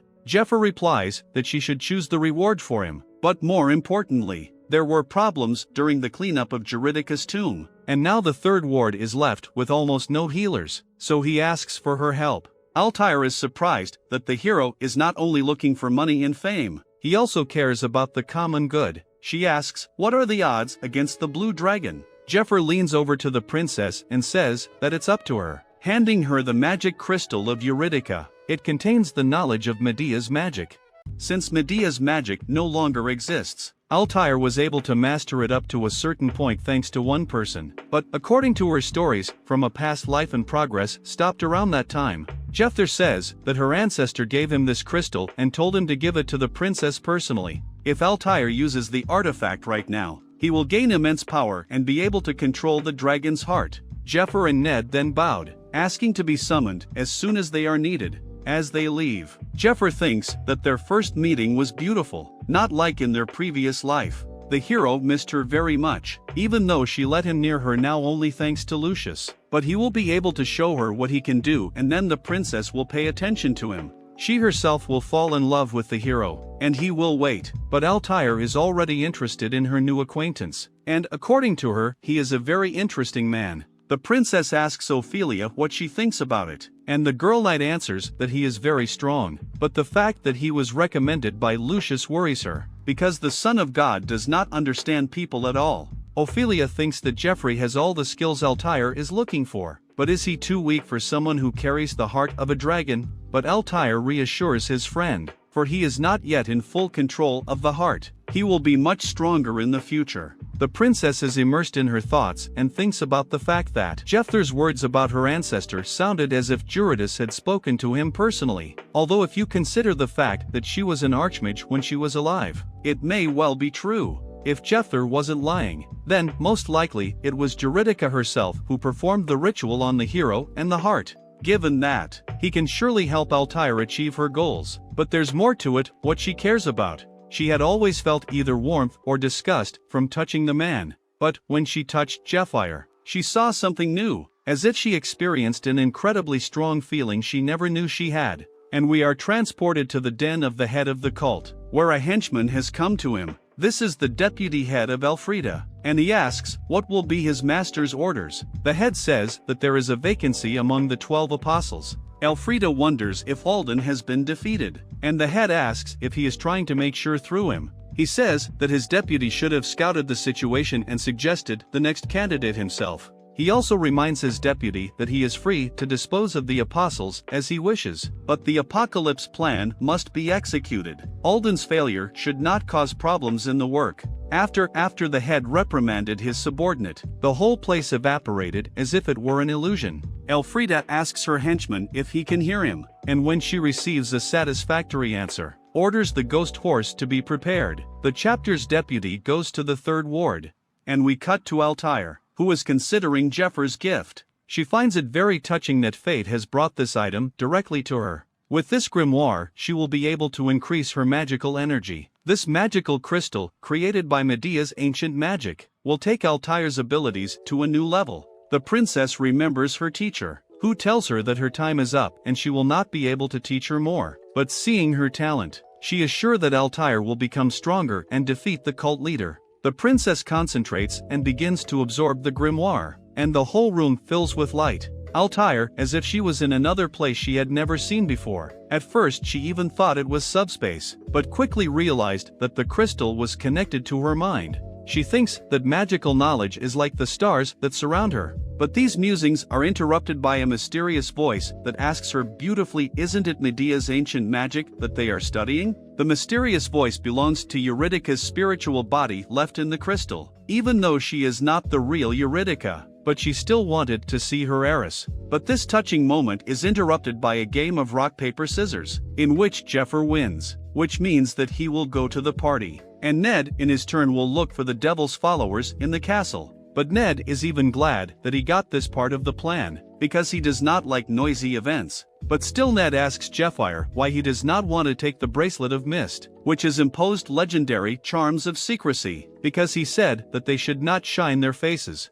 But the hero answers that here is one of the 10 strongest, so Ned will need 2 bracelets, otherwise he will be quickly raked. Besides, Ophelia somehow too disapprovingly looked at Ned, but he doesn't understand why she disliked him, because it was the first time they had seen each other. It's rare to meet such a southern woman in their region, especially with such magical power, and Ned would remember this meeting. He pulls out the Eye of Truth that can initiate devil worshippers, saying that perhaps she knows him from the devil cult. But Jephyr says that's unlikely, though caution wouldn't hurt. Still, he's fully confident that Ned can handle it without his help. But it's about time he started getting ready. He takes ash from the fireplace and applies it to his hair, dyeing it black. He also applies the Eastern technique of facial alteration, which allows him to change his appearance by shifting his facial bones, a special technique of the Shadow Disciple, who in the future will become one of the 12 apostles. Facial expressions, postures, all of this strongly impresses others. The expert of such a technique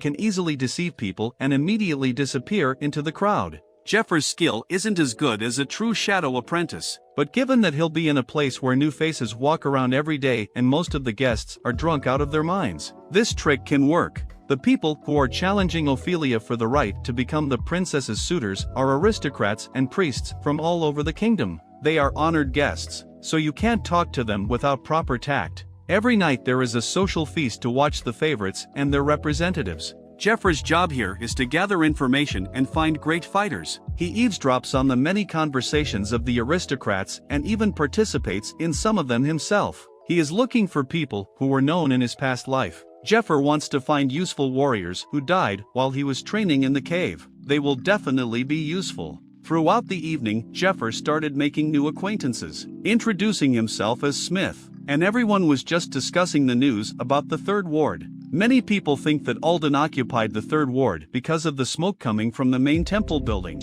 but smart people say that makes no sense, because Alden is neutral. Whichever table Jephyr sat down at, everyone was only interested in how the raid had gone. He pretended to be a baron at one of the tables, and everyone was talking about the raid, but no one knows what really happened there, because the information is deliberately hidden. And while Jephyr was getting information, a strange man began to follow him. He sits down to the hero and says that recently they sat at the same table, but he was amazed not only by the erudition of the interlocutor, but by the fact that many people here know the Baron personally. But as soon as Jephyr sat down to the acquaintances of the Baron, who left to dance, they immediately began to take the hero for him.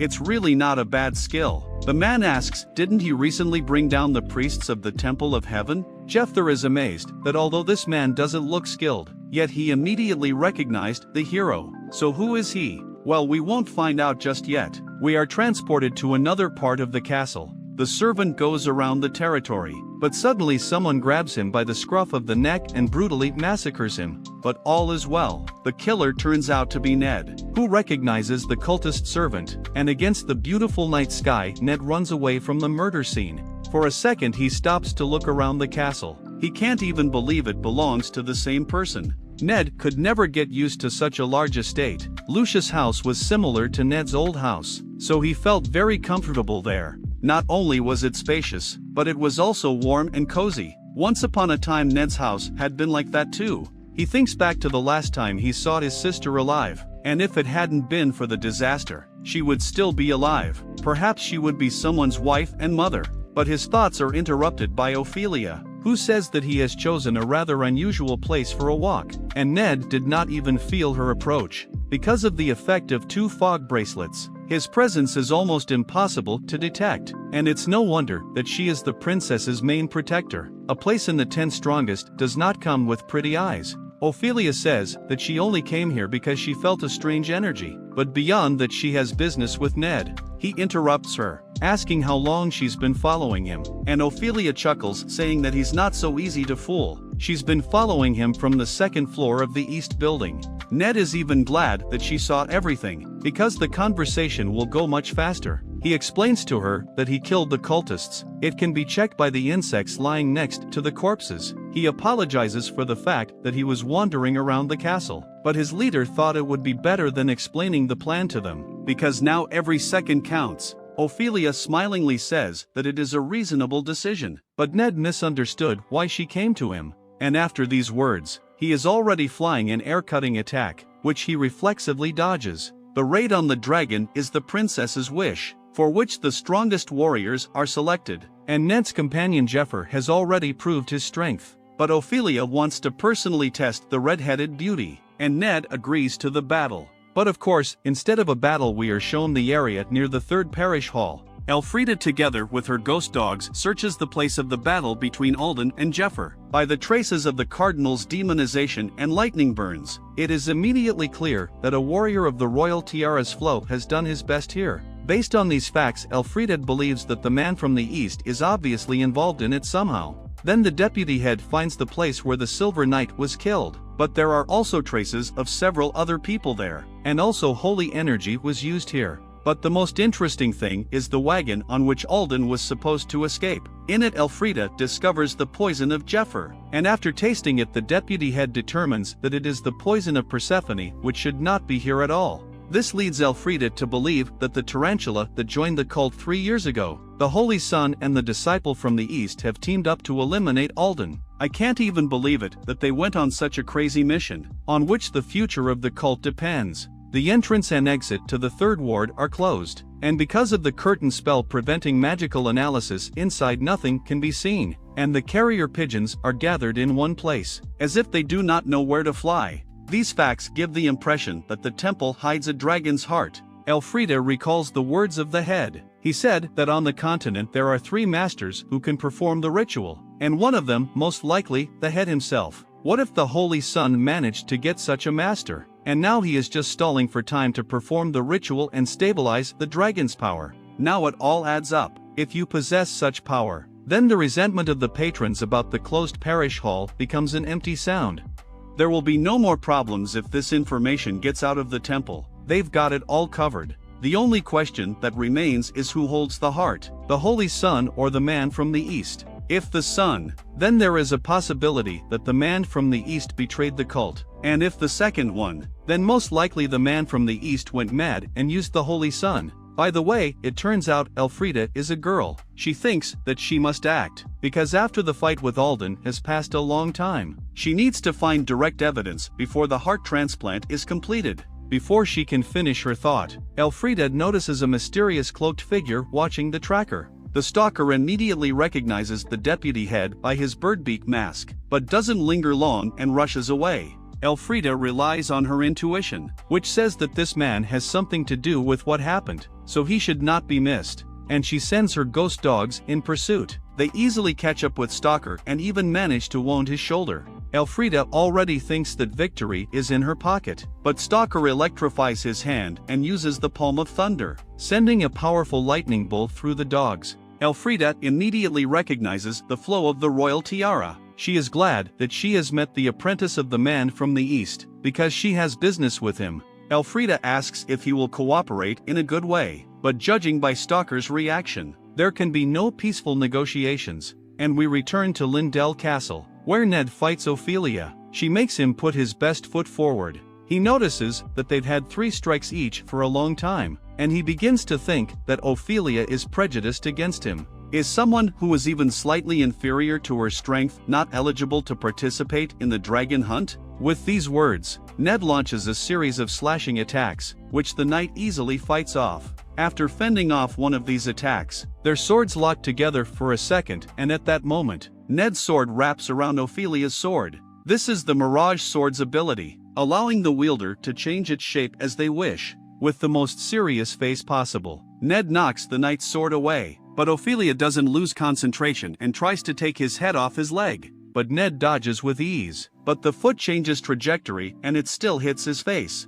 Looking at it from a more distant angle, you can immediately see how strong that kick was. But now Ophelia is standing alone and doesn't understand where her opponent has gone, and Ned is already standing behind her. He says that if she had not hit the illusions, he would have been very hurt. He teleported behind her back thanks to the raven robe. The red-headed beauty says it was impossible not to have heard such a famous personality, so he knows for sure that she didn't show all her tricks. But he has an ace up his sleeve, and if they start fighting seriously, it won't end well, so maybe they should stop. Ophelia asks if his ace up his sleeve is the flow of the king's tiara, but Ned wonders how she knows that. She then says that the most valuable part of her body is her eyes, so invisibility or curtain spells are no hindrance to her, which is why she was commissioned to do it. We're not told what was assigned and by whom. Now we're shown a stalker who was following the cult leader's deputy. He says that barely got away from these dogs. The teacher always feared her, because she is a very difficult opponent.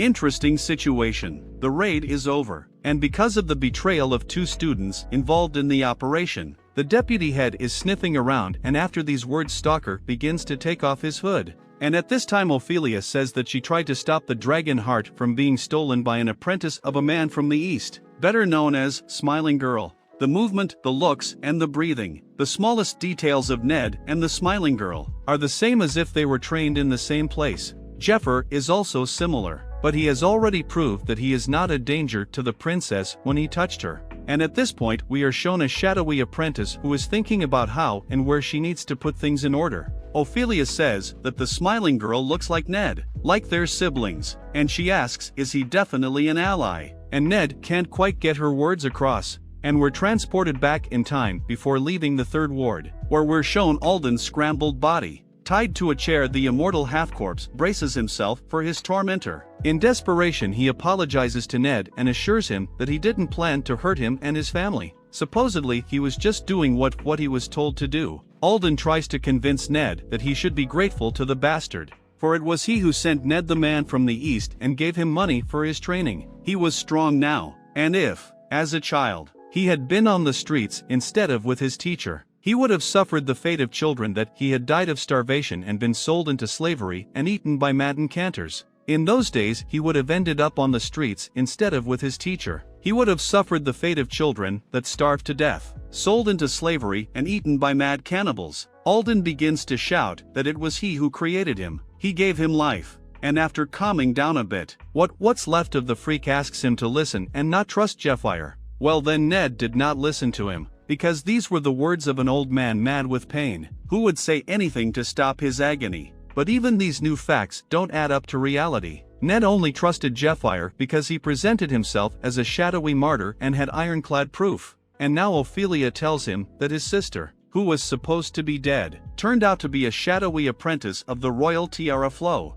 He doesn't understand which one of them is lying. Has he trusted the wrong person again? Watching Jephyr from the street, he doesn't want to believe it, but he needs the truth, and he'll find out at any cost. Meanwhile, at the reception, a violinist begins to play a beautiful melody. It's a night sonata which informs the guests that it's time for them to leave. This interrupts the conversation between Jephyr and his new friends, and reluctantly they say goodbye to such an interesting acquaintance, and the hero walks away from the trio, who were able to recognize his true face even through his disguise. Looking at the back of the departing Jephyr, the man says that he is a very interesting man. As a merchant he has seen many things, but this is the first time he has seen such an amazing young man. He is not only strong, but also damn talented. The merchant has a huge experience in small talk, and he took the leadership of communication with Jephyr on himself, but still succumbed to the influence of the hero and gave away state secrets. Without realizing it,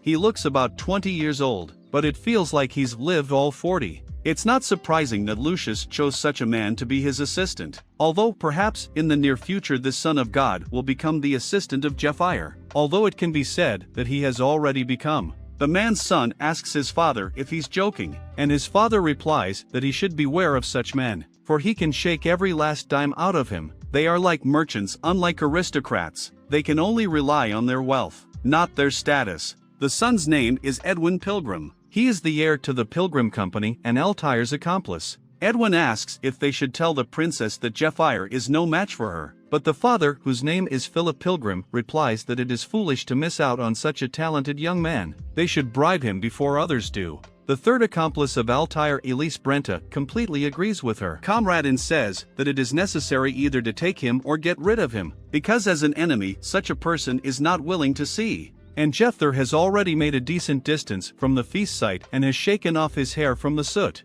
He uses all the information he remembers from his past life. Of course, he knows nothing about the people who died before he got into the big game. What he does know about Philip is that he got rich trading spices from the east. He's known to everyone as Princess Altyr's investor, but he's actually the one who made Altyr a key figure in the fate of humanity. When she was a child, he became her secret advisor. He told her to pretend to lead a secular life, and in the meantime to build up her military forces, and in this he would help her more than anyone else. That's why he became the cult's #1 target. And while Ned was making a show of escaping, a shadowy apprentice stabbed the old patron of the arts. Edwin took over after his father's death. wanting revenge on the cult, motivated to do his father's job well. He had plenty of motivation, but still he couldn't avoid great sacrifice. Now Jephyr has an added problem. First he has to stop Philip from being killed, and then he has to deal with the shadowy apprentice. With this will be hard, because she can take the form of a man, a woman, yes, even an old man.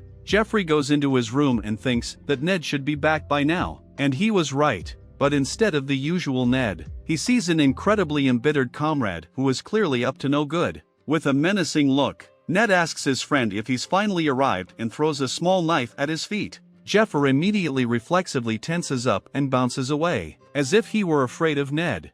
He doesn't understand the reason for his fear, since he's much stronger than his red-headed comrade, but he immediately remembers that during training, Ned often beat up Jephyr when he was in the mood for it. It's all fucking reflexes. Having calmed down a bit, the hero asks Ned what happened, and Ned replies that Ophelia told him about meeting his sister. Jephyr is genuinely surprised by this, because he really wasn't aware that he had a sister. All he said about his family was that they were all long dead. Ned asks Jephyr in a low tone if he can imagine that his sister, whom he thought had drowned, is not only alive, but is also a shadow apprentice of the royal tiara stream that Ophelia was trying to prevent. Jephyr did not expect such a turn. Hundreds of thoughts run through the hero's head. He could not imagine that the shadow apprentice of this sister of Ned. Perhaps it's a test Altair. But no, it makes no sense. Ned is not mistaken. He realized that the truth will come out sooner or later, but now it happened too unexpectedly.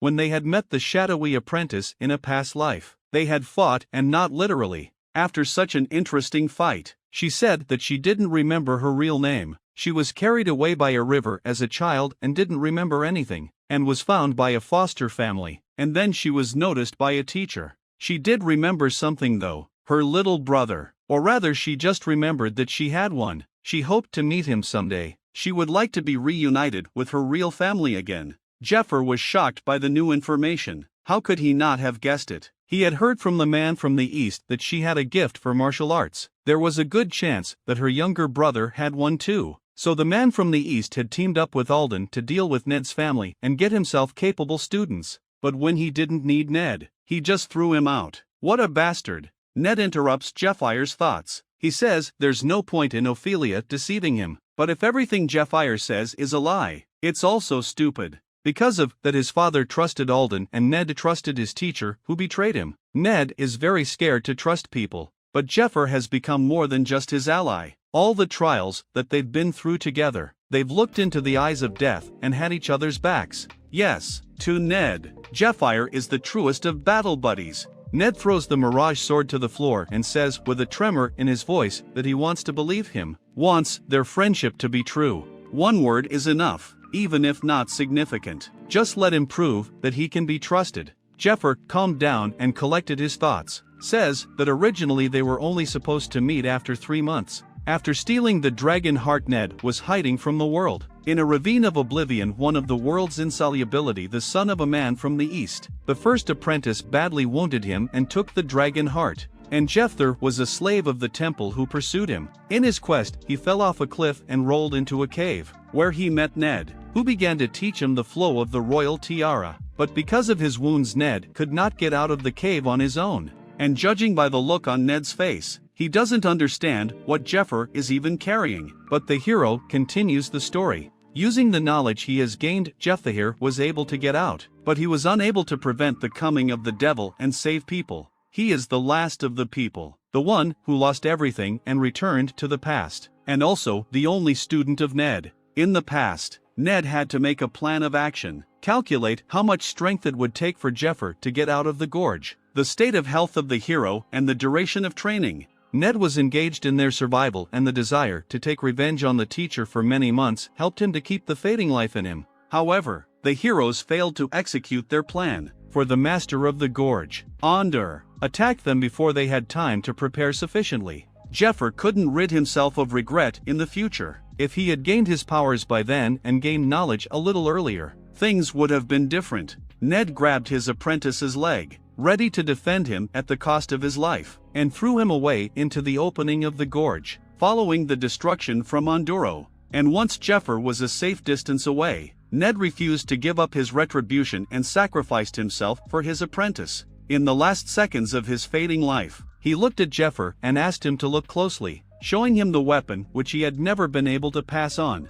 And that day, what the hero saw was forever imprinted on his memory. Ned hears this story, unable to digest it at once, and though it is hard to believe, these words do not sound like lies. Jephyr uses the sacred sword, even though he is not a priest. He knows too much. If he really is in the favor of the gods, then none of this seems so impossible. Jephyr says that he realizes how hard it is to believe, but it's all true, though he's left some things out, like his relationship with his shadow apprentice. He apologizes for that he tricked her into trusting him. Jephyr wasn't sure if Ned would accept the truth, so the best option was to make him suspect cult. He had resorted to lying only because he would have to fight Tartaros again, and his mission was too important to rely on a plan he wasn't sure of. But that's not the only reason he's deceived. Jephyr also wants for Ned to move on with his life, and Ned realizes that in addition to revenge, he has a duty in his life to survive in the name of his kind. And even though he no longer has status, it is his duty to guard his blood tears,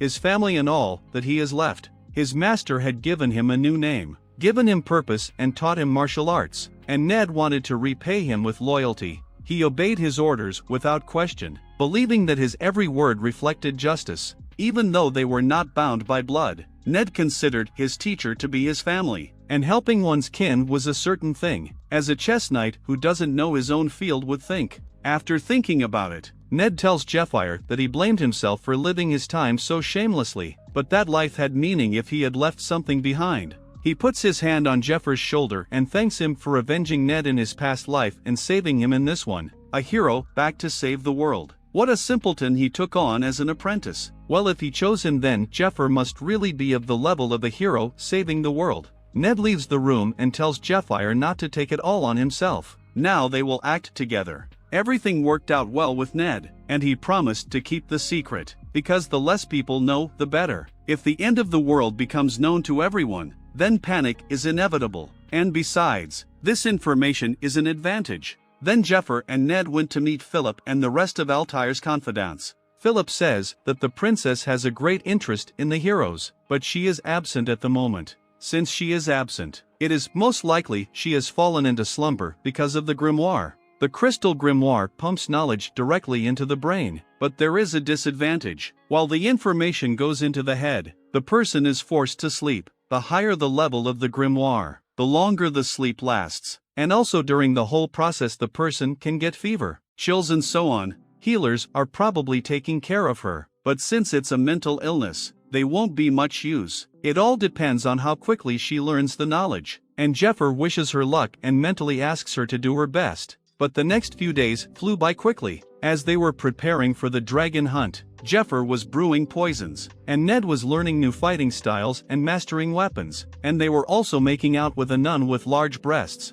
But the process was unpleasant, because it was the skill of hugging an angel, which allows you to learn the state of health and physical features of a person, the one on whom this skill is used. It feels like that the body crawled thousands of slimy slugs. Looking at this picture, Ned suddenly had things to do, but Philip said that things will wait, because the health check is mandatory to join the squad. Despite his reluctance, Ned is tortured in the sense of a health check, and now Ned feels as if he has been abused. But Ophelia stands in front of him and notices Ned's pitiful appearance. She also informs him that the princess wants to see them, which means that she is awake. Jephyr remembers what Juridus told him about the crystal, and that it must have contained Juridus' thoughts, a kind of shard of her soul. And opening the door to the room, he sees his beloved, who greets him and Ned. Jephyr thinks only about whether it is possible that the shard of Eurydice's soul told the princess about the hero and his past life, in which Altair was in love with him. Well, it's a bit more complicated than that. We are shown 3 stars in a row. Eurydice congratulates Princess Altair on Medea's level 3 knowledge of the crystal. Now only training will increase her power, and with each new level a star will appear. Eurydice is absolutely sure of Altair's talent and that sooner or later she will learn the last 8th level, which no one could reach before, and then the way to the throne will open. But then Eurydice's words become more and more unintelligible. She has spent a lot of energy, so she will have to fall into sleep before moving on to the next level. Altair will have a hard time remembering the words what her mentor said, but she must remember one thing: she needs to trust Jephyr, because he, as in her previous life. And at these words Altair wakes up and stands up sharply, having frightened her entourage. Her head starts to split, and the doctor says that she should not make any sudden movements, because the princess has slept for a whole week. Altair feels as if she has learned something important, but she can't remember it. But still the most important words, that she must trust Jephyr, come to her mind, and she orders Sir Jephyr to be brought to her immediately. And we return to our own time, where the princess says that she was anxious to meet her new companions, but she was not well. She apologizes that she met them in a manner unbefitting a princess. But Jephyr only cares about what she has learned from Eurydica, for it will affect not only their relationship, but also the coming battle with the blue dragon. If Altair has gained the ability to contact and can read memories like Eurydica, feelings can wait. The important thing is that he won't have to convince her of the importance of tactics, and that will take away a lot of headaches. Jephyr holds out his hand to Altair, but she immediately realizes what he's implying. It's like he's asking her if she's gotten the contact skill. Altair says that when he gave her the crystal, she thought that the hero just wanted to join her, but it turned out that his goal was to make her stronger, for his own interests. The princess refuses to touch Jephyr, rejecting his hand, saying that she can't use the skill of contact, as it is available at a high level, and she only knows level 3 spells. So they go back to their last conversation for her to get started within 3 weeks. A plan must be prepared to destroy the blue dragon. Jephyr has to be very convincing as he begins to explain his tactics to make her believe. Jephyr raises his hand with the silver key and suggests we discuss everything over lunch, shaking out a pile of scrolls from under the space. He says that his story is too long to start on an empty stomach. Well, and naturally, we are not shown the plan of Jephyr, who did convince the princess, and a few days later, having finished all the preparations, they set off to fight the blue dragon, taking with them knights and healers from Lindel's castle. Also, with the help of the silver key from Jephyr, took with him a couple more useful items, and to organize a cover for Altair, a maid disguised in her clothes, went sightseeing in a luxurious carriage. Altair goes with the heroes, and it is clear from her satisfied face and the fact that she is humming a tune that she is glad to leave the castle. Jephyr is back on the case. He deliberately covered up the dragon heart in the third ward so that the cult would focus on Lucius, who has locked himself away and won't let anyone in. It would last a month, 2 at the most, and they should be able to get a lot of useful stuff in that time. And the first thing will be to hunt the blue dragon and meet up with Jephyr's comrades from the past. On Ned's advice, he decided not to tell Altair that he had returned from the future until she had mastered the contact, because, in fact, if a strange man tells her that he was her boyfriend in a previous life, she will think that he is either a pervert or a moron. And while the princess, for some unknown reason, believes the hero, they should act carefully. Jephyr doesn't understand why the princess trusts him so much. If the letter from Lucius had such an effect, maybe she is more trusting now than in her previous life, because she hasn't lost any important people in battle. Meanwhile, Philip's son reports that they have arrived in the largest grain district on the continent, and this is his home. Ned remarks that he has been here as a child on a family trip. The fields of wheat, there is no end to them. It is truly spectacular. Edwin says that any house in Danakil will always offer a meal to a traveler, as hospitality is a common courtesy, but that was in the past. Edwin opens the carriage window and asks the heroes to see what is happening to the place now. Ned can't believe his eyes. The fields, once wheat fields that gave life to almost the entire continent, providing it with food, have now turned into a lifeless wasteland, looking at which only thoughts of death arise. Destroyed and burned houses, strewn with corpses. This horror began exactly 3 years ago, when the blue dragon arrived. It settled near the reservoir and began poisoning the water with its venom. The healers were unable to cleanse the land. In 3 years almost 80% of the towers were destroyed, but soon the remaining 20% will be destroyed. It's a miracle that they are still producing crops. Most likely it's the special river water. Now is the best moment to save these lands, and arriving at the local settlement, the heroes are greeted by guards. And the Pilgrim Trading Company is not the first time they visit them and bring them food, so they are let in without question. This aid station, here they provide help to all those who have lost their homes. The heroes won't stay here for long. They will gather what they need and move on. While Altair was talking about it, Jephyr hears more moans. He goes into the hut, from which the screams of agony oozes, and gives the doctor water, asking, "Who is this sick man?" The priest replies that he is Sir Grimes, a knight, who came from the fortress and was attacked while scouting the area. Though he defeated the attackers, he was still wounded. Jephyr analyzed all the symptoms and immediately realized that it was dragon poison, which means that either he was attacked by a monster from the nest or he drank poisoned water. So the healers can't do anything to help him. He can only wait for death while the medics try to ease his pain.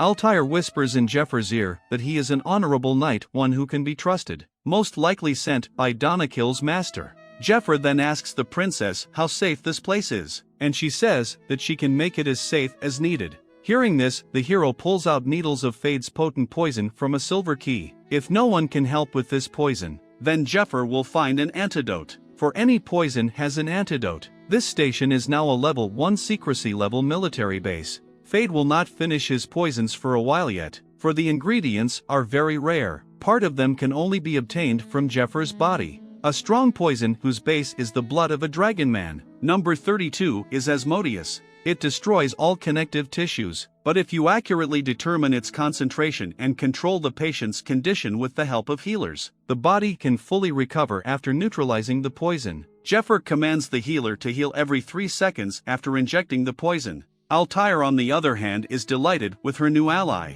He is so skillful that he can turn poison into medicine and vice versa. But her thoughts are interrupted by the mana detector skill, which signaled her someone is approaching the aid station. Philip hears the guards greeting someone at the gate, and the uninvited guests turn out to be a squad of Donakil's knights, commanded by Regulus Danakil, nicknamed the Scarecrow. He greets Philip, and the merchant says that he is glad to see his old friend. You can't tell the same from Regulus' face. He has learned the contents of the letter they sent to the Scarecrow's father, that is, to Danakil's master. They have been planning a joint raid on the dragon for a long time now, and have actually become a family in that time. So, as the eldest son of Master Danakil, he can't help but wonder who is behind Philip's actions. The merchant, on the other hand, doesn't understand what the Scarecrow is talking about, but he clarifies his claim. The dragon hunt isn't due to start until a year from now, and that's on the condition that the Holy Sun finds the dragon's heart. So Regulus has sent a man to the third ward to keep an eye on things.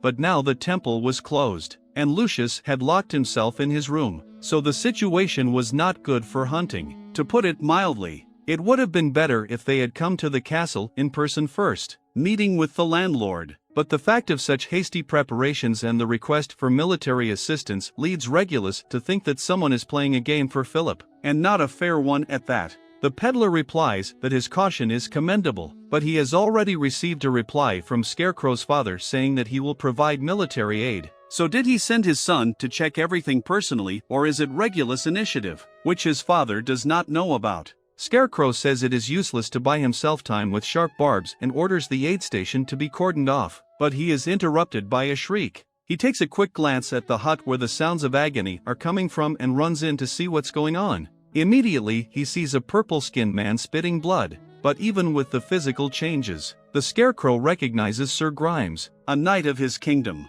He sees as Jephyr injects him with poison needles under his skin, naturally thinks that the hero is taunting his comrade, and immediately rushes at him with a sword. But to his own happiness, he does not have time to lay a finger on Jephyr. He is stopped by a kick in the back of the head from Ophelia, who asks why he drew his sword. Regulus doesn't understand what the princess protector is doing here and why she stopped him. But the princess standing behind him says that she overheard the conversation between Regulus and Philip with the detector and his fears are not groundless. But nevertheless, he has no right to interfere with the hunt and harm her comrades, because the letter, which was received by the father of the Scarecrow, was not a request for help, but an order given to her personally by the princess of the kingdom of Cayenne. Regulus was at once startled and fell on his knee, saluting the Archduchess. After a while Sir Grimes spared from the poison, thanks Jephyr for saving his life, and Scarecrow apologizes to the hero, saying that he misunderstood everything and insulted the knight of the princess for nothing. He is very ashamed of it.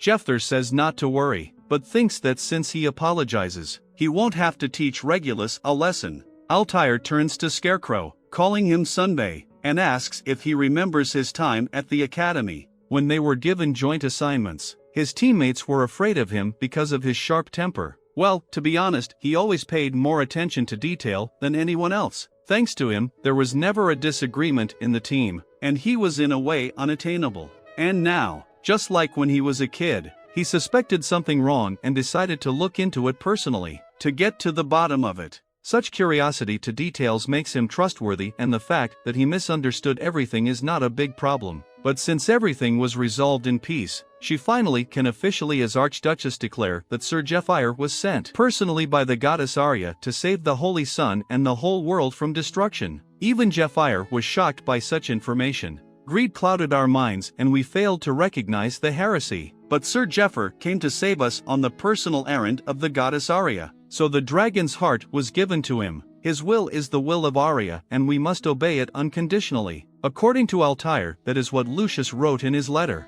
Regulus, on the other hand, is incredibly ecstatic, as if he were a child excited that he will be able to be a comrade of Arya's messenger, and he swears an oath that he accepts the will of the goddess. Jephyr can hardly contain laughter from such nonsense, which came up with Altair and by old habit feeds her on the head. She, of course, outraged, but she says nothing. However, apparently not everyone believed this lie, but it didn't matter. The reins of the mission had been given to Jephyr and he had several responsibilities. Jephyr has used the needles on the other patients, but they will not be completely cured. In a few days the poison will take over again. It is necessary to create an antidote as soon as possible. The ingredients for it can only be found in the great forest of Elfen, which is located in the western part of the continent of Aslan. Upon arrival at the place, Ned is surprised that the forest is not extinct, as well as the rest of the peasants' arable land. And Jephyr notes its fantastic size, and it feels different, because the forest is full of mana. So after the village you can't ride, because horses are afraid of strong mana.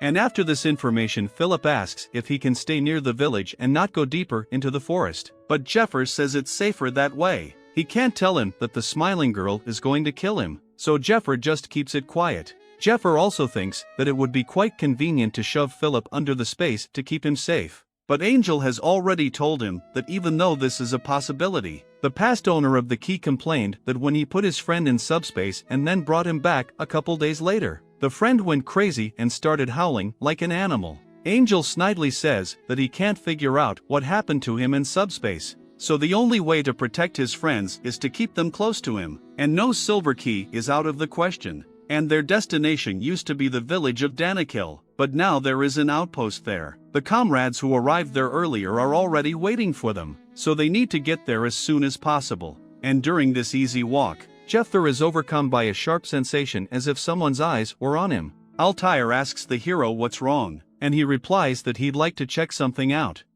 Altair says that the last message from the village came 2 days ago. One of Regulus' men says that the magicians from the magic tower have installed a device in the village that releases magical smoke in case of trouble, but she hasn't seen it herself, but only heard about it from other magicians. Ophelia says that she personally checked the surroundings with her miraculous eyes, but found no ambush or cloaking skills, and Scarecrow remarks that with their incredibly strong team, even if they encounter danger, there will be no problems. Jephyr remembers what he knows about this forest. Once during a rest, his fellow elf told the hero about these places, although no one wanted to listen to him, but it did not concern Jephyr, because he liked to absorb any useful knowledge as a sponge. Thanks to his mind, trying to memorize all useful information, Jephyr had learned enough about this place. Elfen may be a beautiful forest, but behind its beauty lies something that can completely consume a man. He tells Ned to protect Philip. An attack could come at any moment,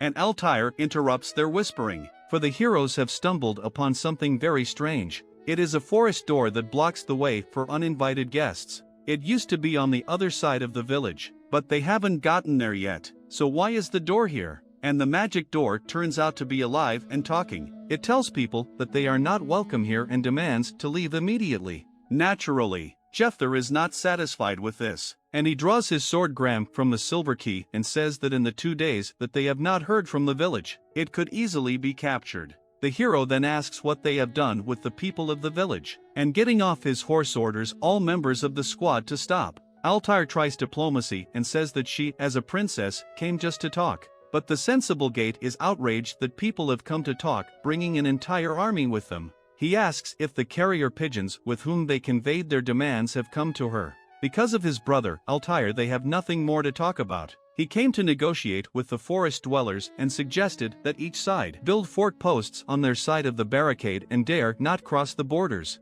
No fighting from then on. Bloodshed would cease. And he also declared a temporary truce, presenting a mysterious gift that forced the forest people to agree to it. And at the end he ranted at their ruler in an aristocratic manner. Finishing his story, the tree roots began to move and startle the horses. Their enemies are the elves. They have long ears, live several times longer than humans, and are highly prone to magic. Their kind organized a kingdom in Elven long ago. For 2,000 years, using the life force of the forest and alchemy, the elves have built an impregnable fortress that now tells him to get out, for here they will find only death. Regulus shouts to his warriors not to be afraid, for if they act as they did in training, he doesn't have time to finish the sentence and his horse steps on a strange ball, which bursts and there is an incredibly powerful explosion. Altair is upset by the elves' response, and then the jaws of the gate open and a giant beam of energy strikes the princess. And the bastard elves that were watching all this through the inside of the watchtower rejoice in victory.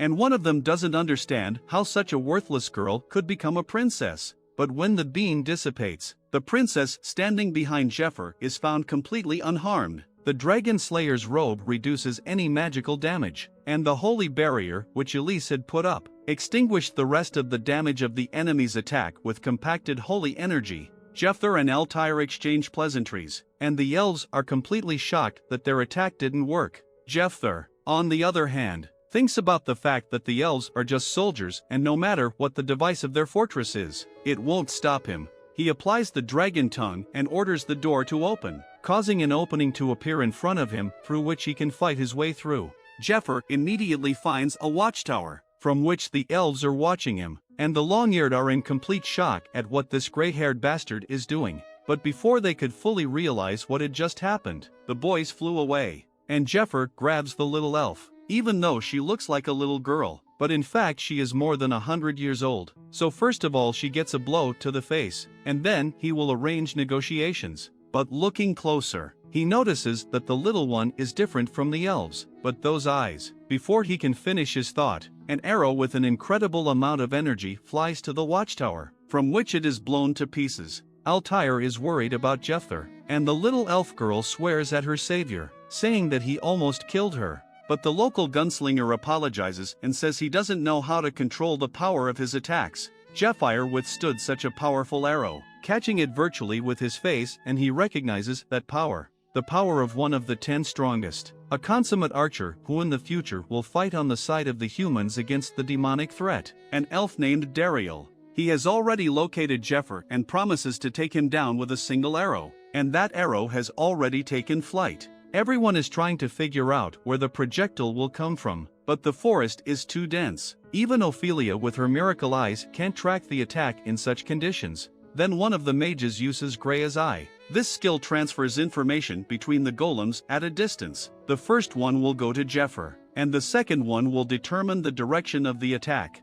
The trees are too tall, and the range of the skills is only 200 meters, but fortunately it was enough, and she saw from which side the attack will come. The distance from which the arrow was launched, just monstrous, at least 1 kilometer. But Jephyr didn't need any help. He was already ready to face the arrow. Jephyr easily repulsed the powerful attack with a simple swing of his sword. The elven woman doesn't understand what just happened, but Altair, who was watching through the golem, is very happy that her knight survived. The wounded Jephyr is excited by the strength of the enemy. He is already anticipating the fun. The elf is trying to convince herself that the arrow is just an accident, but it doesn't matter. He has a wounded arm, which means he won't last long. And then the elven woman, whose name is Kiara, sends a telepathic order to Dariel to use something more serious. Then the local archer uses red comets. It's not just a pretty name. In the hero, as if flying real magic comets. And he immediately understands what kind of skill it is.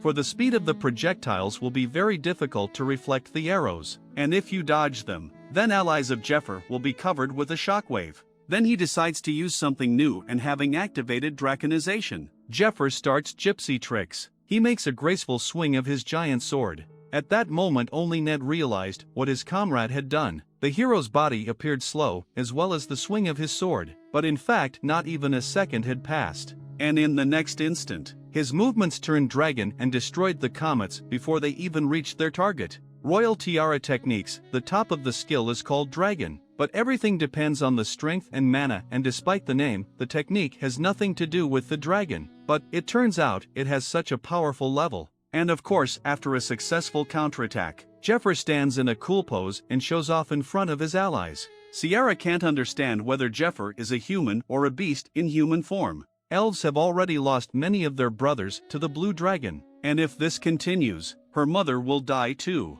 Kiara falls to her knees. She admits defeat and promises that they will stop attacking. It doesn't matter whether Jephyr is human or dragon. If he wants something, she will do it. But she tearfully begs him to help the forest people. And then Jeffyr's men go quietly into Elven, and the locals watch the incursions in fear. But the hero says that he agrees to help them. And after a while we find ourselves already in the very settlement of the elves, where the main three of the settlement examines the night Grimes. They are amazed that someone managed to cure the poison, though not completely, but at least his life is saved. Sir Grimes knows how risky it was for him to go on a hike, because moving he only disperses the poison in his body. But still he decided that if he can't fight, he will at least serve as a proof of Sir Jeffyr's marvelous skills. It's the dedication of a true knight. The three elves are finally officially introduced to the humans. Jaren the elf elder sits in the middle. Kiara, the protector of the forest, stands to the left of his grandfather. And the local gunner, the only one of the remaining strongest warriors, is Dariel, who stands to the right of his grandfather. High elves have a fair amount of strength, and their unusual pupils show the presence of a special innate gift. All of this is, of course, interesting, but Kiara doesn't resemble herself from her past life at all. And back then she was, shall we say, a bit older. Jephyr glares at the girl and speculates on how growing up works for elves, whether they have some sort of rapid growth period. But his musings are interrupted by Jaren, who says that they have already met someone who can stop the poison. Jaren is not the first person they meet in their forest. After making peace with Prince Polaris, a man has already come to them who saved them from the infection. He had used poison needles just like Jephyr. His name was Fade, but everyone called him Serpent. Jephyr didn't expect to hear that name here, but Jaren says that Fade was looking for his comrades here, and apparently Jephyr is one of them, and Fade's friends are friends of the elves, so they'll obviously work together. But they decide to bring us into the exposition. The Lake of Life feeds the forest, spilling its streams throughout its territory, and the healing powers of the lake became the foundation for the kingdom of the elves. And when one of the rivers flowed to the plain of Danakil, these lands became the most fertile on the continent, and the tree which was fed by the lake water became the tree of life. All the inhabitants of the forest drew energy from it. Thanks to this the kingdom of elves stood for more than 2,000 years. But everything changed overnight, when a blue dragon made a nest in the Lake of Life and the poisonous moisture poisoned everything around. After the exposition, we are shown Lindell Castle from a few days earlier, where a discussion is underway about the Jeffyr's tactics. The plan is that they need not only Altair's forces but also an alliance with the elves. But will they be able to come to an agreement? The princess asks Edwin if he doubts her diplomatic skills. Besides, Jephyr has told of the position their queen is in now. So the elves will simply have no choice but to agree to an alliance. But the problem is in the people of Danakil. Prejudice about elves in the minds of peasants is too strong, and those who live near the forest and in general treat them more like pests, comparing them to wild boars and bears, and maybe even worse. Especially now, 4 people from the Plains elves are the most vicious enemies. 4 years ago the High Elves Red and Black Moon attacked Danakil, because they thought that all the lands where the waters of the great tree flow belonged to the elves, and consequently, the fields of people belonged to the forest people. They almost managed to seize a part of human lands, but Polaris together with a group of knights intervened in time, and when the golden dragon appeared, the elves retreated deep into the forest. The war stopped and the humans won, but after only a year, a new attack came in the form of a dragon that poisoned almost all the fertile lands. Lord Danakila and his son Regulus believe that they need the elves to defeat the dragon, so they stop false rumors about them. But the troublemakers are stupid and believe that it is the elves poison the croplands to take revenge on humans. so there is a great risk that their own allies, seized by turmoil, will give them up as soon as they learn about friendship with the elves. But Altair says it only plays into their hands. Edwin does not redeem the princess's game, and she reminds the folk wisdom that any failure is a disguised luck, even if things are bad now, but it can be looked at from another angle. But from what angle Altair looks at the situation we do not learn yet. But what we do learn is how Jephyr met Fade. Once he helped a fellow serpent, and then he decided to take him on as an apprentice. Jaren, Riona and Dariel believed the hero as family and began to treat him well. Well, only partly. In the meantime, Jephyr begins to treat Dariel's mother, and Sierra is surprised that Jephyr's poison works even better than Freud's. It is understandable, because this poison is supposedly created by the hero himself, although in fact Fade will invent it only in a few years. Jephyr told Sierra that a traitor had infiltrated Fade's guild and destroyed it from within, and then tried to ask the girl if Fade is here. But Sierra doesn't trust the hero completely, so he says with a snide smile that he doesn't even know if she can answer him. But Dariel immediately told that the serpent left their forest exactly a year ago, and Kiera is indignant that the shooter so easily told everything to a new suspicious comrade. Dariel picks up the little one by the scruff of the neck and tells her to tone down her attitude, because she herself had literally just begged Sir Jephyr for help. This clash between brother and sister is interrupted by Jaren. He tells the hero that the elves poisoned by the blue dragon long held on taking the poison left by Fade, but it is almost over.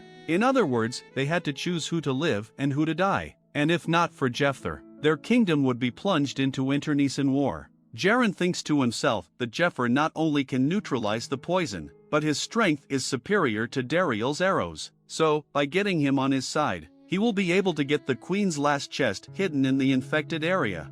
3 years ago, the penultimate chest was taken from the 12 towers to establish a new kingdom with it. The strongest elves had split up to create new homes for their brothers. Jaren resented their betrayal, for they were just going to abandon their queen, who was the reason they were alive, since she was the one who stopped the blue dragon. But according to the strongest elves, she did anything but stop the dragon. If you look closely at the forest, only a fool would turn his tongue to defend the queen. She failed in her duty to protect the people. Even before she was struck down by poison, she was nothing but an infirm crippled bedridden who couldn't stop the black and red moon when they took her troops and quietly left. The queen is useless, and the red and black moon showed the elves a different way after being banished. They destroyed the watchtower and took the chest, rebuilding a new kingdom and showering their queen with insults, and the ungrateful bastards just left. But Jaren didn't stay with the queen because of loyalty. He just couldn't take the chest as it was out of his reach.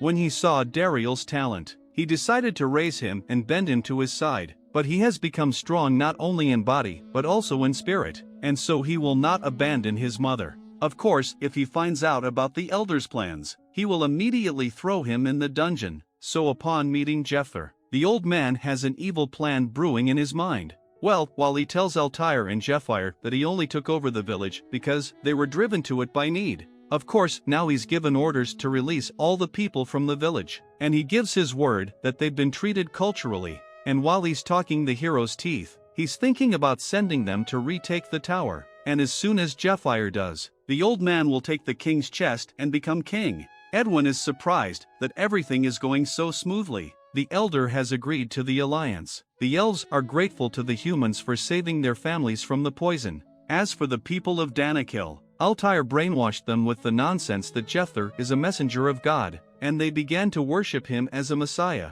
taking his every word as the truth in the last instance. Philip doesn't understand why these children love the goddess Arya so much, and his son suggests that it's because they have been protected by this goddess for a long time. But for this protection, the temple charged them a huge tax, so the question of their faith remains open. Edwin says that things didn't work out so well anyway, but his father says that the real difficulties are just beginning, and we are shown a new character. It's Milia, the magician of the magic tower, and her friend, with whom we are already familiar. However, we only learn her name now. Her name is Daisy, and she is also a mage of the magic tower. Milia turns her attention to Altair and says that she hates that vile wench. All she can think about is how to get to her so she can kill the princess quietly. Meanwhile, in the square of Veronia's South Metropolis, Altair's project to build the princess's mountain range is documented by the Southern Construction Company. Naturally, instead of Altair at this event, her maid Katie, whose special ability is sound imitation, is coloring, and her speech is followed by a spy of the cult, who says that the actions of the brainless princess are useless, because the cult will ruin these croplands anyway. If you look into this project more carefully, even a complete moron could realize that it's a distraction. But after Alden's death, there is no more room in the list of 12 apostles, and the man from the east arouses suspicions of the rest of the apostles. So the devil's followers have a lot of their own worries and they have no time to look into the princess project. Meanwhile, in the Elven forest, Kiarat shows the heroes poisoned flowers. This is a magical plant. It creates materials and food. Depending on the magical code entered into plant, it creates different things. The elves invented these plants for comfortable life. They also invented a magical mana flower plant. It emits roots towards the riverbank, stores and filters the water of life and subsequently spreads mana through the air. But now they've been poisoned, so they emit poisonous vapors, and the plant has become a breeding ground for monsters.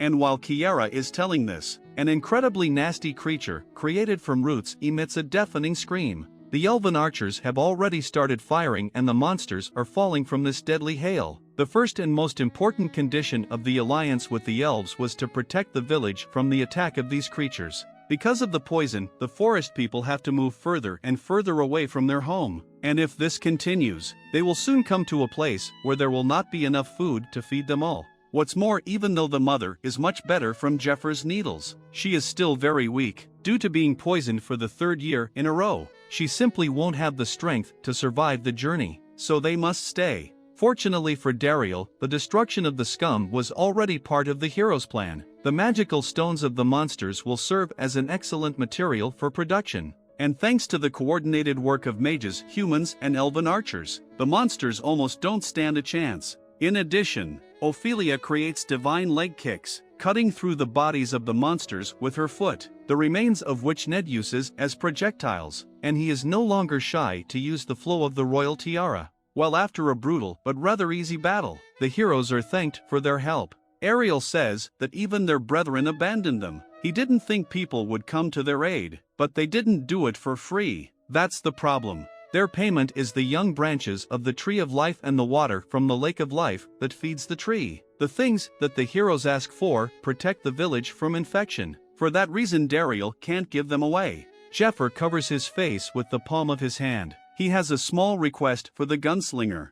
Before he talks nonsense along the lines of "excuse me" or "understand," he should just say what he wants. Dariel isn't thinking straight, but Jephyr is about to explain everything on his fingers. The first request in return for the branches and water is to create a cure for the queen. The second is to restore the tree of life with the lake, and the third is to kill the blue dragon. The main component for the success of the first item is the tree sap. As for the second item, everything will be restored by itself after the blue dragon dies. What else is left? Then only the third condition is left. If Jephyr said that he will kill the dragon, then he will do it. What else does the stinking elf need? Maybe he should find a girlfriend too? Dariel asks if the hero is 100% sure of his victory. Without these two ingredients, the village will be covered with a poison cloud. They can't give them if Jephyr is not sure of his victory. Among the 4 high elves, the only one left in the village, he is the only one capable of fighting, and it is his duty to protect his fellow elves. Jephyr, however, points Dariel in the direction that he can talk about his duties, for he simply has no choice. If not now to attack the dragon, then when? For the blue dragon and the queen's disease will not wait for Dariel to grow balls and decide to take a chance. Jephyr makes antidotes from his blood every day. Does he look like a donor? The hero makes a move on the gunman and gets into a forehead-to-forehead confrontation with him, talking about that he has to wake up and start taking risks or his house will end. And since the dialogue isn't working out, Dariel agrees to speak the language of power. An incredibly powerful flash illuminates the space and demolishes a good enough portion of the Elven building. Altair can't believe that her unloved one has managed to find an adventure on his heel, and through the smoke can't see what happened there. But as soon as the dust of the battle clears, Dariel, who fired the arrow, says that he understands everything. Jephyr said that the archer will be one of the main helpers in the hunt. But how can he help if his arrows can't even penetrate Jeffyr's scales? That's his limit, so he doesn't believe in victory. He'd like to kill the asshole himself right now, but reality sobered him up. No matter how much he wanted to, no matter how much he had to, it's impossible. So what does Jephyr offer for victory? And the hero tells him to stand up. Now he's going to tell him why Dariel is such a tubby asshole. And with a shout that his equipment is dog feces, he breaks Dariel's bow. Even Altair is shocked with such pranks, but Jephyr just has the ingredients for a new bow, and it would be better to save the shooter's tears. He will cry when Jephyr is finished. Sierra resents Jeffyr's insolent habits, even though he is going to make a new bow for Dariel, but breaking his old bow wasn't necessary at all. She could have given it to another warrior. Besides, this bow is equated to hero class by the standards of humans. Philip and Elise, like real Jews, are upset that such a valuable item has been broken. People have a common table of items by which they classify equipment and artifacts. There are ordinary and high, rare, heroic, and the most powerful, which are called legendary items. And Elise notes that this bow is not only heroic class, it also belonged to a famous person, for it could be sold at least 50,000 gold. But the angry Dariel doesn't care about the bow. He thinks that Jephyr wanted to symbolically break his greed with it. The old weapons and items that stopped the contamination are gone, what he relied on, and he can only move on. Also, Dariel's curiosity is piqued as to what kind of bow the Jephyr will make him. If he's going to use a young branch of the Tree of Life. But if you think about it, the branch is too small to make a bow. But we'll find out what Jephyr is up to now, as we move to another room, where Sierra and Dariel have prepared a branch and water, sacred to the elves. The girl presents this gift to Mr. Jephyr, and let it seem at first that it is an ordinary branch and water. But if you look closely, then even for Jephyr, who has seen the end of the world and experienced many adventures, after which the sense of surprise in him atrophied. In this case, his breath is simply taken away by the indescribable beauty of a seemingly ordinary glass of water. Dariel informs him that this glass contains the last sip of life-giving water, but he gives it away with full faith that they will defeat the dragon and the source will become pure again. And Jephyr supports his faith, after which he pours the life-giving water in a volley. After that, the body of the hero overflows with an incredible amount of mana, because the water from the Lake of Life contains a colossal magic, and the effect of Hermes' skill increases the profit from water by 500%. Following this, Jephyr immediately uses draconization, increasing his magic and physical strength to the limit of his current abilities, and in this form the hero begins to melee in a small celestial circle, which also increases his mana even more. The hunting conditions will be so harsh that a raid on the tomb of Juridica will seem like an easy walk, a poisoned area in which it will be impossible to heal. Serious trouble will start 10 kilometers away from the lake. And the most important thing is that in the center they will be met by a huge evil and extremely ugly dragon. The human body can't take that shit, so with the help of water, Jephyr wants to release as much dragon power as possible and increase the draconization time. Altair remarks that with such colossal damage from the dragon heart, its power must be built up gradually, very unaccountably that they have so little time. But she will help her beloved with Moira's spell, Medea's ancient magic. It allows her to control the magical flows of another person. In addition, all the cards have worked out well. The magic of the Elven forest and the vital energy of water from the Lake of Life and dragon form, advanced draconization, and on top of that, the skill of Moira. One can only hope that Jephyr doesn't die in the middle of the process. But as expected, everything goes completely wrong and his body is pierced by a terrible pain. He spits out a good part of his blood, but the most top healer is already rushing to his aid. Meanwhile, the overall power of the dragon heart grows and even Altair begins to bleed from overexertion, but still the power begins to fluctuate and gradually drops. Just as suddenly, Jephyr is overtaken by the incredibly pleasant feeling of a warm and secure hand. It's Ned who has noticed that the hero's breathing is hitching, and only another master of the royal tiara can help with the mana flows to the master of the royal tiara.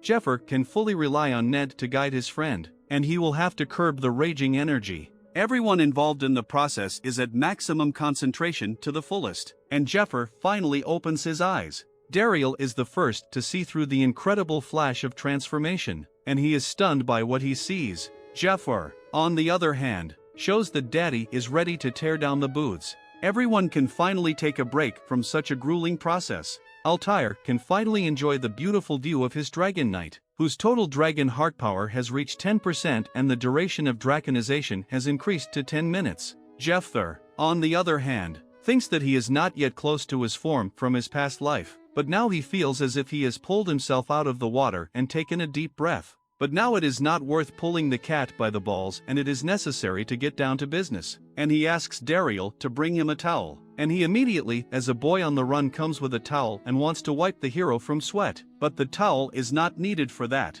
It's time to get materials for the bow. And clamping the towel between his teeth, Jephyr starts digging his claws into his chest. With great difficulty he manages to perform the very painful procedure of ripping the dragon scales out of himself. The blue dragon's scales can't be broken with iron, but what if he used the scales of another dragon? Even if it's not even 20% strong yet, but it's the scales of Tartaros himself, the strongest dragon, and it will definitely break through the blue bastard. Jephyr has never made a dragon weapon, and to make one requires a mastery of materials, so he makes up for his lack of experience with the best Elven mana alloy known as pure gold, which the smith Noel, the queen's servant, knows how to produce perfectly. All the ingredients have been gathered: pure gold and dragon scales, Eurydica's blood rubies and a shaft of moonwood. Now the little things remain. Altair uses the mana circle. This skill forms a field within which the power and duration of all spells is increased by 100%, and under enhancement Jephyr begins the sorcery with draconization. He points his finger at the liquid gold and uses his dragon tongue to command it to flow, to coalesce, to be reborn. Dariel sees the fruits of Jethyr's labors, and by the look in his eyes, it's beautiful. The black dragon's long bow and arrows are sure to raise the elves' hopes tenfold. Meanwhile, the raid was still 2 weeks away, with humans and elves making active preparations. This time at the 2-week training before the raid, Ned was already acting as an instructor instead of a slave, and the team of hunters destroyed plants with monsters and moved forward. They should move 1.5 kilometers deep to the Lake of Life in 10 days. Since the monsters on the path of the hunters were very many, the magic crystals accumulated mountains, but they did not stay long. All the stones went to different needs, from producing golems to fortifying the position. They also needed to create safe zones, with the help of magic circles. Altair invented new magic circles. If a branch of the Tree of Life is used as the core in this circle, the dragon's poison will not be able to penetrate there. Milia can't even figure out how this magic circle works. Also, Jephyr ordered to use magic stones to make weapons. You will need a lot of them and they are very skillful. But for the best blacksmith on the continent, this task only warms up his crafting fervor. The power of the dragon heart is currently at 10.5%, even though he has reached the second form of draconization. But his power will only last for 10 minutes, and they will fly by unnoticed. The power of the dragon's heart slowly spreads through the body of the owner. But the more often draconization is used, the faster the skill develops and the dragon's magic fills the entire body of the user. Jephyr should maximize it before the raid. The best option to reach 19%, but 17 will do. If they can, they still have a chance of winning, but in any other case, they shouldn't expect to win. Jephyr will use the force again and again until he reaches his limit and crosses the line, and now everything is ready for the upcoming raid. During the 2 weeks of training together, the humans and elves had grown very close, and some had even made friends, and all the main faces of the raid were having dinner in the background of the training. Ned wanted to discuss something, but was distracted by Jeffyr's food, which disappeared a couple seconds after appearing on the table, and after a dense 2-second meal, Jephyr gets up from the table and says he needs to get some sleep before the battle. Altair, seeing her knight leaving, says that it's time for her to sleep too, and Ophelia wants to join her mistress, but Ned grabs her by the arm and reminds her that she was going to fight with him. Of course she didn't plan anything like that. It was Ned's ploy to leave Jephyr and Altair alone so that they could finally play. Altair began to think about the fact that they were doing things now that had seemed impossible to her a month ago, sending countless letters asking for help in the dragon hunt. She had heard only refusals, and many were rude. Even Lord Danakil, who had her full support, doubted that they had any chance of winning. Besides, her elder brother had heard rumors that she was building up the fighting power in the castle, and he asked her to be careful, because the others might consider it as treason. No one helped her, not the aristocrats, not the big families. She could only rely on her own men. However, things began to get better as soon as Jephyr came into her life. It was luck, or fate, some would say. But Altair does not believe in such things. Jephyr notices that his beloved came into his tent. Before he can say anything, Altair pounces on the hero and kisses him. He himself doesn't remember how long he's been waiting for this moment, but all is not as rosy as it seems. It was Medea's kiss, a skill which puts a seal on a person, under the effect of which he is unable to lie to the caster. So Jephyr makes a fool of himself, as if he doesn't understand what she's doing, but Altair, as the dominant one, tells him to be quiet, because now she's asking questions. The sick are recovering, the humans are united with the elves, and the raid, which seemed impossible, will start tomorrow. And all this is happening only thanks to Jephyr in just a month. Altair has long had suspicions, so she kept watching, and when she saw how he rips the scales out of himself overcoming agony for the sake of others, the suspicions became even greater. She asks the hero what is his true purpose. He wouldn't do so much just out of the goodness of his heart, because in this world everything has to be paid for. And Jephyr has become so powerful that if he hides something or fulfills someone else's evil will, no one can stop him anymore. So she wants to understand his plan, and with the help of Medea's kiss, orders him to speak who is behind it. Jephyr takes off his mask of a misunderstanding fool and says that he is here of his own free will, no more and no less. He's doing all this just for the princess. These words putting her in a stupor. The magic is definitely working and he's not lying. She asks for details, and Jephyr has no choice but to tell her about it, that she once gave her life for him and he went back in time to fix it. Altair cannot believe it, so with the help of a magical hand begins to strangle the hero, and in anger, she screams that he stopped messing with their brains. Finally, she started acting like the real Altair that Jephyr knew. Her furious voice is like a leaf in the wind.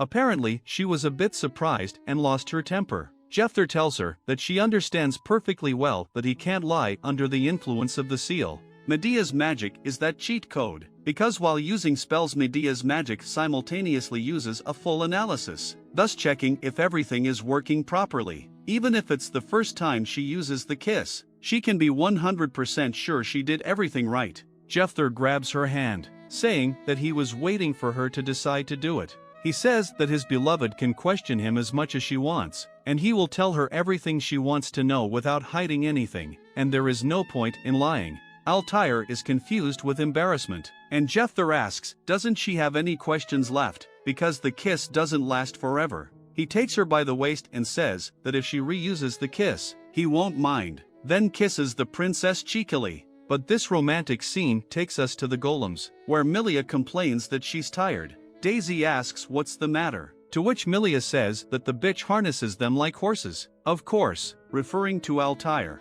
Daisy calmly says that they were hired by Lord Danakila, but he's just making a face. The real employer is Altair, and they are her subordinates. And Milia knows it and is even more pissed off about it. When they were at the academy, Milia stayed up nights and ran after teachers to pass subjects, and Altair was always resting and doing whatever she wanted. And all her problems were solved by money and connections. That's why she never recognizes her. Though in fact Altair just didn't have any problems, because she was very talented, and she didn't need to study books day and night to show results. Daisy says that Milia was cursing the princess so much that she decided to see if she would jeopardize their team, but surprisingly she did her job well. The thing is, she's just jealous of the princess, but she'll probably do something stupid out of jealousy. So Daisy tells Milia a secret. If she successfully completes the task, she will be recommended as a court magician for several aristocrats in the capital. Milia does not believe her ears,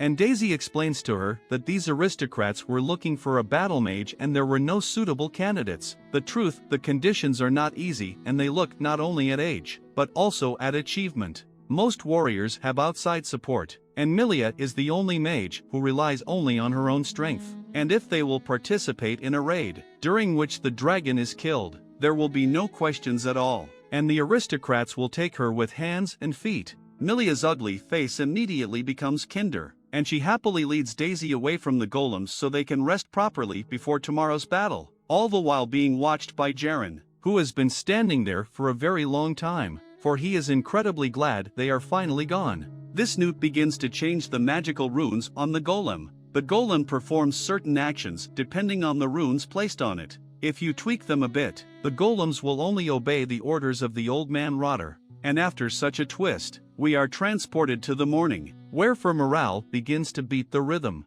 All the warriors are ready for battle. They realize that it may be a one-way ticket, but despite this, their fighting spirit is not broken. Many may die today, but those who survive will see a turning point in history. Jephyr approaches his girls, and Altair gives the order to use all the reinforcing spells, and the three of them use everything what they have to enhance Jephyr to the max. Last night, Jephyr tells them about the path he took in his past life. Altair doesn't understand why he took this case if it was so bad last time, but Jephyr says that she goes forward not knowing the future, and he knows everything ahead of time, so he'll do much better than her, and in the end he will get what he wants. He will overcome all obstacles, kill all enemies and help his beloved to win the throne. And when the time comes, he asks his queen to make him her king. And after these memories Altair commands the stars to grant the hero strength, and throwing off his cloak Jephyr spreads his wings. He is fully prepared for the deadly battle. The hero will mark the beginning of the raid on the Blue Dragon. Total group composition of 225 men. The rearguard attacking squad is responsible for ranged attacks. The rearguard assistance squad, responsible for healing, strengthening and weakening spells, as well as golem control and repair. Detachment of rearguard defenders, duties, positional defense and assistance to the vanguard. There are 224 people in the rearguard detachments, but there is only one in the vanguard. Of course, it's Jephyr, who casts a parting glance at his beloved Altair, and fully prepared for battle, he takes to the air. According to the Dragon Slayer's tactics, the rear and the front are at a great distance from each other, and though it sounds absurd, this way they have a much better chance of victory. The closer they get to the dragon's lair, the thicker the poison becomes. Right next to the dragon itself, everyone except for Jephyr will last a maximum of 5 minutes, and that with the help of magic. In addition to high resistance to poison from the state of draconization, hero also amused golden tears. It is an elixir that prevents the devastating effect with a powerful protective energy, and if you add to the skill the secret of Hermes, giving 500% of the effectiveness of potions, elixirs and medicines, then Jephyr in fact gets full immunity to poison. Well, to get to the bastard's lair faster, the hero uses the flow acceleration of the royal tiara, developing the speed of flight almost to supersonic. As he approaches the dragon Artalis, Jephyr encounters the plant, which, sensing great danger from the dragon slayer, unleashes countless monsters on him. But Jephyr is already prepared to deal, and having accumulated a huge amount of energy with his sword, he makes a crushing cut, from which the whole horde of filthy bastards is divided into 2 parts. Judging by the pile of huge plants, the hero is already very close to the goal, and that means he should simply ignore all the monsters. With the help of the silver key he starts a decent bombardment of the area, but instead of bombs he uses a bunch of golems. Among them there are stone golems that spread magic waves in a radius of 70 meters. If you place them 100 meters apart from each other, a sort of mana path appears, and now magic can be transferred to the end of this path, but the power of the spell will be reduced by exactly half. Meanwhile, the mana path continues to increase its distance. Thanks to the hero, the battle golems he has placed are functioning steadily. The spell enhancement has already been applied to them, and remote control can be used. And 2 weeks before the raid, Altair told Daisy that she had seen her thesis and it impressed the princess, so she asked the young scientist to do it in 2 weeks and Altair would provide her with all the materials. Daisy was very happy, because the magic tower refused her this project because it was too expensive, so her work of art was stuck at the design stage. Her brainchild is a Cyclops golem that will be the eyes of the entire group. Cyclops is a very massive golem that can transmit images and sounds, and the information it receives it sends to Greya's golem, and it can gather information within a kilometer. Daisy has made 16 of these beauties. Sierra can already clearly see Jephyr. Now they can coordinate Dariel's attack. The girl notices that people come up with surprisingly useful inventions with magic,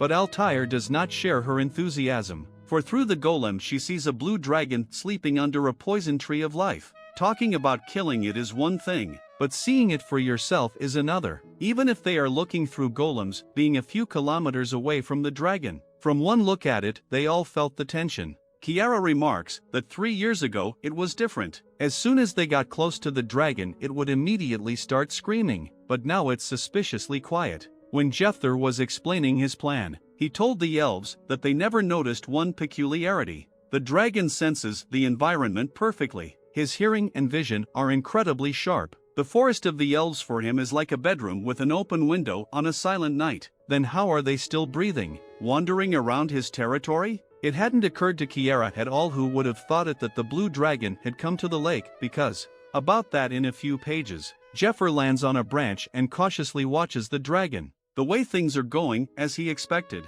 the hero is close to the bastard, and he doesn't give a damn. Now he can move inside the poisonous fog for 28 minutes. It took 2 minutes to get here and set up the golems, which means there are only 26 minutes left for the battle. He can't waste a second, so he pulls out the black dragon's chain, made from its own scales. He wraps the chain around a branch of the tree of life and Pike jumps to the blue dragon. As he flies, he thinks about the fact that the blue dragon is not actually poisonous. Sierra thinks that everyone has forgotten what the blue dragon is really like, because the average lifespan of elves is 300 years, and high elves live 500 years. But the blue dragon appeared exactly 600 years ago. The healing effect of the Lake of Life is so great that the prayers of all the priests of the world together will not compare with it. Hence the reason for the presence of dragons in these lands becomes obvious. And at that moment, Artalis notices movement and opens his eye. Literally in an instant he completely devours Jephyr,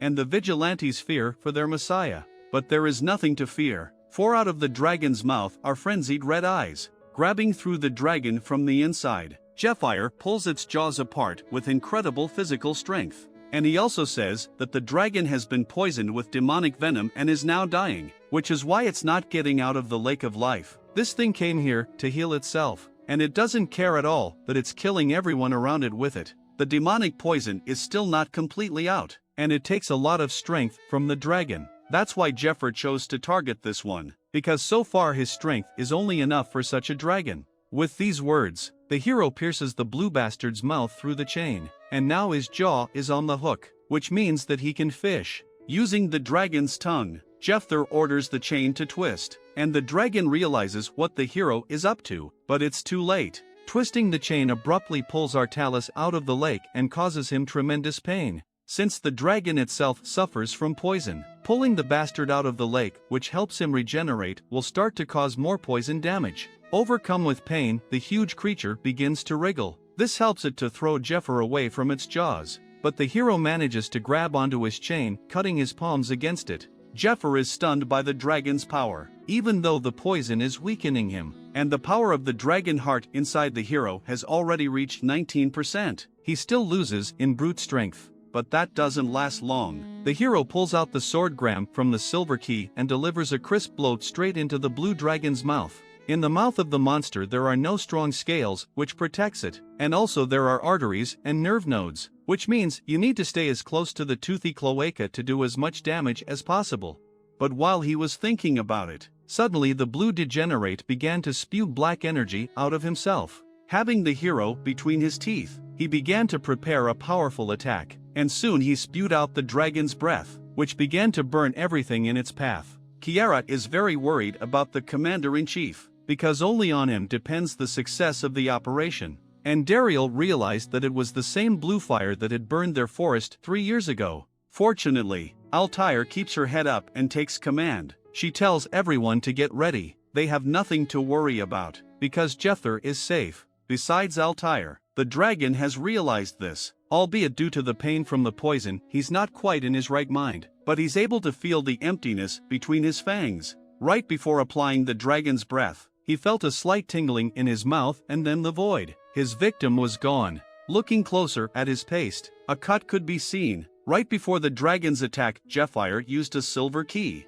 He cut the bastard's cheeks to get deeper into his mouth and then used the silver key, because once he climbed back out, it would be in the same place. Now the hero had a great chance to attack, specifically for the Palm of Thunder, which unleashed incredible pain all over the monster's body. From the agony, the creature once again decides to use the dragon's breath, and when the flames had already formed inside his breathing sac, Jephyr began to prepare his attack, and he spewed out the dragon flame a split second earlier than the blue bastard. His flames reacted with Artalis's flames, causing his breathing sac to simply explode, and the creature lost concentration from the unimaginable pain. Even with his powerful regeneration, he wouldn't be able to spew flames for at least another 10 minutes. It's the perfect moment. Jephyr commands to attack now, and the squad of support mages use their strongest attack spells, transmitting them through the mana corridor created by the golems. All the magic is transferred several kilometers away in a split second, catching up and restraining their enemy on the spot,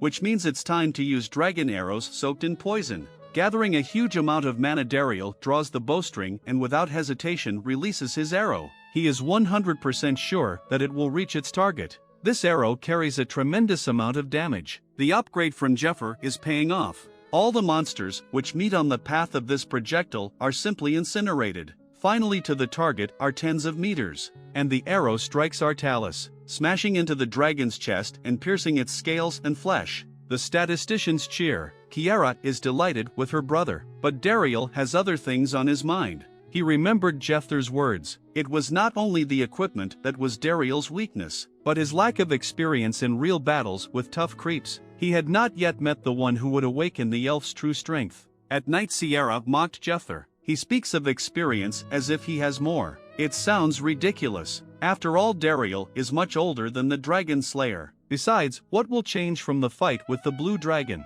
Will he awaken the true power in them? They already lost 3 years ago. What's the point of trying again? Dariel, on the other hand, says that it will soon become clear what Mr. Jephyr meant. And during the raid releasing red comets, he felt that the hero's words would become clear to him much later than this battle. It felt like it had something to do with his mission, tearing the bastard's face with his arrows. Dariel tells himself that the Blue Dragon will not be his goal. He will be just one of the stepping stones to perfection, the one to be crossed. Sierra notices that her brother has always been restless, but now he is incredibly focused. Maybe it's Jephyr who has set an example for him, or maybe it's destiny and he will become the strongest of the elves in this era. He will become the one who will connect to the tree of life and manifest the prophecies. Although as a child he always denied the higher goal, he flatly refused to become king. Meanwhile, Tartaros was getting more and more. For now, thanks to the fact that Dariel's arrow had pierced the scales, the enemy had many weaknesses that Jephyr would be happy to exploit. But still, where his final point was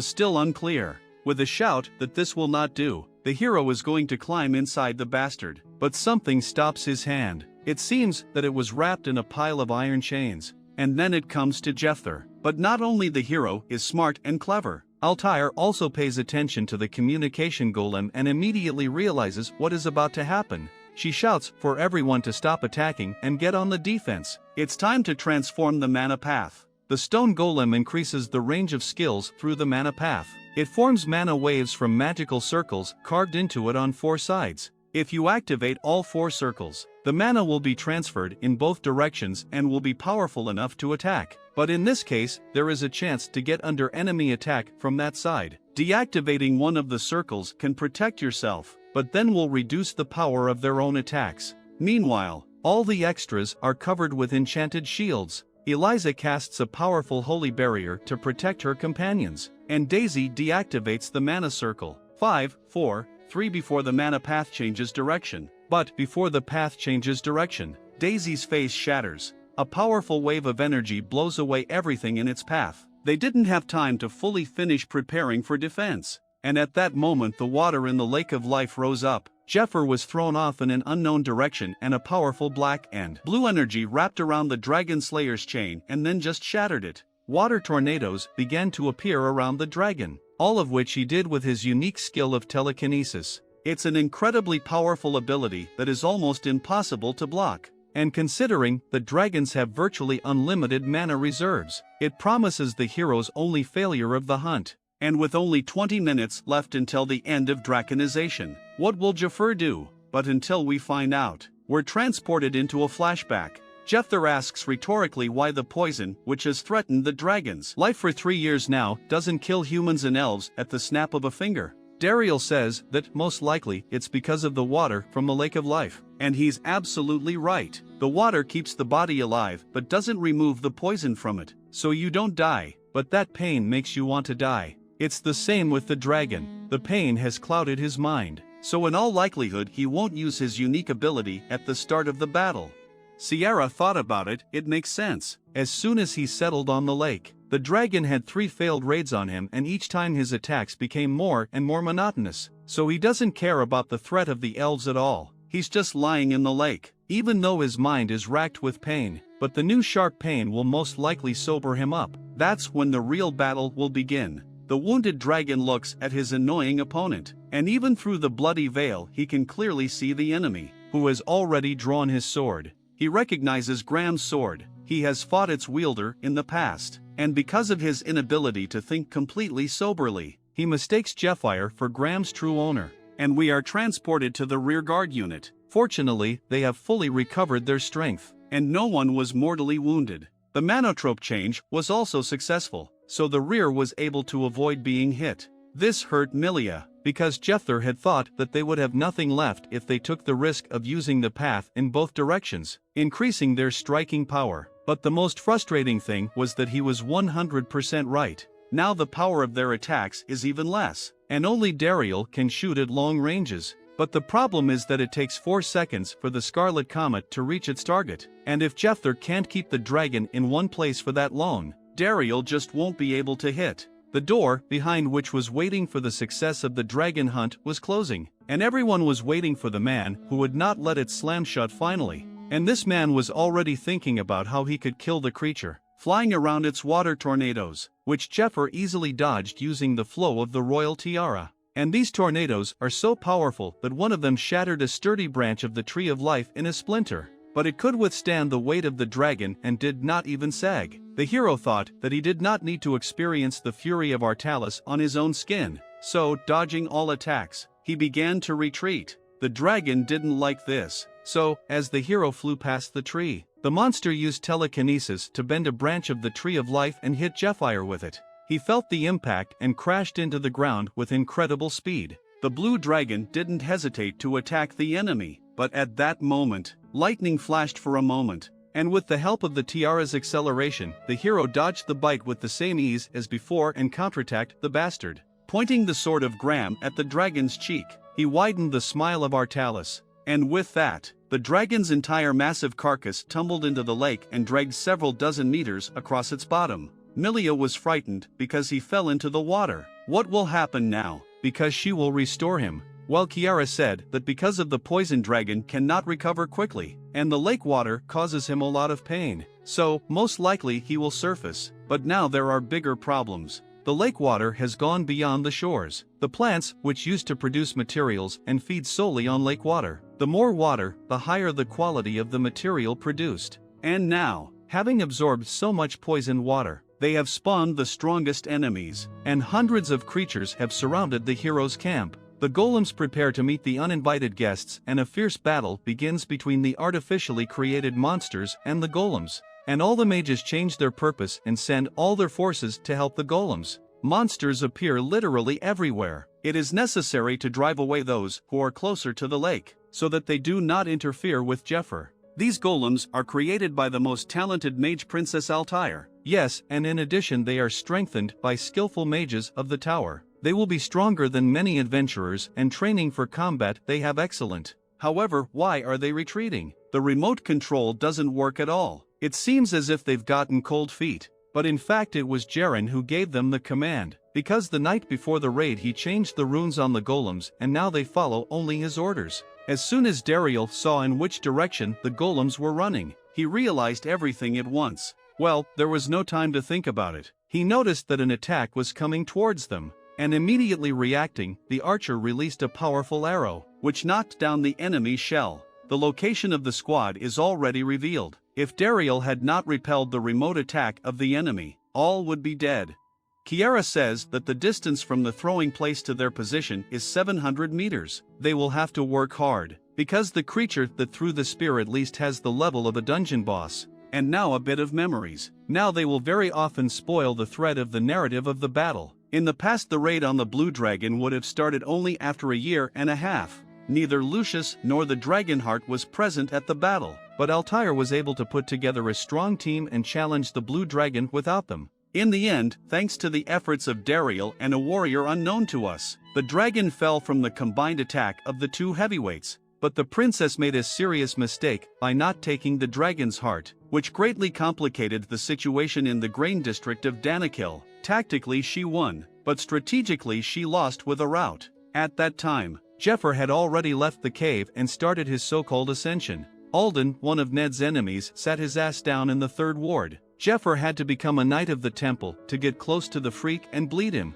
To overpower him, the hero gathered information, and one time he overheard something interesting. It was about a princess. Matthias and Alden were discussing Altair's failure in one of her plans. At that moment, Jephyr didn't realize yet what these freaks were talking about, and they were playing a bigger game than he was. Alden had said that the princess had lost influence, power and money, so it would be very hard for her to get a vote, even if she took part in the hunt for the ice dragon. The heart of the black and blue dragon already in the hands of the cult. Oh yeah, and as a bonus, they have a holy son who is under the control of Alden's larva. Holding up an old book, Cardinal says that once they get the heart of the ice dragon, all of the brothers' dreams and wishes will come true. And we finally go back to the battle, or rather the silver key, in which Jephyr thinks that this time it's different, and now he knows about the plans of these bastards. So fuck them, not world domination. The hero uses the time he took to respawn in the silver key to the max. He drinks a healing potion, mana as well as golden tears, which protect him from poison.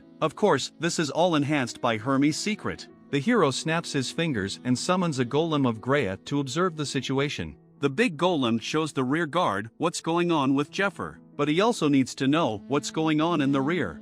But unfortunately, golems can't connect with each other from the inside of the key, though the vortex has already subsided. So it's time to see how the guys are doing, but they are not doing very well. Let many monsters die from Dariel's arrows, but the strongest creature is absolutely unharmed. In addition, this monster rips out the roots of a tree and launches it into flight. Right after it, 2 more trees will fly away like this. Snail monsters are stuck on all the shells. Sierra asks her brother how many arrows he has left and gets the answer, only 24 arrows, which is too few, because they also have to kill the dragon. So Dariel uses arrows with a griffin feather, and Kiera calls for stone seeds, which wrap around the archer's arrows, and the powerful combined attack flies into the enemies, developing a monstrous speed. The joint technique of the flame dance and the blue hurricane destroys almost all the monsters, and Jephyr notices that brother and sister work well as a team. Everyone is working hard, but the problem is that there are too many monsters. But from this, Dariel only lit up the battle. He says that he does not care how many monsters attack him, even dozens or even hundreds. He personally each will write a ticket to the other world. And the leader of the creatures says something in an incomprehensible language and begins to use strange magic, and then just disappears. But it only seems so at first glance. A giant toothy worm with the leader of the monsters on its head is trying to eat the poor statisticians. And on top of everything, a huge pile of monsters comes out of the worm. And the biggest bastard just stomps on people like they're some kind of bugs. While something dramatically puzzles him, no matter how strong and powerful a beast he is, there is someone scarier than him here. It's Ophelia, who stopped his hooves with her slippers. She doesn't like it that the bastard's skull is too high, so she orders him to sit down. But he fails to follow her orders and rakes in a series of blows. The sounds of the fierce battle and the moths for help from the common fighters reach Regulus, who just sits in a safe place and doesn't move. But it is not because he is an asshole, quite the opposite. His task is to protect the branch of the tree, because it is the basis of the protective circle, which does not let the poisonous fog to the fighters. Scarecrow realizes that this is a very important task, but sitting far away from the battle and hearing the cries of his soldiers is the cruelest torture for a valiant knight. His aide asks him to hold on, but he already understands perfectly well that his mission is very important, and it makes it even more painful for him. The skill Invincible Fortress is passed down in Regulus' family from generation to generation. The worse the radius of its action, the stronger the defense. If you put this defense on a small barn, it can withstand even a blow of legendary weapons. But Regulus must never leave the circle of protection, otherwise it will fall. But most importantly, no one can get inside unless he opens the door himself. Scarecrow is best suited for this mission, and amid heartbreaking cries for help, he says he must be patient and not give in to the desire to help his warriors. But then someone starts banging on the door. Regulus is asked for help and demands to open the door. This voice belongs to the princess. The Scarecrow's assistant says that it is a trap and he should not give in. Regulus understands this perfectly well, but the screams become unbearable, and if he leaves the princess, he will be executed along with his entire squad, even though he is willing to die for a good cause, but he will never sacrifice his men. Because of this, Regulus can't stand it and swings open the barn doors, but instead of the princess he is greeted by an elder. The bastard faked the princess's voice using an artifact, an acorn chameleon that allows you to copy voices. Jaren used a flash and blinded the guards of the branch of the Tree of Life. Then he used an acceleration spell to rush towards the branch and managed to grab it. And at that moment Ophelia heard the melody of a piper and alarm which alerted everyone that the core of the protective circle had been stolen and there were 10 minutes left before it could be removed. But Jaren and his accomplices don't care that they've been discovered, because they're getting out of there on golems. Well, and Altair turns to Jephyr and says that in 10 minutes the protective circle will fall down, but she can easily restore it with a spare core. However, the sooner the dragon dies, the better. And Jephyr understands what the princess is leading to. She wants him to slay the dragon in 10 minutes. But this task is not easy. For such a task there is a reward. And if the knight wants a reward, he will get it. And Altair gives his word to the princess that if the hero meets the time limit, they will finish what they did not finish yesterday. Hearing this, Jephtyr's eyes glisten more than ever. The end of the scaly. Now Jephtyr's motivation to crumble the dragon into dust is off the charts and he will channel it. Due to the fact that the dragon has returned to the lake. Its breathing sac has almost recovered. Something must be done about it or it will start roasting everything with fire again. Unfortunately for the hero, the bag has indeed already recovered, and Artalis plans to attack the enemy from the back. Well, unfortunately for the dragon, a motivated Jephyr just stabs his head to the ground with a stake of faith. It turns out that in the past, Jephyr had politely asked Lucius to take the stake of faith, and when the Holy Son asked if the hero was asking a bit much, he said not much, so the Son of God should splurge, and Lucius tearfully asked for the item to be returned to him at least someday. Meanwhile, Jephyr turns to the rear and says that they're changing the plan. He's been talked into slaying the lizard man in 10 minutes. It's very easy for him. They just need to follow the dragon slayer's orders. And we're transported to Jaren and his team of traitors. They're furiously discussing how cool it was to take the branch right out from under the noses of the humans. But the sorceress, who maintains the protective mana circle, is screaming at them to shut up, because it's incredibly difficult to concentrate on such a complex spell. Her unique ability allows her to copy even the most complex spells, but to activate it, she must see the use of the technique from beginning to end. Good thing she helped Altair and saw everything she needed to, but the effect of her circle will be 50% less than the circle of the genius princess, and so she reminds her companions that her technique can only be used once. Moreover, she must feed the circle with her mana, so they must hurry, for her strength is already running out. Their goal is the last sealed chest, with which they will create a new kingdom. Jaren thanks everyone who stayed loyal to him, not to the useless queen, and the joyous goons start sucking up to him and saying that he is their lord alone. What ungrateful bastards. But Jaren understands perfectly well that they just want to score themselves a better place in the new kingdom. And we are shown the time immediately after the escape of the elder. The elves get by the monsters. Watching the battle, Philip and Edwin notice that the forest warriors have lost their fighting spirit, and it's no wonder the elves are not as well prepared as humans. The people of Danakil have not yet experienced hunger thanks to Philip's company. Besides, on the side of humanity, Ophelia, one of the 10 strongest, a talented group of healers. Sir Jephyr, the owner of the Dragon Heart, and Princess Altair, the best mage of this millennium. The fighting spirit of the humans is stronger than ever, and the elves have been abandoned by their elder. They have completely lost hope. Edwin asks why this is such a problem, since the elves have Dariel on their side to lead them. But even though Dariel is incredibly strong,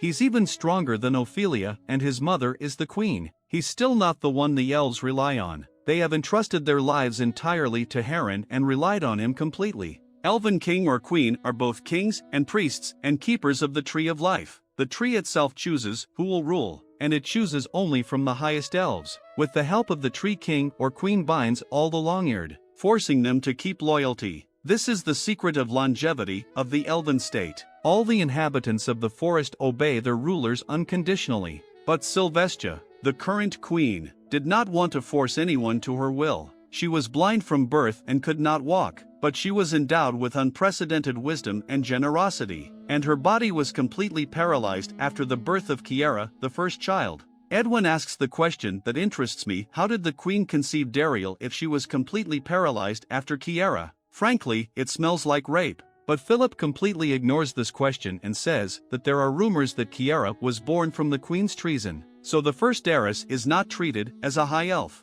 Dariel is the rightful heir. Moreover, he is loved by absolutely everyone for his firm character strength and generosity. But Dariel himself wants to become the queen's bow and no more. He does not want to rule the forest people. When times were safe, the removal of the heir to the throne did not bother anyone, but when the kingdom began to fall apart, the forest people needed a leader like Dariel, but he said that is not his role. So after the high elves abandoned the kingdom, and the inhabitants hoped only on their elder, and meanwhile this rotten is already on all pairs rushes to the royal chest. One of the traitors tries to convince himself that they are doing the right thing, because there is no way for them to defeat the dragon, and there is no point in all the elves dying. They did everything they could, and Dariel didn't give a damn about them. 4 years ago, the Black and Red Moons attacked the humans and started a war, and lost with a pogrom, resulting in valuable items and territories being taken away from the elves. A year later, a dragon appeared and began to dispatch their forest,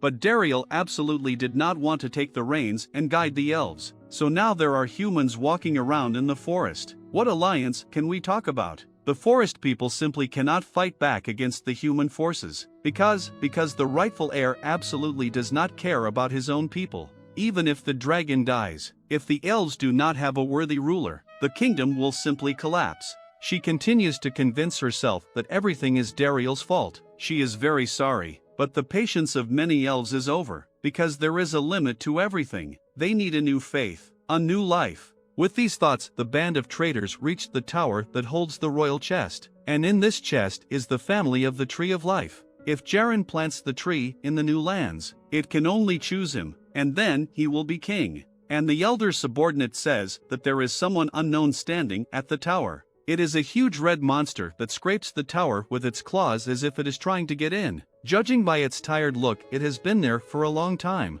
And after looking at it closer, the traitor squad still didn't understand what this creature was. And we are transferred to Philip, who says that there is one strange thing. A lot of high elves went to create new kingdoms, especially the red and black moons. If they had created a new elf kingdom, people would have noticed it by now, but for some reason it didn't happen. And we're thrown back to Jaren, who says he'll deal with the monster. He sends golems into battle. One of them will distract the monster and the other will take the chest. And surprisingly, the monster was distracted by one of the golems, and with a furious face it went in the direction of the distracting golem. And the second golem threw a blast seed and broke the seal of the tower, then took the chest. Finally, the traitors got what they had been waiting for. But the mistake of these bastards was that the stolen chest was what the monster had been trying to get for several years. So the monster did not hesitate to kill the thieves. And after killing the traitors, the monster took the chest, and, as it turns out, it was the Red Moon Masha,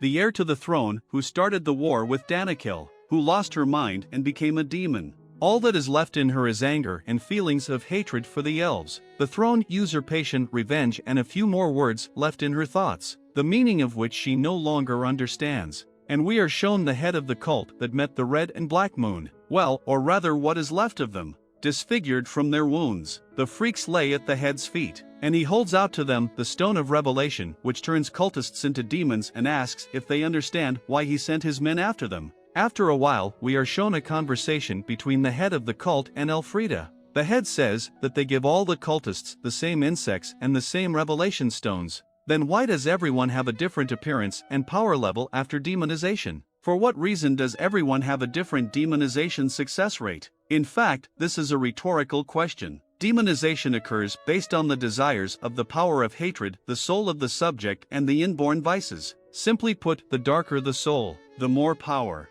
Despite the red and black moon disfigured by demonization, the head tells them always remember their former beauty, as well as their hatred for the elves who once imparted them. Then a bright flash illuminates the room, and the head of the cult is very impressed by their transformation. Red Moon Imasha and Black Moon Ramiel in the guise of demons seem to enjoy their new power and appearance. Elfrida asks the head what are his plans for these elves, but he says that he has no plans. His business is to stir up the swamp. And making plans is the domain of elves and his six. And at the snap of fingers in the main hall of the cult teleported 12 apostles, who surrounded the new messengers of darkness. They eagerly consider new allies. And we are transported 3 months forward after the transformation of the Black and Red Moon. In that time they had killed countless humans and monsters, and once they got used to their new power, they were ready to begin the next phase. Alden ordered them to slay the blue dragon. He even gave them soldiers to help them. And the pack of cultists traveled to Mount Kala. This was the original home of the blue dragon. The former elves pursued their goals. They realized how difficult it would be to fight against their former brothers and for the great tree that protects them. Which means Alden is right. They need a force capable of sending all elves to hell. For example, the power of a dragon's heart. And they have a dragon they can kill and take its heart. But to their misfortune, Artalis was not so simple. He immediately realized that in front of him stood low-grade creatures, though he did not really understand why they want to part with their lives. And we are transported to the past, to a small talk between Alden and a man from the east, who discussed the chances of defeating the dragon with the help of the forces of the High Elves who have adopted demonization. The man from the east remarks that even with demonization, this loser cannot defeat the dragon. Alden immediately realized that the man from the east just wanted to fight the dragon himself, so the cardinal apologizes to his comrade for not including him in the raid list. He agrees with his companion, for he is definitely right. The red and black moons, in the end, will simply become a dragon's appetizer, which is why he sent them on this mission. Alden asks, did his companion know that these elves are in line to inherit the throne? They were nicknamed moons because when they use their unique abilities, a moon-like silhouette appears around them, and being ambitious creatures, they wanted to become elven leaders. However, the queen became a blind and paralyzed cripple that none of them could recognize, most likely because of their envy, but also because of the new queen's too soft views on the people with whom she maintained friendly relations. These two brats were maddened after demonization, their ego preventing them from accepting reality. And then the man from the east takes off his mask and asks if they started a war with the humans just to be recognized as kings. And Alden says that's absolutely true, but it didn't work out, because they lost. For their recklessness, they were banished, and since they had nothing to lose, they stole the king's chest, but were defeated by a young kin. It was Dariel who defeated these traitors, and everyone was angry at him that he didn't care about his people. Alden asks his comrade how would he deal with the two losers who dishonored their names and betrayed their people. And the man from the east, opening all three of his eyes, says he would finish them off without a second thought. Alden agrees with him completely. The raid on the Blue Dragon was originally a suicide mission for them. The Blue Dragon ate the Black Moon without much trouble, but he didn't realize that these lunatics would do anything to get revenge on his people. And after he swallowed the bastard, he felt a terrible pain and vomited hundreds of liters of blood. This was the cultists' plan. Black Moon could exude deadly poison and turn to stone. In the end, this battle became a battle against time. Would the dragon die from the poison, or would the stomach juices corrode the Black Moon's fossilization sooner? Nevertheless, the Moon's goal will be fulfilled even in case of his death, because to save his life the Blue Dragon will surely go instead of possessing incredible healing power, and it will be the Lake of Life, the refuge of the elves. Because of the intense pain and the dragon did not notice the extra passenger on his tail, and Masha's act could not be called anything else but instinct, because demonization had a very detrimental effect on her intelligence. But perhaps she was led by fate itself, because she got where she wanted to go. The shards of her memory reacted to the energy of the tower, and she went to it, but unfortunately she could not correctly determine the point of fall. And after a bad landing, Masha killed the guards, but because of the dragon attack, no one noticed it then. Since that day, Masha tried to break through the tower's defenses, but all was in vain. However, the long-awaited feast caught up with her itself, the flesh and blood of the elder in which flowed the water of life. It restored Masha's mind a little and she remembered the meaning of some words. And gazing into the distance, with the help of her demonic eyes, a few dozen kilometers away she saw a forest settlement, and specifically the Queen of the Elves. It triggered a series of associations in her mind: the split moon, queen and bedroom, blood and thirst. The branding insect gives the cultist power, and the more he uses it, the more it grows, but when the growth stops, The demonized person has special skills. Masha's insect's ability is gluttony. It allows the skills to be appropriated from a single victim. After this exposition, Masha spreads her demonic wings and takes off. Thanks to the acceleration skill she received from the Elder, she flies to her destination in seconds. At incredible speed, Masha arrived at the remote elf village and stepped quietly into the queen's chambers. The longer she looked at the sleeping queen, the more fury enveloped her. She gathered all her strength that could only be her demonic body and with incredible fury rushed at the one who was once her queen. Only her face was immediately corrected. The hero that saved the queen was Ned, which is where he's been holed up all this time. Ned says that he was always thinking why his apprentice sent him to the very ass to protect the queen, and it turns out there should have been a demon. Ned has a short conversation with demons, saying that the creature dug its own grave as soon as it got in his way. And then the queen's chambers open with a powerful lightning strike, and we are transported back to Jephyr. He, like his teacher, uses the flow of the royal tiara to make the fight with the dragon easier. It's 8 minutes until the purification barrier is removed, and Altair has asked the hero to deal with Artalis in 10 minutes. In fact, he needs to be finished off even sooner, because the battle won't end after the dragon dies. Since after the battle, the Black Moon Ramiel, who poisoned the entire forest, will come out of the scaly one's stomach. This is the reason why the raid failed in the past. In that life after the victory, everyone rejoiced at the end of the fierce battle.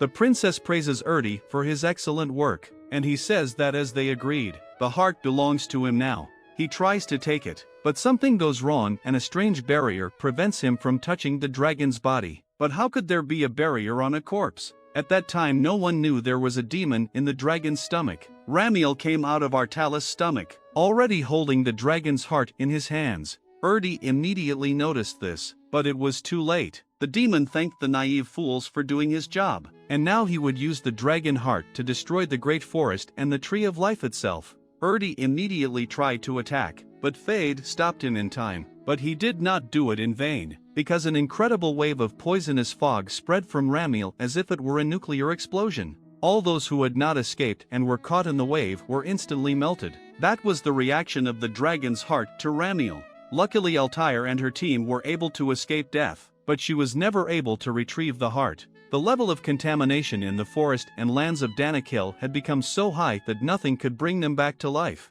And we're back to Jephyr, who bounces off a tree and dodges an attack with his tail. He counterattacks the enemy and thinks about how last time the raid failed due to lack of intelligence. Though the plan and the people selected for the raid were good, and the hangar where two could fight. In his previous life, Erdi had told Jephyr that the dragon had a weakness, an old wound that he couldn't heal. The main thing was to hit it accurately, and then it would work. And he learned about it in the battle. During the battle it felt as if the dragon was moving stiffly, as if it was protecting its vulnerable spot. But now this information doesn't seem true, because despite the poisoning the blue dragon is quite fast. Although if you think about it, in his previous life the raid started only after a year and a half. It is likely that his old wound has not yet opened so much. Apparently the hero did not pick the scaly one hard enough. That's when he decided to get his hands on the poison-covered dragon scales, which have handles for safe use. He stabs one of the daggers into the dragon and uses the dragon's tongue to order it to explode.